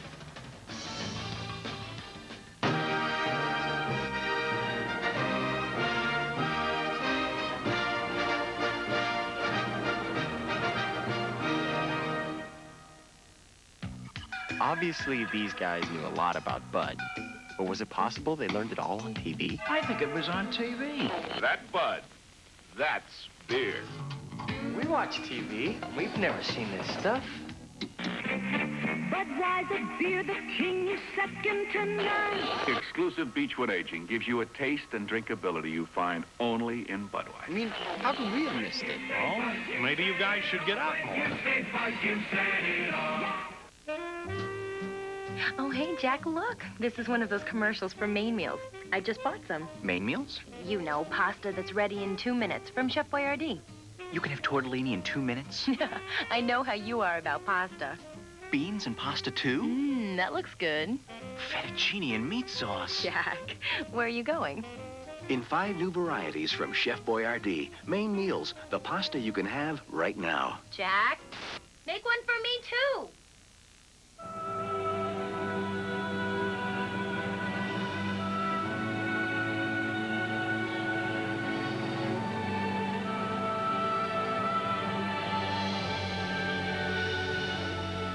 With its drivers and passenger side airbags and automatic seatbelt tensioners, the Acura Legend is more than a luxurious choice. It's also a rather safe one. Kelly LeBrock reveals the essence of man. It's in the way he walks, the way he smiles, and when he holds you close. It's in the way he smells. Brute, the essence of man. Come on, put it on. The people of Barcelona have enthusiastically accepted the works of Picasso, Miro, and Gaudi. Nearly 40,000 merchants in the area also gladly accept the American Express card. So remember, to visit Spain, you don't need a visa. He's known the thrill of victory. Now he may be on the verge of defeat. Are the gloves coming off? Stone Phillips, President George Bush. An exclusive in-depth interview on Dateline, Tuesday. Hello, everyone. Are the lights off upstairs? Here's what's coming up tomorrow. The gold medal match in men's volleyball. Brazil plays the Netherlands, while the bronze game features the U.S. team in Cuba. On the White Channel, equestrian show jumping. That begins at 5 Eastern, 2 Pacific.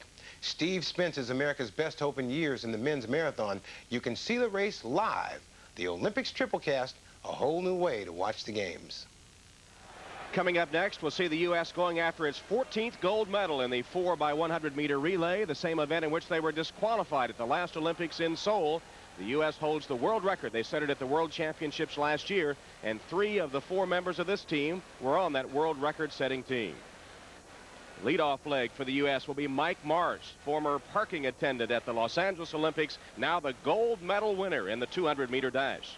In the second leg, Leroy Burrell, former world record holder in the 100-meter dash. The third leg, Dennis Mitchell, bronze medal winner in the 100 here in Barcelona. And the anchor, Carl Lewis, King Carl, who looked to be his old self yesterday as he ran the anchor leg. He has anchored 5 world record-setting 4x100 teams. Now, this took place moments ago. You see Carl Lewis. He's marking off what we call his goal mark. He marked off 31 feet. He puts a piece of tape down, and when Dennis Mitchell hits that tape, that's when Carl is going to take off. All week long, they've been doing it at about 26 feet because they wanted safe passes. Today, they're going to 31 feet. This will be our last chance to see Carl Lewis in the Olympic Games. The United States, the heavy favorite in lane 4.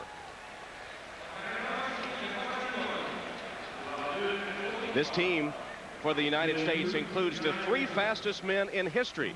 Lewis, the world record holder, Burrell, and Mitchell, plus Marsh. He's the slow man on this 4-man team, and all he did was win the gold in the 200. If this team was one team, if they hung out together and worked out together as a relay team, they could take a full second off the world record. The problem is, to work on baton passes, you got to run all out. And most of these guys are concentrating on their individual events, so they don't have the time to train and run all out, because you never know what strength the guy is going to have when he comes into that passing zone. Some guys will be dying. Some guys like Carl Lewis or Burrell or a good 200 man can be stronger at the end of 100 meters. Mike Marsh runs the leadoff leg, and the first time the U.S. took the track yesterday morning in the qualifying heat, he was pretty shaky in his leadoff and in his baton pass to Leroy Burrell. Well, the night before he had won the 200 meters, you can imagine he didn't get to sleep too early that night, and he was just a little tight. But he looked a lot better yesterday afternoon. The United States was disqualified for passing out of the zone at the 1988 Olympics in Seoul, when they were similarly favored. That's where you run the risk when you go back to 31 or 32 feet as a goal marker.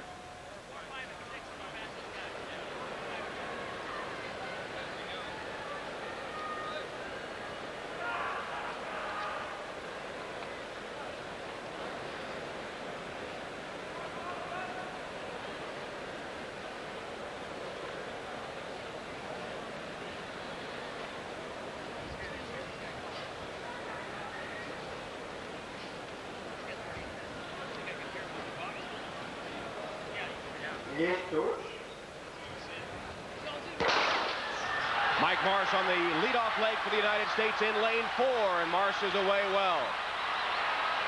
Here's the pass to Leroy Burrell. A good pass to Burrell, and Burrell sets sail down the backstretch. The Nigerians and the British are running well too. Now Burrell passes to Dennis Mitchell. Mitchell on the third leg runs the curve, and Mitchell takes off for the U.S. Now here comes the anchor. Carl Lewis awaits the baton. Here's the pass from Mitchell to Lewis, and Lewis sets off down the stretch with the lead. Carl Lewis in his final Olympic Games, blazing to the finish for the U.S. What about the world record? Yes! Yes! That was the goal.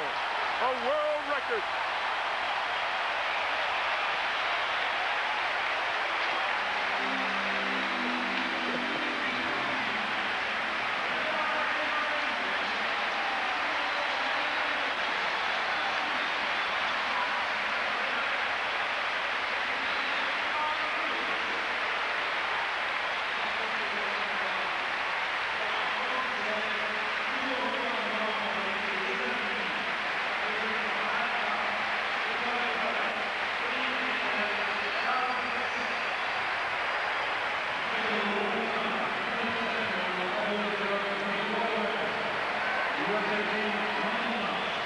Let's take a look at the first pass.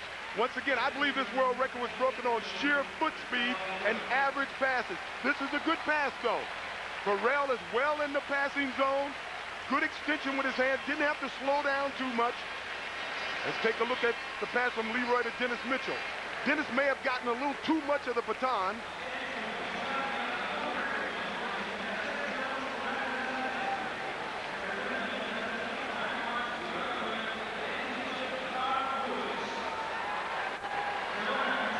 Let's take a look at Carl Lewis.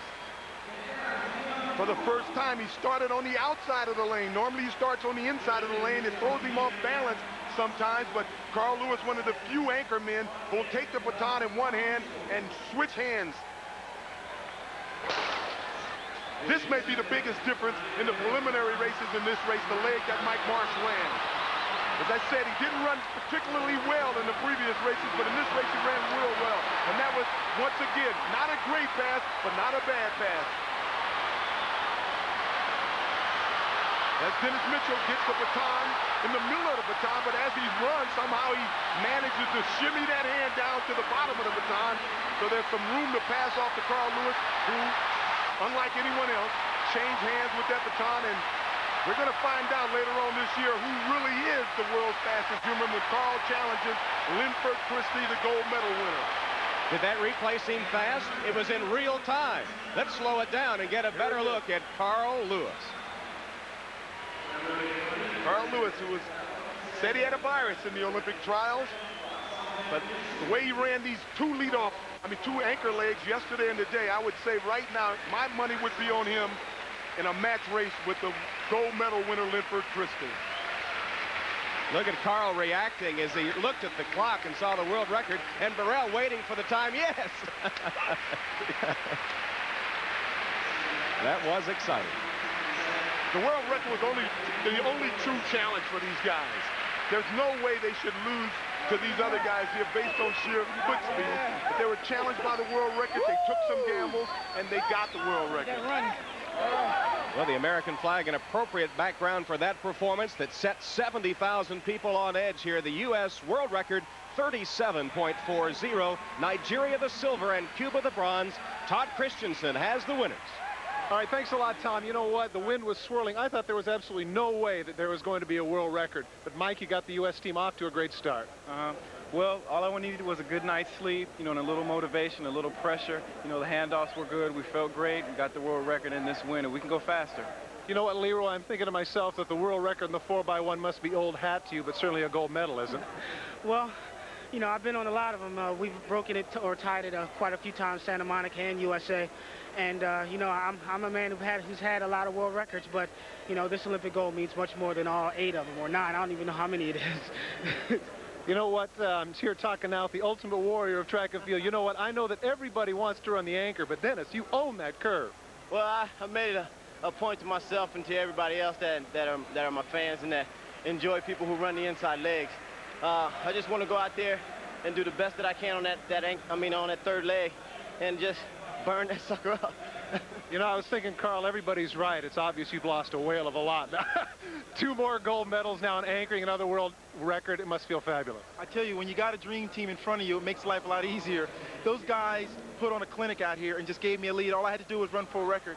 So I'm excited about that. These are the best 3 teammates I could have ever had.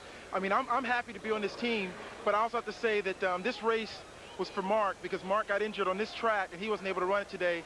And I was only running because he didn't, but homie, this is for you. And I also want to say happy birthday to Carol's birthday today. That's great for you, Mark Witherspoon, but please, Tom and OJ, if I could have just had the speed of one of these guys when I was playing, just one. Juice told me you had taken more than that, Todd, but teammates, training partners, best friends, Leroy Burrell and Carl Lewis celebrate another world record. And who says there's only one dream team in Barcelona, huh? For Carl Lewis, gold medal number 8. We'll be back.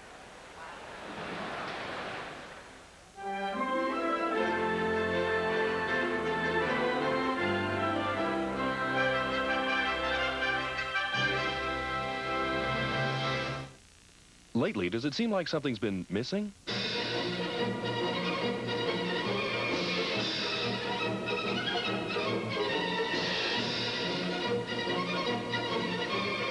Jay's back next week with Clint Eastwood, the B-52s, and more. The Tonight Show returns Monday on NBC. Are the lights off upstairs? Unlike most things in your house, I hear water dripping. you don't have to turn your phone off to save money.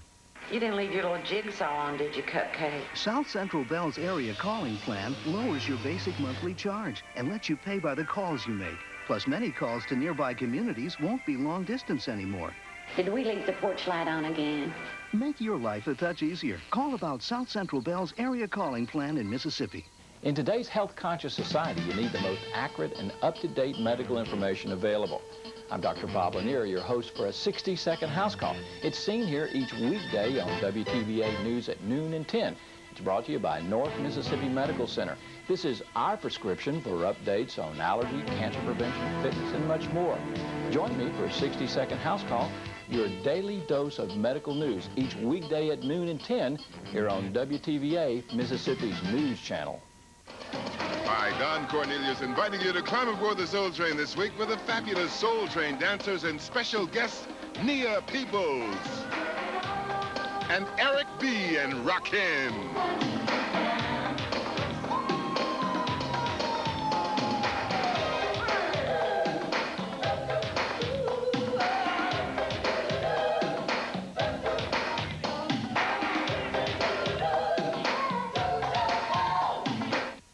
Acting has been an interesting and challenging career, but nothing is more important in my life than the challenge of raising the 10 beautiful children I've adopted. Right now, there are thousands and thousands of special young people in need of permanent homes and for someone to love them. Raising children isn't always easy, but the benefits are beyond compare. Adoption works for everyone. If you would like more information on how to adopt a special child, please call this number.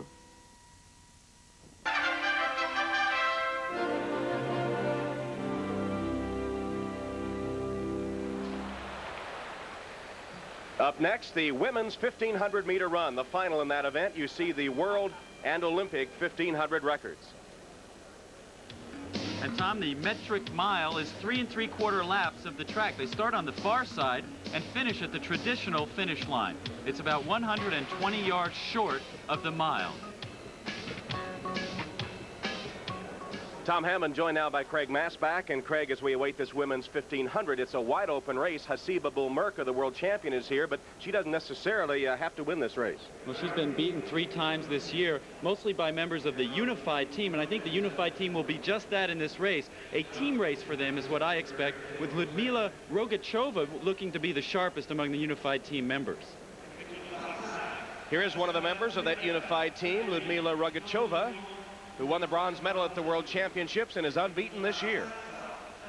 Tom, she's looked very good throughout, and the thing about her is last year she was beaten on the last lap sprint. This year she's been out kicking everyone in all the big races. Hasiba Bulmerka, she is a celebrity and a heroine to many Arab women in her home country of Algeria, but some of the fundamentalists there condemn her for competing in these games. No Algerian has ever won a gold medal in any sport in the Olympic Games. Patty Sue Plummer, the Stanford Law School graduate and American record holder in the 5,000. And that really is her best event. Unfortunately, there is no 5,000 in the Olympics. She's already run the 3,000. Here she is in the 1,500 meters. Here are the competitors in the women's 1,500-meter final.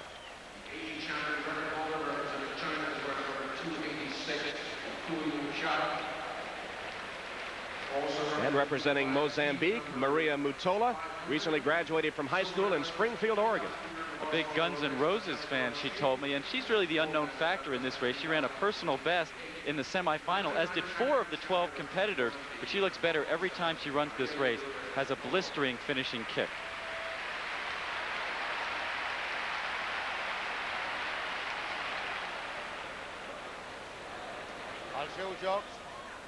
Patty Sue Plummer finished 5th in the 3,000. She was 6th in the semifinals in this race.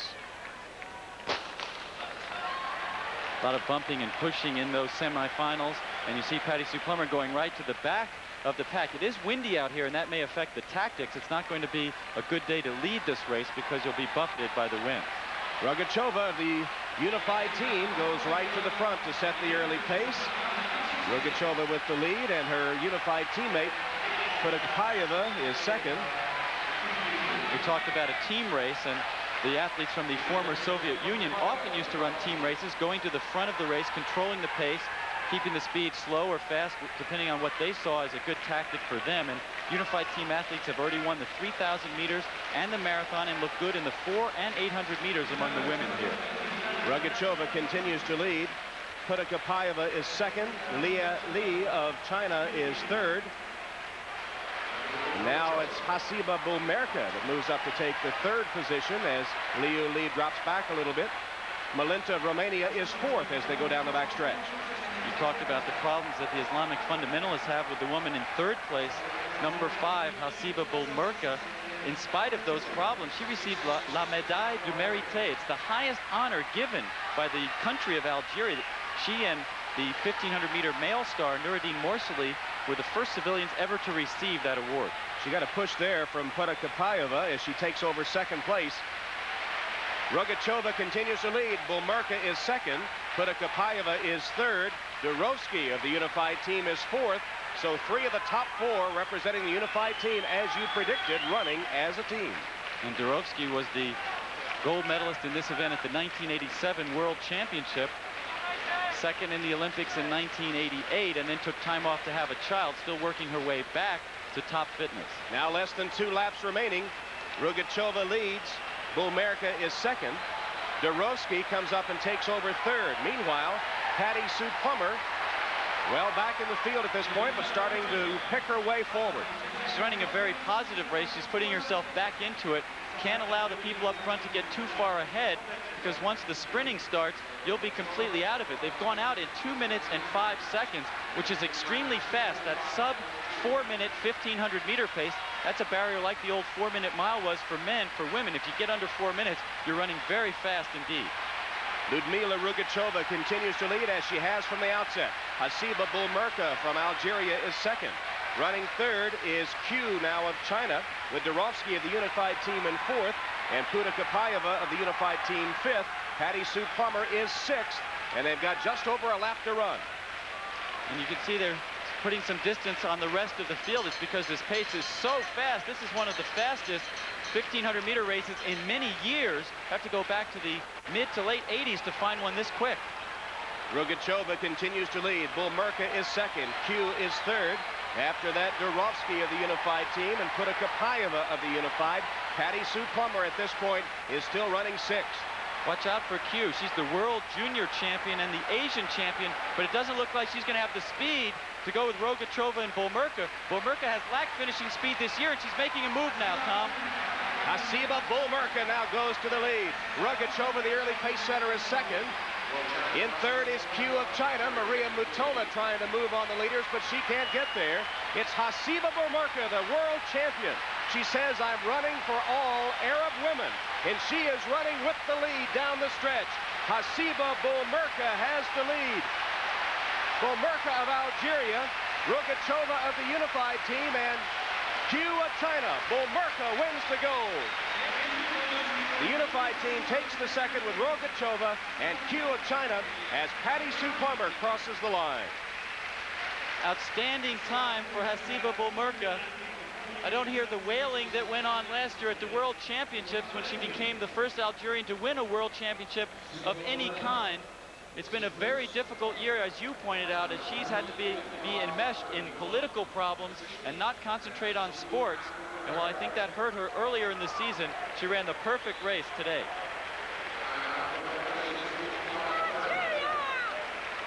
Rogachova did all the work, and I mentioned on a windy day, that's the hard way to do it, to lead from start to finish. It was a punishing pace that left everyone behind except Hasiba Bulmerka. Bulmerka did not want to leave it until the home stretch. That's where she's been beaten in the big races this year. She made an early move with half a lap to go. Still within herself at this point, just trying to get away. Rogachova could not get back up on her shoulder, even though she tried right here. And then from the straightaway in, it was all Hasiba Bulmerka. The second Arab woman to win an Olympic championship. In 1984, Nawal El Moutawakil from Morocco won the 400-meter hurdles. She said that had more impact in her country than an equal rights amendment would ever have.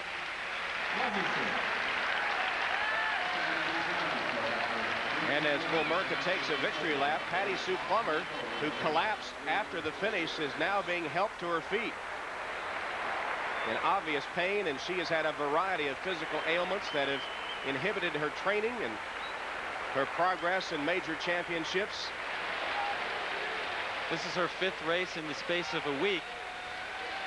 And she ran a good race, running well beyond her personal best time in the early going for the early splits. She couldn't maintain that all the way to the finish line. But obviously, the accumulation of those races had its impact. Hasiba Bulmerka, the world champion, adds an Olympic gold to her collection. 3:55.30 the winning time. Rogachova of the unified team, the silver. Q of China, the bronze. And despite her best time ever, America's Patty Sue Plummer finishes 10th. Coming up, we'll see Bulmerka's Algerian teammate, Noureddin Morsali, in the men's 1500.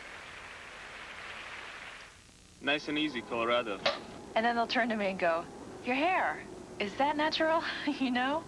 Color is what makes it fun for me. I wanted to stay natural, but I still needed to be punched up a bit. Suddenly, I just decided it couldn't hurt to try. Nice and easy. I've done it up to an hour before I was going out. It just makes you feel special. It's just a boost. Nice and easy.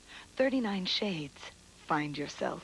Yeah, it's like going on a great shopping spree without spending the money.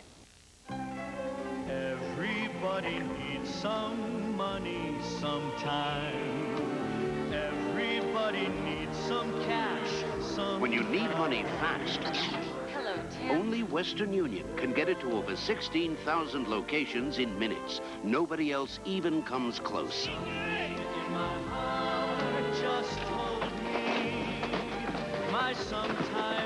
Western Union, the fastest way to send money. When was the last time you stood up and cheered at a movie? Diggstown is tremendous fun, a real crowd pleaser. Yeah, it was great. You'll never guess the ending. The twist is terrific. This movie had heart and soul. Rock 'em, sock 'em. It's a mix of comedy and action that can't be beat.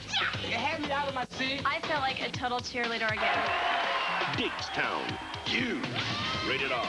Starts Friday at theaters everywhere. What should you take now that allergy season is here?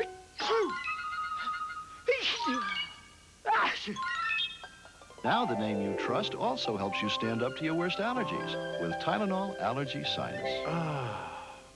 Listen, athlete's foot fungus grows beneath the surface of your skin. To cure it, you've got to get down to the root of the problem. You need Mycotin. Mycotin penetrates the surface of your skin with miconazole to cure athlete's foot where it grows. Step up to the mic. Mycotin. The 5,000-meter run is coming up later on tonight. The Americans don't have much of a medal shot in this event, and in general, distance running in the United States has taken a downturn from what was probably its peak about 20 years ago. One of the biggest names from that glorious time in American distance running is the subject of the piece you're about to see. John Greenleaf Whittier once wrote, "For of all sad words of tongue and pen, the saddest are these, it might have been." And that immortal line could certainly be applied to Steve Prefontaine.